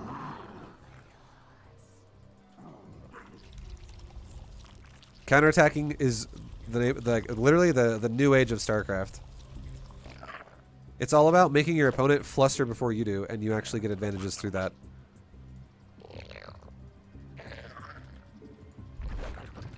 If you're the kind of player that literally just fucking A-moves your opponent's base every time you have an army, you're going to get taken advantage of all the time by players who counter and defend. They counter you with a small army, which just kills your economy, and then they defend your push with defender's advantage. It'll happen repeatedly to you. We require more minerals. You gotta be careful about that shit. You gotta be careful, dude. Gotta be careful, dude. Dude. Okay, let's move our overlord to the front of our base. This is another game, guys, where I am not going to make a fucking overlord until 155 because I should see lings coming to my base. Oh, there's two, we actually just passed by a second overlord there and a first overlord. So if you see two overlords like this early, it means it guaranteed is not a 12 pool or a 13 pool. So now at that point, if you can confirm those two overlords, you can make your overlord. It doesn't matter. I can guarantee this guy's expanded now. Because you cannot afford to make a pool and overload that fast. Together. You have to pick one or the other. So you can see, oh, he expanded. Guess what? So did we. I already knew he expanded based off the fact that he has two overlords. Let's move our second overlord back a little bit. So this way we have vision of the right and the left side of his exits of his base. Take one drone off. Well, this time we'll go back into more of a standard Zerg style. We'll go like Roach Ravager again or some shit. Like Ling Bane into Roach Ravager.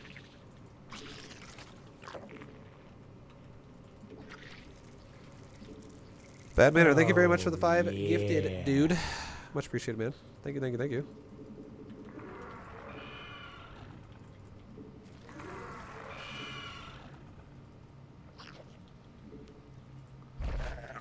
Let's get a Bane Nest. Do you have a third base? Not yet. We're taking our third base like right now. Is there a third base over here, just out of curiosity? No. I have a drone over here. Oh my god. Go home, drone. Oh, yeah. Okay, what are you going to make with that drone? He made an Evo chamber. Okay, looks like he might be going for a Roach build. He might be going for upgraded Lings, or he might be going for a Roach build. Either way is fine with me. Oh, It seems like it's going to be a Ling build if there's going to be a third base with it, and it seems like it's going to be a Roach build if there's no third. And there right now is no third, guys. So I would not be surprised if really soon we see a Roach Warren. Double Evo. Oh, yeah. Double Evos. Okay, it's all good. We're not freaking out, guys.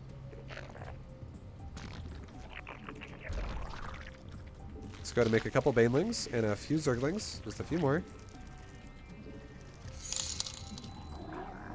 Thank you, I see your Parappa. dono is now low, so let's go and dono.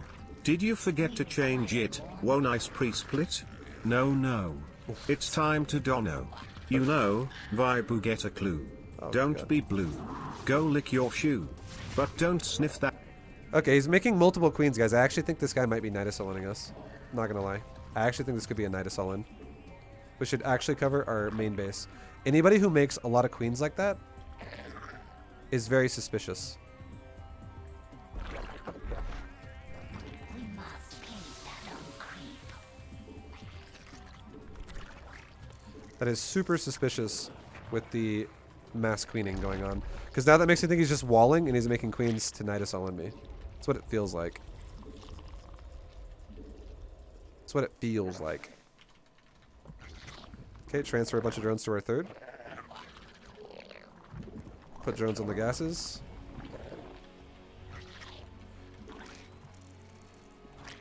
Let's go check his thirds one more time and his doorway one more time with our lings.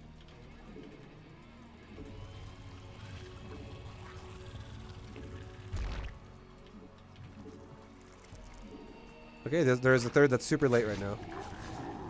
And there's, okay, he's going roaches. So we have a fully saturated third and our opponent has no third at all yet, guys. So what should we do right now? Fucking make roaches. Scouting. We know for a fact we have way more drones than our opponent does. We need to fucking make roaches to make up the difference now. This is very scary for the position of us in the game right now because this dude has way more potential army than we do. Because he's been making army for way longer than we have. Let's go ahead and take our gas at our... This is our fourth gas, by the way. We can go ahead and start a fourth base. So we're on 4 gases. Does it matter that I took the gas at my third base or my main base or my natural? Doesn't mean shit, honestly. I would say just try not to disrupt your main as much as possible. But it really doesn't make that much of a difference where you take your gas. Just take your gas. Run our queen down so it doesn't die. And now let's take the fight against his roaches. Okay, get roach speed in a second here. Once we can afford it. Okay, going back up. Do we have to fight that? Definitely not, guys. I have the advantage right now because I have had more drones for longer. Our opponent went for a 2-base roach plus 1 speed timing. So he went 2-base turtle roaches, which is totally fine. Now let's go into Ravagers. So we're going to increase our drone count a little bit because we now have defended ourselves and it's no longer nearly looking as threatening anymore. So now we're going to go to a total of 6 gas. Let's cancel this base because it's dead. It's all good. Let's just go ahead and build another hatchery somewhere else. It's not that big of a deal. Move some roaches back for us, or my overlords back for a second so they don't die. Inject our hatcheries, make our roaches. Get +1 ourselves. He's pushing us again. Let's let him come into the concave. Notice how I don't give a shit about fighting out there, guys. I literally am okay about defending my base right now. A lot of Zergs, again, this is when everyone shits their pants in StarCraft. This is the most common thing people struggle with, which is feeling comfortable to be defensive when your opponent's being aggressive. If I can go, well, guess what? I had 3-base saturation when he started his 3rd base. And I can still defend roaches. He's the one that has to be like, oh, God. Okay, this isn't good for me. Not the other way around. I don't have to be like, I gotta attack. I'm freaking out. I don't know what to do right now. No, why do I need to freak out? There's nothing wrong with what we're doing right now. We're definitely in the lead. We also need 1 more drone for that gas. I just realized. I just made a drone for it. We're definitely in a good spot. Let's make 1 more drone again over here. Just to get us to like 66 drones, which is 3-base saturation. It's a little bit of OCD right there for me. Okay. And now we're going to make a final round of roaches off of this last inject, and then we're going to go. And he's going hydras, which is, again, that's totally fine. Let's make some roaches into ravagers. We require more Vespine gas. And now let's fucking go for it. Mineral field. Kill that overlord on the high ground because we can see it with our own overlords. And now we're maxed out, guys. Power spike. Let's kill his overlords. He's killing mine as well. And now let's stagger biles. Bile. Bile. Bile. Bile. Bile. Bile. Bile. Bile. Bile. Bile. Bile. Bile. Bile. Bile. Bile. Move forward. Bile. Bile. Bile. Bile. Make a lot of riches. Bile. Bile. Stutter step now. His army's breaking. Stutter. Stutter. Stutter. Stutter.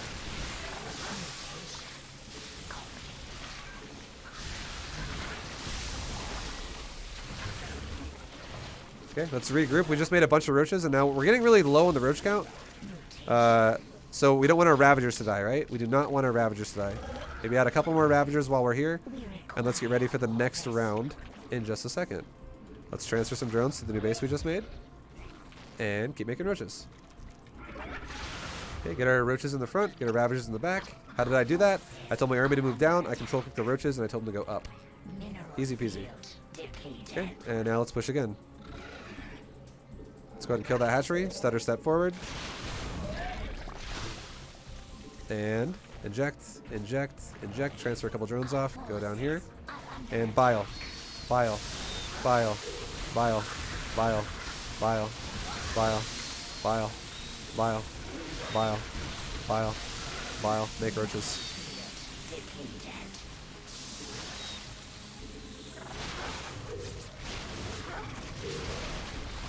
Yeah.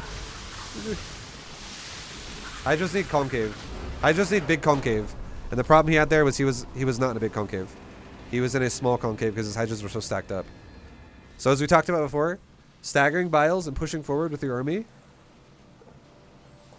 We'll talk about one point because I want to make sure one point is very relevant, okay? There's one point when I stopped staggering biles, and I'll explain why. Okay. So the fight starts, right? The fight starts. The fight starts right here. And he's actually at a pretty decent supply. Not going to lie. He did a pretty good job catching back up, even though we had a better drone count than he did for longer. His upgrades right now are 1-1. My upgrades right now are 1-0. He's about to be 2-1 in about the next 4 seconds. I am about to be 2-1 in the next, like, 30 seconds. So he's got more gas than I have had earlier because he 2-base teched. So he has a little bit of an upgrade lead at this moment in time. And we're going to have an upgrade lead, or we're going to match his upgrades in about 40 seconds. The only reason why we pushed right now is because we definitely have an army lead, because we knew we had a better economy, so we know we can push, and there should be a good situation for our economy in this position.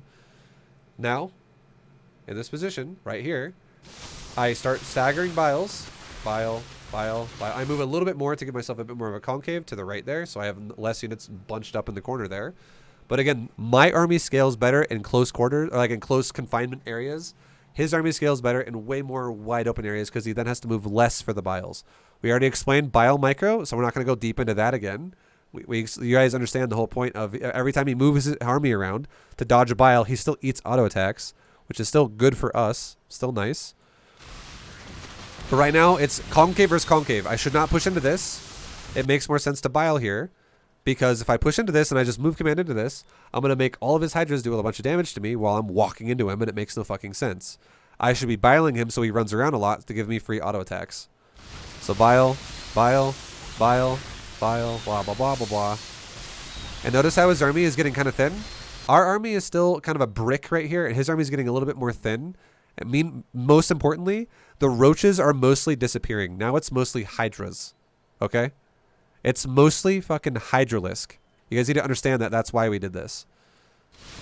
So if he has mostly Hydra, and now it's literally all Hydras on the left side, 1 Hydra and 4 roaches, or 5 roaches on the right side. This is mostly Hydras. Staggering biles now makes no fucking sense. The reason why is because Hydras have superior range and less move speed to roaches. So if I stagger biles against Hydras, he's going to always be shooting me while I'm trying to engage him, and if he's going to back up as well. And when he backs up, if I have to dive deeper into his army because he's got more range than me, and I have to keep closing the distance, there's more of it. I feel like there's just more of a chance that your roaches are going to run into your own biles, which is going to be annoying. And if you have to wait for your own biles to expire, he's going to shoot you for fucking free while you stand there. Like, it just doesn't make any sense to stand there with bile. You won with those biles by a mile. That was worthwhile. In fact, it made me smile. Tell that guy to go to the checkout aisle. Okay. Because that was vile how he ate those biles. Okay, thank you very much, Parappa the Rappa. Thank you so much, dude. I can tell you played that game a lot. What a boss. So, again, it just doesn't make a whole lot of sense for us to try to bile him when he has superior range to us, because he's going to be shooting us while we stand there and bile him, and it makes no fucking sense. So now, we don't want to bile and have biles zone our own army out when if he runs back a little bit. We want to just run on top of the Hydras, because Hydras are very squishy, and auto attacks are more than enough to kill Hydras. So we should actually, if we want to bile anything, what we should do is we should do this. Stutter step forward now that it's just Hydras. And if we get on top of him really close like this, we should actually start casting biles on the back of his army. On the back of his army. And the reason why is because now that we stutter stepped into him, if we biled the back of his army a couple times, if he stands there, he eats a bile. But if he runs away, now that we've closed the distance, now we get free auto attacks while he runs away. And then when the biles land, if he's running away, we run him down again with more move speed of roaches. But again, it makes no sense to just stand there far away and bile when it's just Hydras. I hope that makes sense. Because again, they have better range than my roaches. And I will just lose roaches and he'll just back out of biles.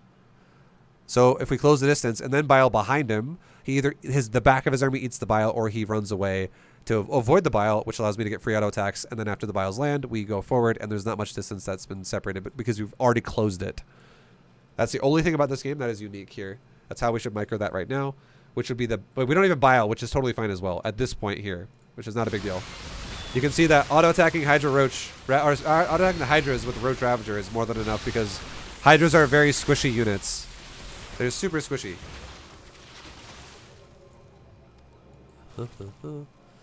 And then, yeah, this next fight, you can see the bile, right? So, I mean, it's a snowball effect. We just have more. The next time around, we had a lot more supply than him, and then we were biling him, and it was hard for him to deal with. So Roach Ravager, pretty fucking strong in ZVZ. Is it the most strongest thing you can do? Not necessarily, but it is very good, though.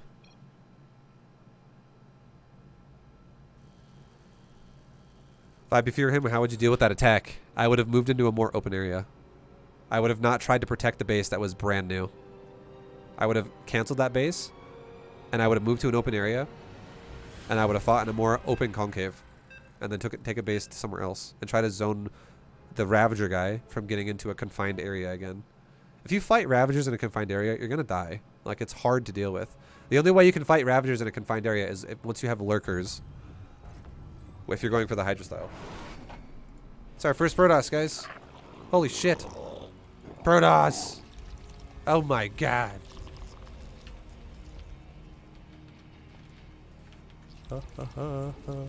I'll macro this guy.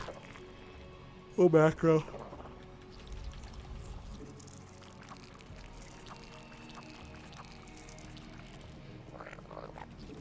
Spawn more overlords.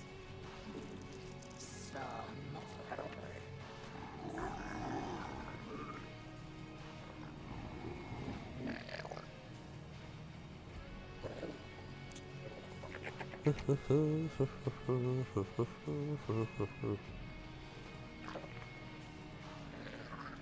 Can I link a clip to the donation? No. No clips. I already imagine you're gonna link a Parappa the Rappa video game clip right now. I don't want to have guys. I don't want to have a bunch of clips going on right now. I'm sorry. Maybe if I'm not streaming B2GM, I wouldn't care as much then. But I don't want to turn this into fucking cesspool with Twitch chat. Random fucking annoying donos that sometimes happen, you know, massively while I'm trying to make a fucking guide out of my StarCraft. We require more minerals. Also, I don't have mods, so I don't actually like Twitch clips in general because I have to risk it every time I let you guys run a clip. I don't have anyone proofreading I don't have anyone checking the clips to see if they're not against terms of service. I don't want mods either, by the way. I don't want any fucking mods. I don't like having mods. Mods usually just create drama. Because they're way more uptight than I usually am. Despite how ironic it sounds right now, with the fact that it sounds like I'm uptight at the moment. But yeah, no, I don't trust Twitch chat to never try to fuck me over. I think the average thing of Twitch chat is the average, not like everybody, obviously not everybody, but I think the average mindset of overall Twitch chat is super fucking toxic.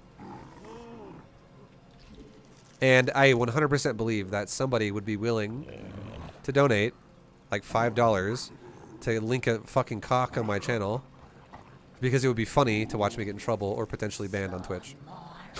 It's very fucking real. Twitch is actually insanely toxic sometimes. Oh, yeah. Hey, how to scout ZVZ2 or 3 base all-ins with Roach style, i.e. with B2GM build. What? Oh, wait, these questions, guys. Why you guys ask me so many questions about matchups I'm not even playing all the time? You guys make me so happy. Thank you for the 20-month resub. Also, thank you for the 10-month resub, Doge Dude. Okay, this is going to probably fuck me over a little bit. Let's talk about your Zerg question while I'm playing a Zerg versus Protoss. Hey, how to scout 2 base or 3 base all-ins with Roach style, i.e. B2GM build. It doesn't matter. You're talking about bronze to plat? It's irrelevant. This is one of those moments where don't take offense to this, but I will say it this way. I know people probably take offense to this.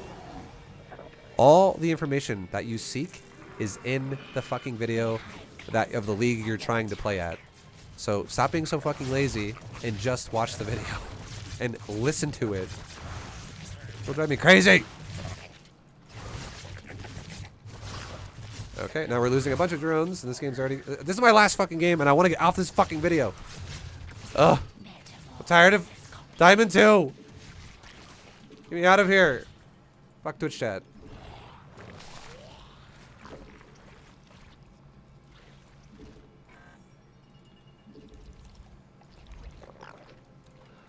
Okay.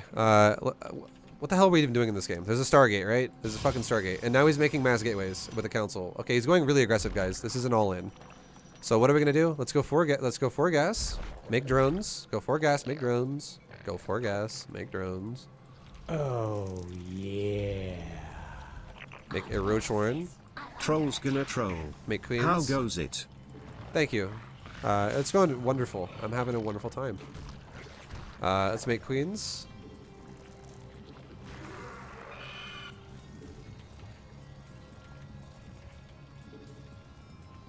Our forces are under attack.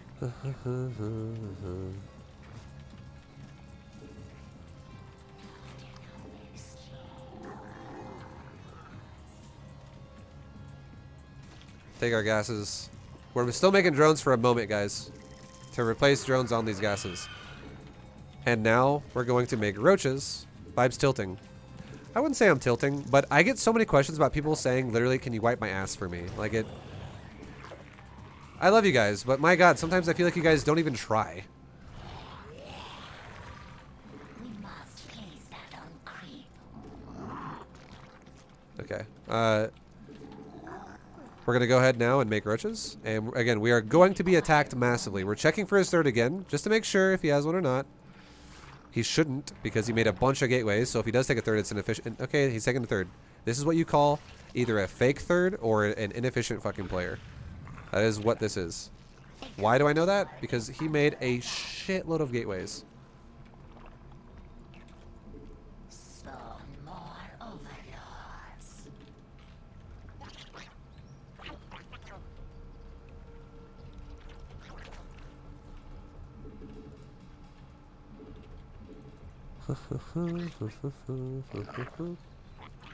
Okay, is he gonna push me? Let's do one more scout and a third. We'll stop making roaches around 16, and the reason why is because, I mean, if he's gonna push me, there we go. There comes a void ray push at least. But we'll stop making roaches for now. We'll actually go back to making drones because he's not actually pushing me to the ground right now. Let's go into double Evo chamber. Got a Hydralisk thing coming, and let's try to get our queens out there to get rid of the observer and the void ray. Under attack. Stutter step our queens. And now there's a bit of an attack going on in our main base. Run our drones away. It's all good. Guys, this is not massively all in right now. This is not that scary. Our roaches will arrive and we will be just fine. Put drones back on the mineral line.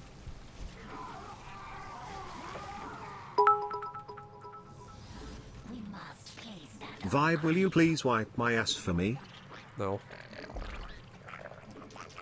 Guys, I will say this. It is kind of a pet peeve of mine to answer questions that I already answer numerous times throughout the videos, because all that does is it proves to me that you have a question and you want to know the answer, Oh, yeah. but you're not willing to put in the effort to like actually do a little bit of research yourself. Read the manual, guys.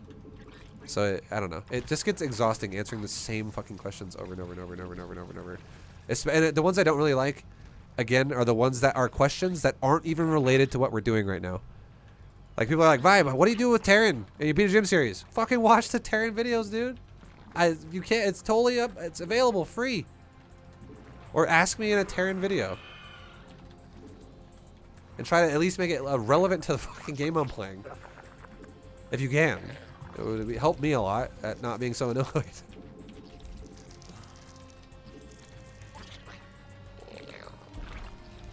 I'm sorry, guys, I don't mean it. I'm just getting really fucking exhausted from making the series. This is really long.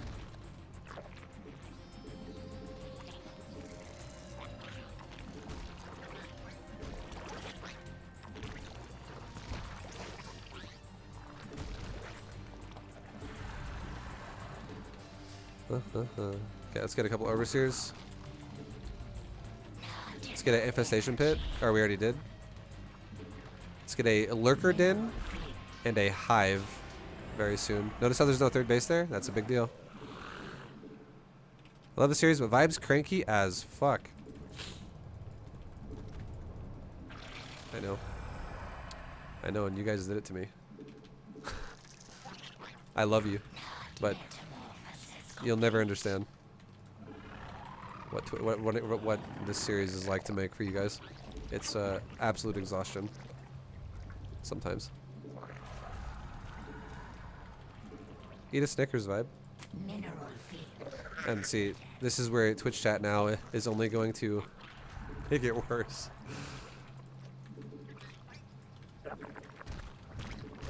Alright, I'm just going to actually turn Twitch chat off because you guys are... it's getting to that point where, once again, Twitch chat is showing its toxic side. Where I'm mentally exhausted and now you guys are going to further exacerbate it. So I'm just going to close Twitch chat so I can actually finish this video strong and not, you know, be annoyed.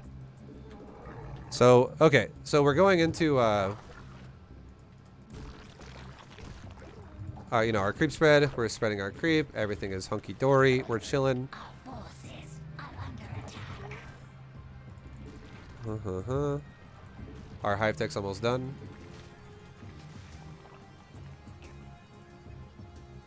Metamorphosis complete.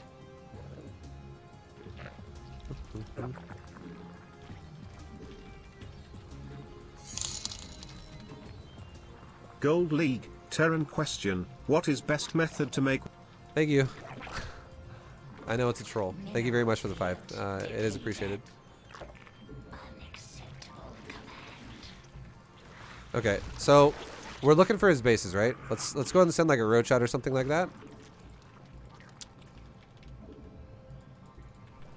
And find out what he's doing as a follow-up to what he's done so far. He's poking my main base again. Let's go defend that. He's gonna warp in a bunch of zealots.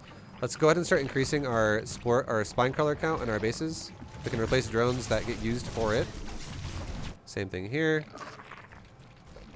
Our forces are under attack. Okay, and let's make like 3 lurkers right now for the triangle lurker defense. Let's make like 2 more spines here. Let's make like 2 more spines there. We're just covering our bases really well right now. That's all we're doing. Let's also make like an extra like 7 spines right here, or like 6 spines. Because again, you guys might think to yourselves, that's a lot of spines. Do we really need that many? Yeah, because if you don't lose your bases, you make so much more money than what those spines cost. It's amazing. Unacceptable command. Okay, we're spreading creep, we're spreading creep, we're spreading creep. Now we're going to take 1 lurker, put it in the main base, burrow that bad boy. Take 1 lurker, put it in the right side of the out exposed bases, and then take 1 lurker, put it in the left side of the exposed bases. Now we're at 90 drones, soon to be 88 because we're building buildings. And let's go ahead and get rid of our roaches now because they're really bad. Roaches and lurkers fill the same role, which is the push, and we don't need roaches anymore. Let's go to make a bunch of lurkers instead. And now finally we see he's going Sky Toss, right? So we're fighting a Sky Toss player. So now that we know we're up against Sky Toss, let's actually start going into Carapace upgrades instead of melee upgrades. Our Lings are already well upgraded enough as it is. We can go for a quick round of a Ling counter for a moment here. That wouldn't be a bad idea. Do we have to go all in Lings? Definitely not. But a little bit of a counter of Lings wouldn't be the worst idea. Okay, transfer drones around to new bases. Let's take another base on the right side. And try to fix our creep that's getting destroyed right now by these zealots and the observer. Fix that creep. Okay, he's pushing, so back up. It's okay. We don't need to fight this right now. We can take our Lings and we can try to run at his base. We could take our Evo chambers and make Spore Spine. Okay. And try and run into his base right now. See what we can do. Run into the mineral line. Nice. We're killing a bunch of probes. This is super good. This is what happens when you get Ling upgrades. They own. We can get also we can either get a Ultra Cavern or a Bane Nest, because it's going to give us options again to pressure the Protoss hard. Let's make Spore, Spine, Spine, Spine, Spine, Spine, Spine. Let's transfer over like maybe 2 spines or 3 spines from here down to this base as well. Let's also transfer the Lurker over to this base, because again, this is my newest exposed base. So it's the new edge of the triangle defense. And let's start sieging this guy's base right now. Let's just push him right now. Burrow Lurkers. Leapfrog. Burrow Lurkers. He's pushing into us. Let's guard our Lurkers. Back up a little bit. Guard our Lurkers. Notice how I don't care if my Lurkers take damage. They're getting stormed like crazy. It's okay though. Okay. Our army's, you know, army's gonna die right there, so let's go ahead and back up. It's okay. Let's go ahead and remake a new army. Back up a little bit. Get a few more Lurkers again. And if you're wondering why that fight was a little bit rough for us, the reason why is because our opponent has level 2 air weapons, and we don't even have level 1 Carapace yet, so we're a little out upgraded at the moment because we were going melee, which makes the Lings better, but it definitely makes our army worse against Sky Toss. But again, it's okay. Are we dead right now? No. We have the ability to remax. It's okay. Let's go ahead and attack him again, and let's get our Lurkers up into his face and burrow our Lurkers on his army. This time we can transfuse our units a little bit. Transfuse. Transfuse micro a little bit. Transfuse, transfuse, transfuse, transfuse. Transfuse micro, transfuse micro. We're popping carrier interceptors like crazy. Mutations are completing. Let's try to make a couple more creep tumors to fix that. Vibey, love you man, you're the only reason I still play SC2, thank you. Much love, dude. I appreciate that. Thank you, thank you, thank you. Okay,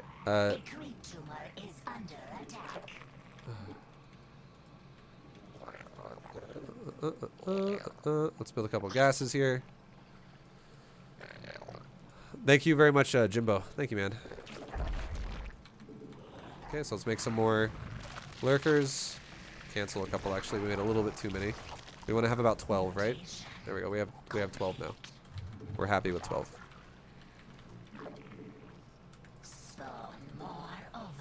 Okay, and we're going to do some rapid fire injects on our hatcheries.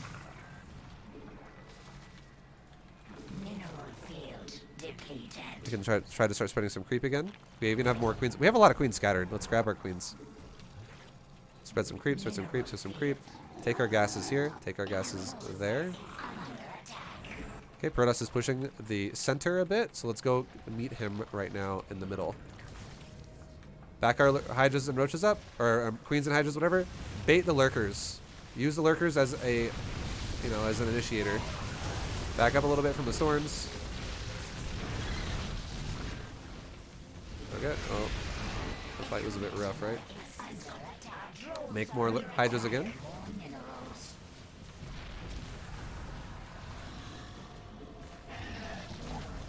Keep making more Hydras. That fight was probably a bit rushed, to be fair. I went on a speed zone for my opponent. Your Liquipedia page says Team Captain Cats of Root cited the reasoning for wanting you to join was that you had a large unrealized potential and wanted to help you become invincible. What do you think he saw? Oh, Thank you. Yeah. Okay, we're going to fight this area again. This is kind of a fucked up Thanks for fight. the awesome series, man. No worries, thank I've you come guys. such a long way thanks to the macro fundamentals Vibu happy. A creature is Thank you. We're dead. I would say we rushed the fights a little bit too fast. It's okay. We pushed ourselves a little bit further forward than we needed to, and we also didn't have Carapace as high as we wanted to. So that's definitely going to make a big difference, right? If we don't have Carapace and he has weapon upgrades, it's going to definitely change how our army scales in these fights. So long story short, we should probably not try to like rush to an engagement to siege in front of his face, especially with a fucking speed zone in front of us.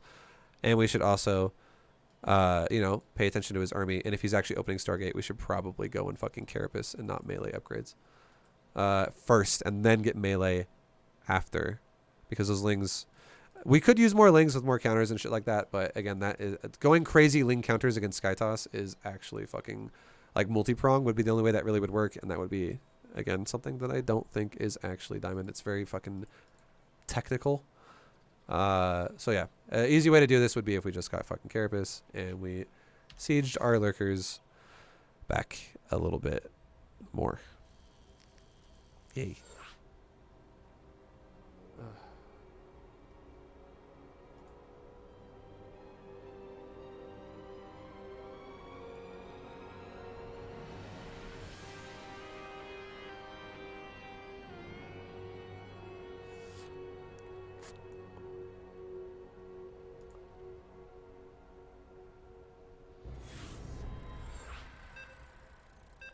I'm gonna ult on the next guy.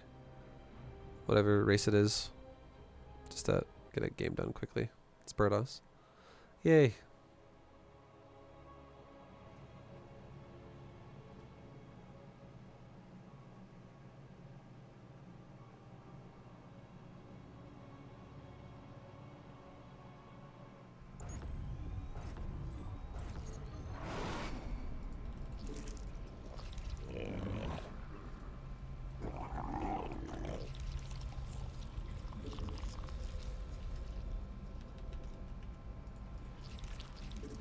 We require more minerals. We require more minerals.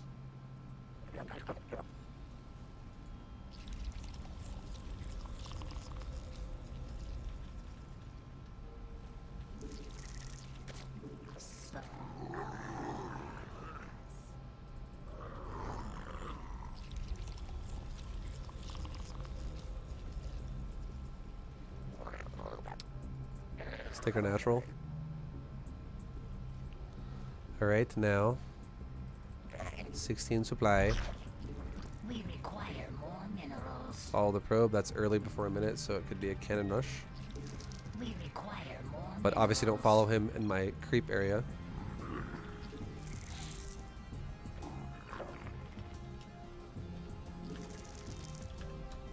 I don't even know what he means.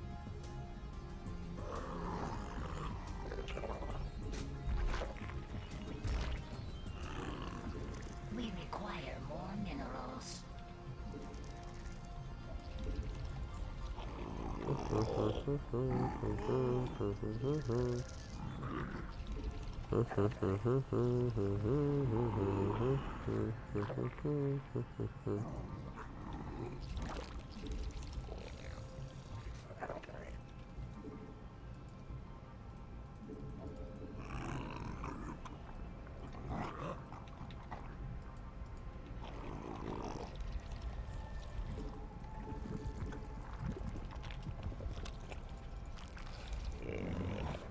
No expansion. Double gateway. It's all good. We're all-inning him as well anyways. Double Chronobus to gateways probably. We haven't seen the Nexus yet, but wouldn't be surprised if he does that.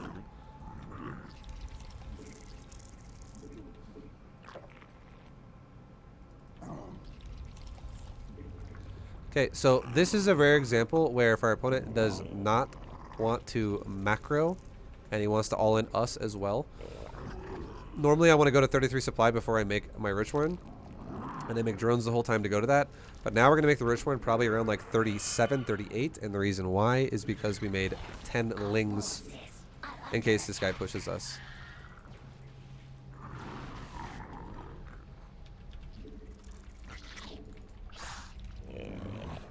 Because if we don't make any fucking lings and we get pushed, we're just going to die. 100% chance. Okay, so my Overlord died, so it's going to kind of supply block us. So let's just make a rich one now anyways, since, I mean, we have the money and we can't spend our larva now if they inject, so it's okay. Because he made a Stalker. Okay, now we're done making, we are now done making drones. We're now going to make some Overlords, go for like the extra supply cushion, and now we're going to rip drones off of gas to go onto our natural, because we're at 200 plus, and now we're going to make roaches in a second here. And this is one of those weird moments in this game where I would say this guy has the potential to also go for a very awkward thing that could kill us, which could be DTs. Even though we saw a robo, there's potential. Okay, there's just fucking batteries near my base, so this guy actually might be going for proxy Stargate, and he might have canceled that robo actually. I think he did. Yeah, it's fucking Stargate. So now we all in him.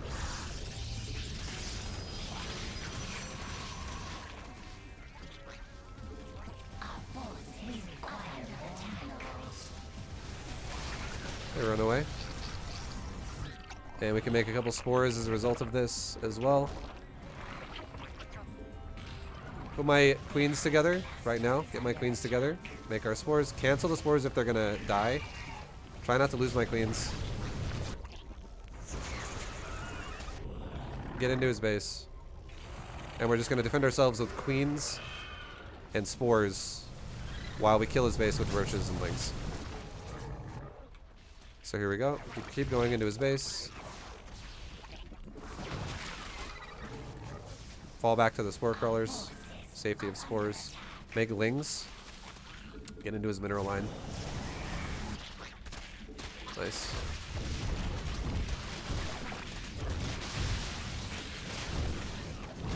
Go back to the mineral line. Make a creep tumor here so we can actually transfer queens back and forth to base really easy.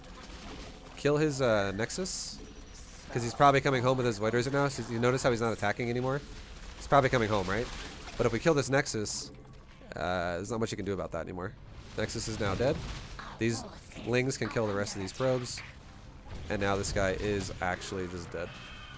Let's have our roaches go forward and just kill these last two adepts so they don't have to be a problem for later.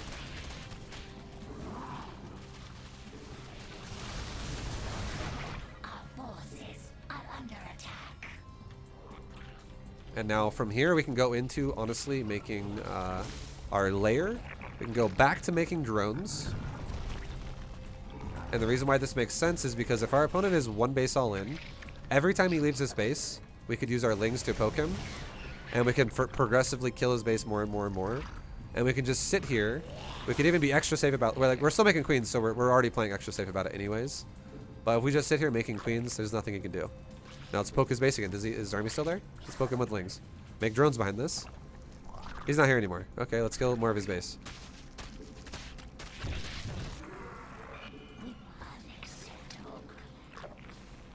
Make another queen. Just wait for him to engage us, right? And we're going to make Hydras eventually and then kill him. If it comes down to that. No, he came home. He came defensive. So let's go attack him again. And notice how I can click his buildings even though I don't have a unit there? You want to know what that means? He's being revealed. It means there is no nexus anywhere. I can't click buildings like this if there is a nexus on the map. So it means he is 100% all in. No income. Okay, now he rebuilt his base. So now I can't click it anymore. It even says it right there. Now he's no longer hidden. Or now he is hidden, sorry, because he's no longer being revealed. So let's use our lings to, again, shift a move around the map. Let's try to go find where he is. Try to save that overseer if we can. Overlord, whatever it is. Okay, we can spread some creep outside of my base. I have a lot of overlords that are going to die up there, unfortunately, it looks like. And now we're going Hydras. Let's go ahead and take a base right here. Or to be fair, you know what? We should take a base right there. And the reason why is because this is actually really abusable with this cliff going back and forth. That's against Void Rays. That's super obnoxious. Just spread creep. Notice how I don't really care about killing the Stargate yet. Because if I did, it opens my base up to getting counterattacked. And we don't want that to happen. It makes no sense for that to happen for us. It doesn't do anything good for us. Let's go ahead and take drones for our third. And is your base back in the main base? No, so he's got the only base that we can't see right now, which means he took the fucking island base right there. Like, he killed rocks and took it. So, it's not a big deal. We're going to keep making queens. Not a big deal. Not a big deal. And we're making hydras right now. We're making hydralists. We're getting upgrades. We can transfer a few more drones to our third base. We can take gases here. Because again, hydras need a lot of gas. And all we got to do is kill his one base and then he's dead. And we're still spreading creep the whole time, working our way towards that base. We could also Nidus that base if we really wanted to, but I mean, we don't have to do that. Also, if he sees the Nidus, he'll just kill it. Let's take another base up here. Okay, let's go back to the main base, and let's go fight. Try and save that queen if we can. It's okay. Make more hydras. We have 3 fully saturated bases. Actually, we're a little bit shy on this one by a tiny bit. Make a few more drones for this base, and then we'll have 3 fully saturated bases.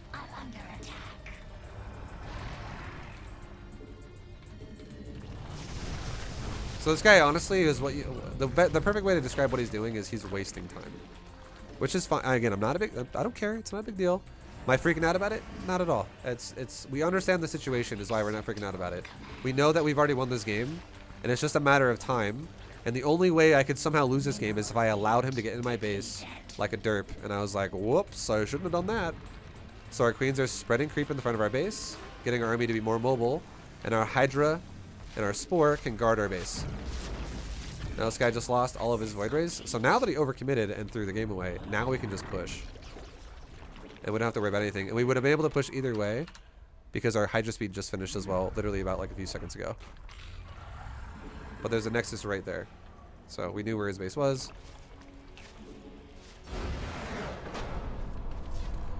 And yeah, I mean, that was just all in versus all in.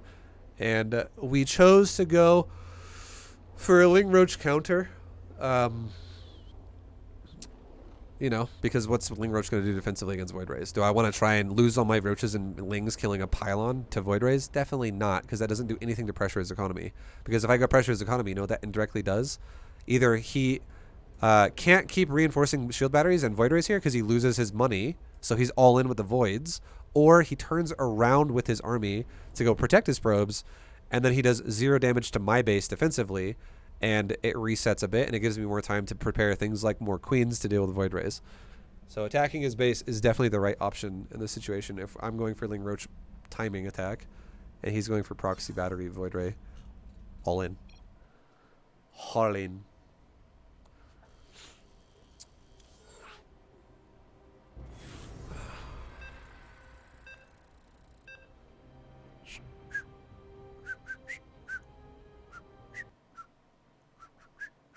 I didn't play any Protosses at all. Now I'm playing all the Protosses. So many Protosses right now. So many Protosses. Good luck, have fun, dude.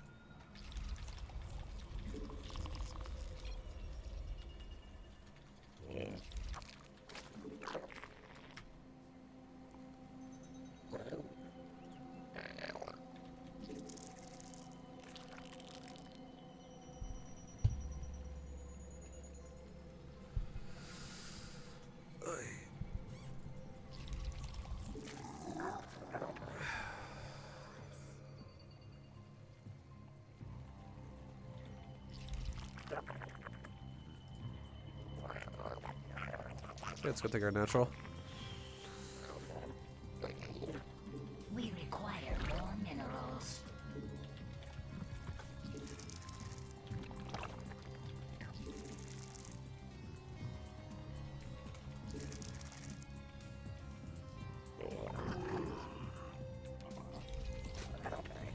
Okay, that probe got here after a minute, so that's most likely not a cannon rush. It doesn't mean we shouldn't still follow the probe with our Overlord and make sure he's not doing things like building pylons and ramps and shit.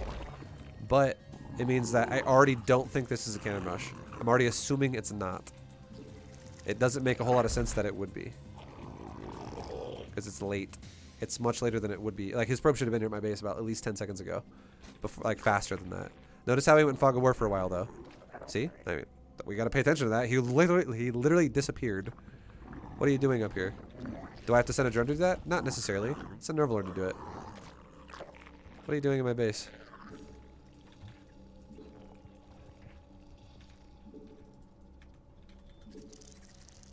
Okay, it looks like that's nothing, honestly. We'll have our next Overlord scout the rest of it, because we don't want to... The same thing as here is we don't want to have the probe, quote-unquote, pull our Overlord too far away and then us reveal our natural way too long. Or, like, under-reveal our natural. So this Overlord can go check and make sure there's no pylon in my base. Meanwhile, he expanded. That was more expected. Get coins at rally.io. Either dude, thank you very much for buying another $1,000 worth of Vibu coin. What a fucking legend. Hell yeah, man. Thank you very much. Enjoy your Vibu coin. Another round of Vibu. Thank you very much, man. You're a fucking man. You're the man. You're the goddamn legend.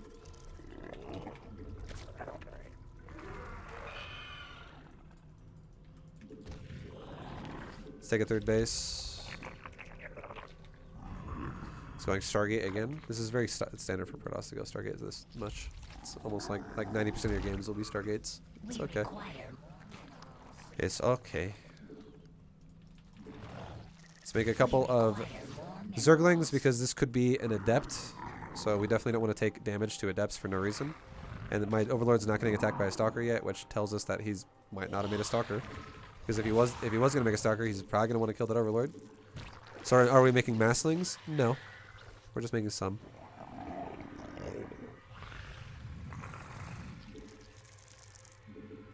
Okay, let's get another queen spawning a creep tumor this way. So, because again, the creep, I'm going to tell you guys an answer right now. This is a big, big, big thing you need to understand. Creep is how you beat Sky Toss. It's amazing. Creep is literally how you beat Sky Toss. Now let's make one more round of lings. We're going to make another round of like 9 eggs of like 18 lings essentially. We're making a decent, like we're going up to almost 24 lings here. Okay? And the reason why we're doing that is because our opponent's opening up super defensive, non-aggressive Stargate. And something that applies to this a lot is opponents who like to take a really greedy third base. So we are going to right now test ourselves and see if we can deny his third base, which we think is happening. Meanwhile, behind us, we're still making Overlords. We're going to take our layer. Is there a third? There's no third yet. Let's go check and see if he's got a third at a different base. Meanwhile, we're making drones behind this. Let's also start our Roach Warren. And there's a third here. So yes, there is a third base.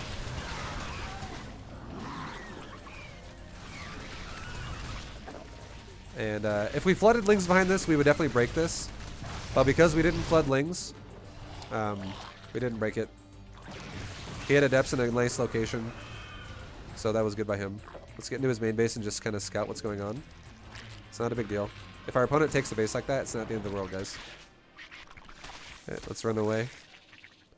Make creep. Run around. He's got no other tech right now, so it's all good.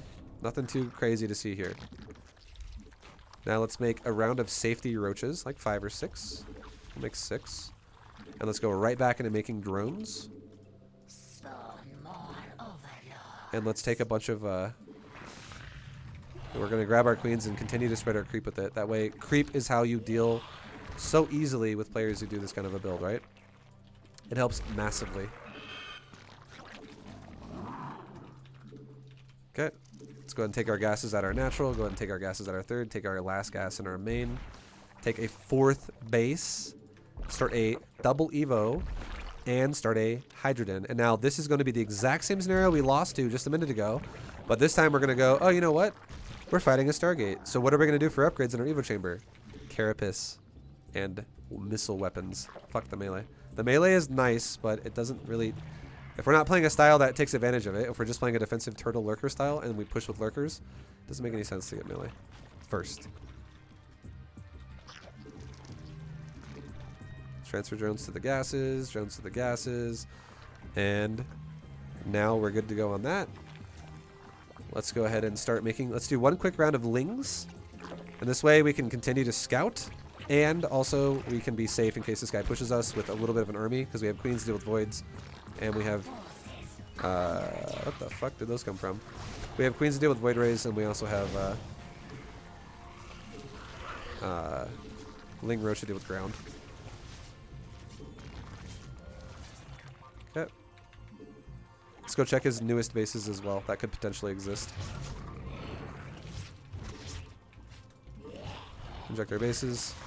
So he actually, it looks like he just recalled one Void Ray out, and he missed one, which is fine. Does he have a base here? Are you expanding up there already? Let's get Roach, weapons and carapace. Let's get a infestation pit to get ready to go to tier 3. Let's also now make 1 spore per base, because, I mean, this guy could continue to run voids around my base for all we know. It could happen. And because we also just saturated our 4th base, let's take a 5th base. Meanwhile, what are we doing? We're spreading creep. This is a great way to really give Skytoss a problem. Okay, so our Zerglings died to Zealots. It's all good. Okay, and remake 1 drone per base to fix our economies. Take our gases here. Drone count is looking great. Now we're going into mass hydras. We're going to go into a lurker den as well, and a hive. Queens, come back. Don't go suicide. Spread creep. Spread creep, spread creep, spread creep, spread creep, spread creep. Notice how we're okay with the Protoss doing whatever he wants, but we're doing whatever we want as well at the same time. We're okay with it. Okay, so let's go over there and let's fight that with our ground army. Our Hydras and our Lings and our Roaches. Queens are still spreading creep on this side. It's all good. Let's actually add some more creep tumors on the left side, because this side's a little bit sparse on the creep. It's because we just added a ton of creep on the right. So we have tons of tumors on the right side of the map right now. Let's fill in the left a bit more, like 2 there, 2 more there, and then 1 more right there. Let's also spread more creep in our main so we can see prisms and shit. And now we have a massive army that is almost maxed out. Transfer drone. So now let's, we're about ready. We're about ready to attack, okay? So let's send 1 more Zergling to the top of the map. And let's send 1 more Zergling to the right side of the map. Let's go back and do another round of creep. Let's make Zerglings again, so I can get 2/2 upgrades. And we're saving gas for upgrades. So spread our creep, spread our creep, spread our creep. Spread creep, spread creep, spread creep, spread creep. There's another Zealot still sitting there. Get armor, carapace. Get lurker upgrades. Okay, so inject our hatcheries. Let's put 1 more queen on that hatchery. Get our gases going here, which we never started. And now, let's go ahead and try to push the Protoss for a second here. Let's push the Protoss. Meanwhile, while we're pushing, let's do another round of creep. Alright, we're running into him in the middle of the map. Okay, take a second. Take a second. Focus on this for a second. And we can see, okay, yeah, no, he's got Skytoss, he's got Archons, he's going full-fledged big boy bullshit, so. Make a bunch of drones right now. And make spines. Make spines. Same thing we did last game, right? Spines. Spines. Spine. Spines. Make spines. And make more spines. Don't make one there, though, because it blocks the mineral line. So now how many drones we got? We got 69. How many drones we got now? We got 77. We're fixing our drones as fast as we're losing them. We're back up to 80 again. 81. And now we're good to go on drones. We're happy with our drone count. We're back up to 86. That's really nice. And now we're really protected against a lot of potential bullshit Protoss can do to us. Let's also now start a bunch of lurkers.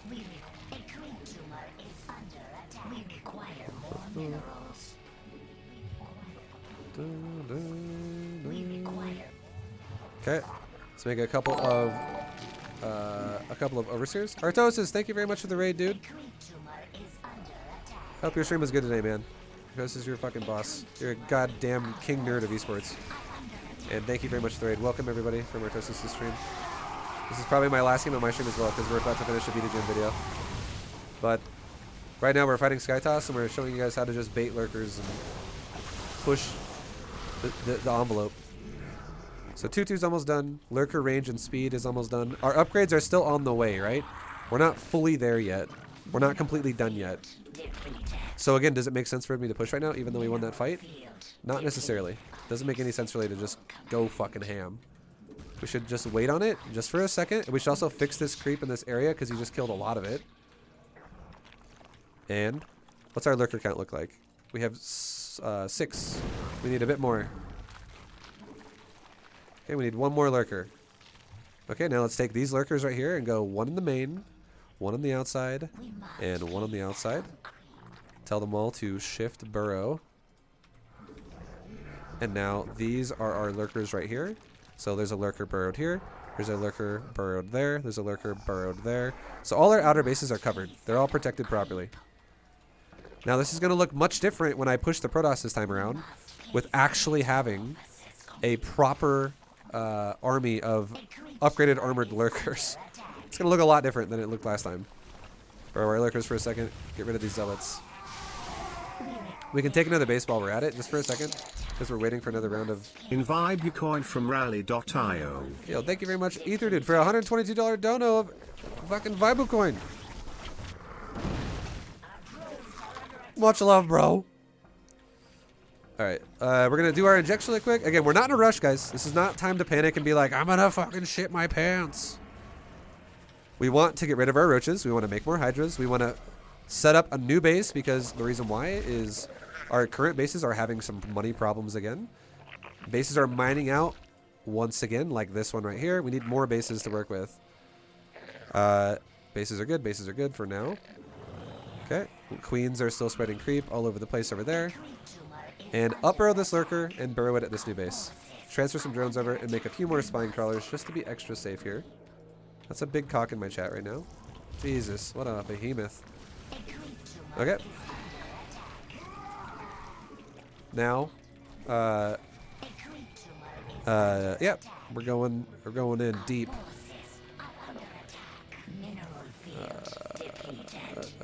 Okay, let's go fight his army. So he's pushing my creep again. This guy's all over my creep. You're a Zerg player, and you're freaking out. You're shitting your pants right now. You're like, I hate Protoss. It's okay, guys. Not the end of the world. Let's make some new spines here. Again, we're trying to keep up with making sure we don't break. That's the only thing that matters. And now let's go push. Now. Fucking now. Now, dude. Now we push.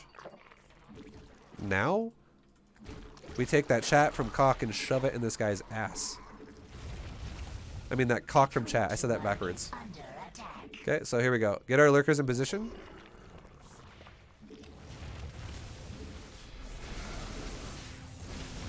Okay, push with our lurkers, guys. Push with the lurkers. And cover them with my hydras. Okay, he's recalling on me. Uh-oh.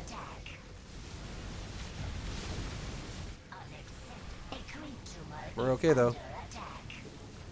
Okay, look at where he's coming with his army. Rotate my lurkers in front of my army. And stand behind them.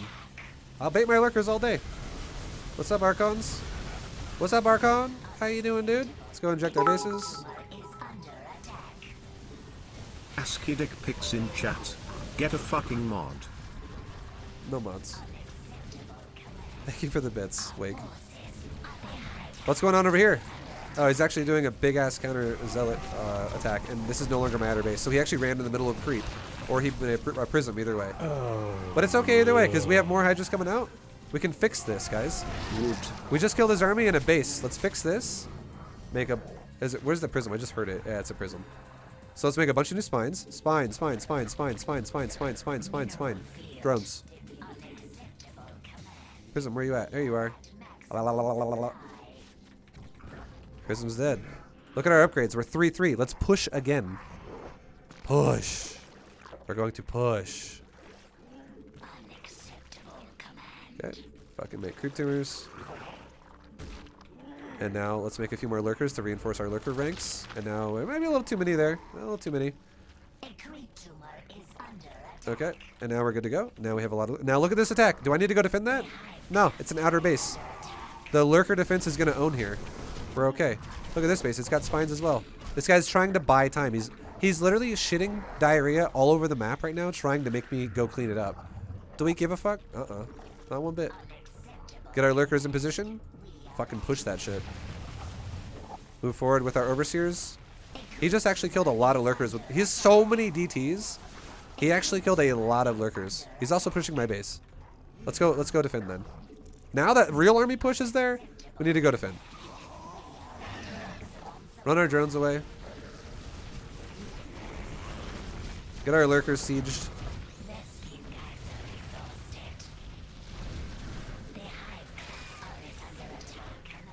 Rebuild this base.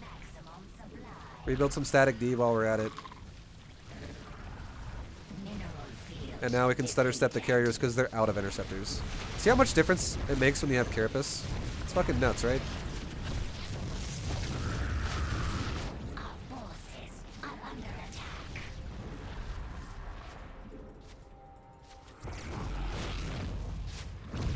Okay. What's going on here? Oh, guess what? I don't give a shit, right? Because we need more drones, to be fair. We need more drones. We need to go back to like 80 drones, so that's what we just did. And we can make a couple more spines here because we just lost a couple spines. It's all good. Where's our lurkers? The lurkers never moved. Okay, let's make some more lurkers to be safe. Do I have to push them right now? Do I have to have a panic attack and go for the fucking kill? Go for the throat at the moment? I don't care. I got lurkers, guys. I got hydras. We're methodically breaking this guy's fucking legs apart here. We're blasting him.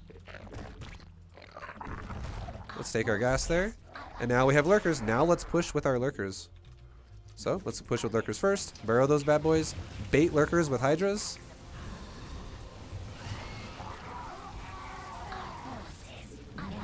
What's up, carriers? How you doing? My name's Hydra, and I'm a Korean Zerg player.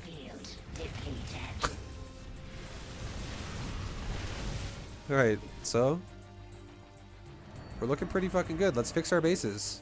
Fix our base. Fix our base. How's this going? Not too bad. Not too shabby. Hey, lurkers, push in a little deeper. Cover the lurkers. Notice how I'm not overcommitting my hydras? Because we don't want to walk into a fucking... We don't want to walk into the eye of the storm over there and just die. Look at that. You see that storm? Bye. Didn't touch my hydras, right? I'm back here, dude. You missed. He totally missed the dartboard with his trying to hit the bullseye. And now we can stutter step the carriers because all the carriers are empty. Okay, let's move our lurkers. Let's not overcommit our hydras. Don't get froggy. Don't get too crazy, guys. Lurkers go first. And now we cover lurkers.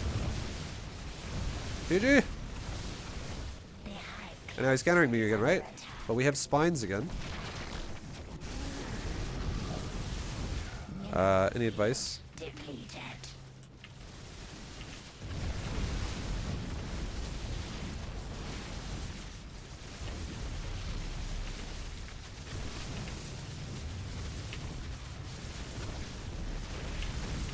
My hands are so cold. Fucking air conditioning is freezing me out.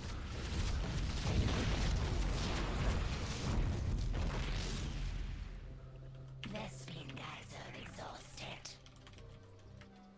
Mineral field. Vespene guys are exhausted. Get coins Yo. at rally.io. Thank you very much, Anthony, for the 1,000 coins again. God damn.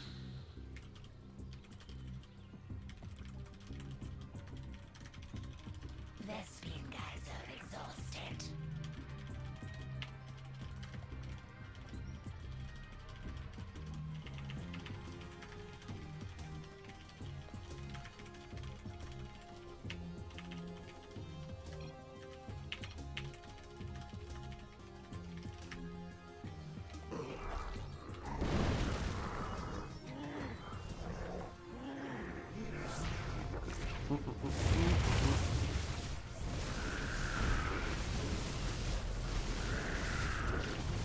GG. Yo, Birdie, much love, man. You're a good guy. You're a nice guy. Nice. So you can see the difference, right? You can see the difference. Don't get too froggy. Gotta wax and sklounce. Wax them sklounce. That's actually fucking hilarious. I know exactly where that's from. Got some Terry's up in here? You gonna get froggy? Gonna wax them sklounce. If you guys have never watched Key and Peele, that shit's pretty funny. So what happened this game, right? What happened this game? We made armor upgrades. Do you see how much of a world of difference that makes? We fought the same fucking army as before. In the last game, I got obliterated. But last game, we went melee and missile weapons. This game, we went armor and missile weapons. And we skipped the melee. Melee makes more sense if the Protoss goes... Like, melee range weapon makes more sense if the Protoss goes for, like, a Charge the Archon Immortal kind of a style. Honestly. Because there's a lot of breakpoints that don't make difference at all there with Carapace. And suddenly your Ling counters can be really effective there. And you're making a mostly ground army anyways. Like, Lings included. But against Stargate opener builds, you probably should not fucking go melee. Because, again, you still can make it work. It's just really advanced. And I'm really trying super hard here to not be like, all right, we're going to be playing like a fucking pro gamer now. It's, you know, it's fucking Diamond. This is that Diamond game, guys, right? So it needs to be realistic, right? So if we're going to do a simple Roach, or a simple Hydra Lurker pressure, if we just have Carapace, suddenly Interceptors are way less effective. So much less effective. And we already talked about, we broke down the Interceptor math on how it scales against Lurkers and Hydras. It's insane how good Hydras and Lurker are, like how good armor is in general against a carrier. Because, and again, anyone who doesn't understand what that means, long story short, a carrier hits a unit 16 times per attack if it's fully loaded with interceptors. It has 8 interceptors that'll attack twice each. So armor applies to each one of those attacks. 16 fucking armor, which means if you have 1 armor upgrade, it removes 16 damage off of a carrier. If you have 2 armor upgrades, 32. If you have 3 armor upgrades, 48. You can remove 48 fucking damage off of a carrier's attack with level 3 armor. And 48 damage, guys, is more than half the health of a Hydra in total. It is so much value there. There is very few things in this game that you can say gives you 48 armor to a unit. It is insane value. If I were to get armor against a Marine, it's literally 3 armor. Level 3 armor against a Marine is 3. Because each attack applies 1 time. Against a carrier, it applies 16 fucking times, so it gets nutty and insane. It's really good against carriers. Which is why you can see that's literally why the clear difference of last game that I lost to Protoss, where the Protoss just ran my ass over, and we literally said we didn't have Carapace, so we need to not do that against the Stargate opener. This game, we run him over because we have Carapace. Now, is this going to happen always like this every time? Not necessarily. There's other micro that can be happening too at the same time, but the odds of you winning the game are going to go, your odds of doing better are going to go way up if you actually get the right upgrade. So, yeah, armor very good against carrier. But yeah, I would break this game down. But I mean, we've already talked about this kind of a concept a lot. We've talked about it many times. It's literally triangle lurker defense, which we've already talked about. It's static D to make Protoss bleed zealots out. Look at this though. Look at that for instance.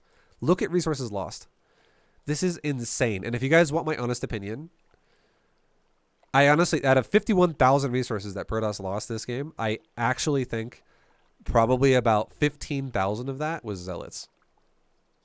Like, there's a big chunk, not all of it, obviously. He had way more things than just zealots.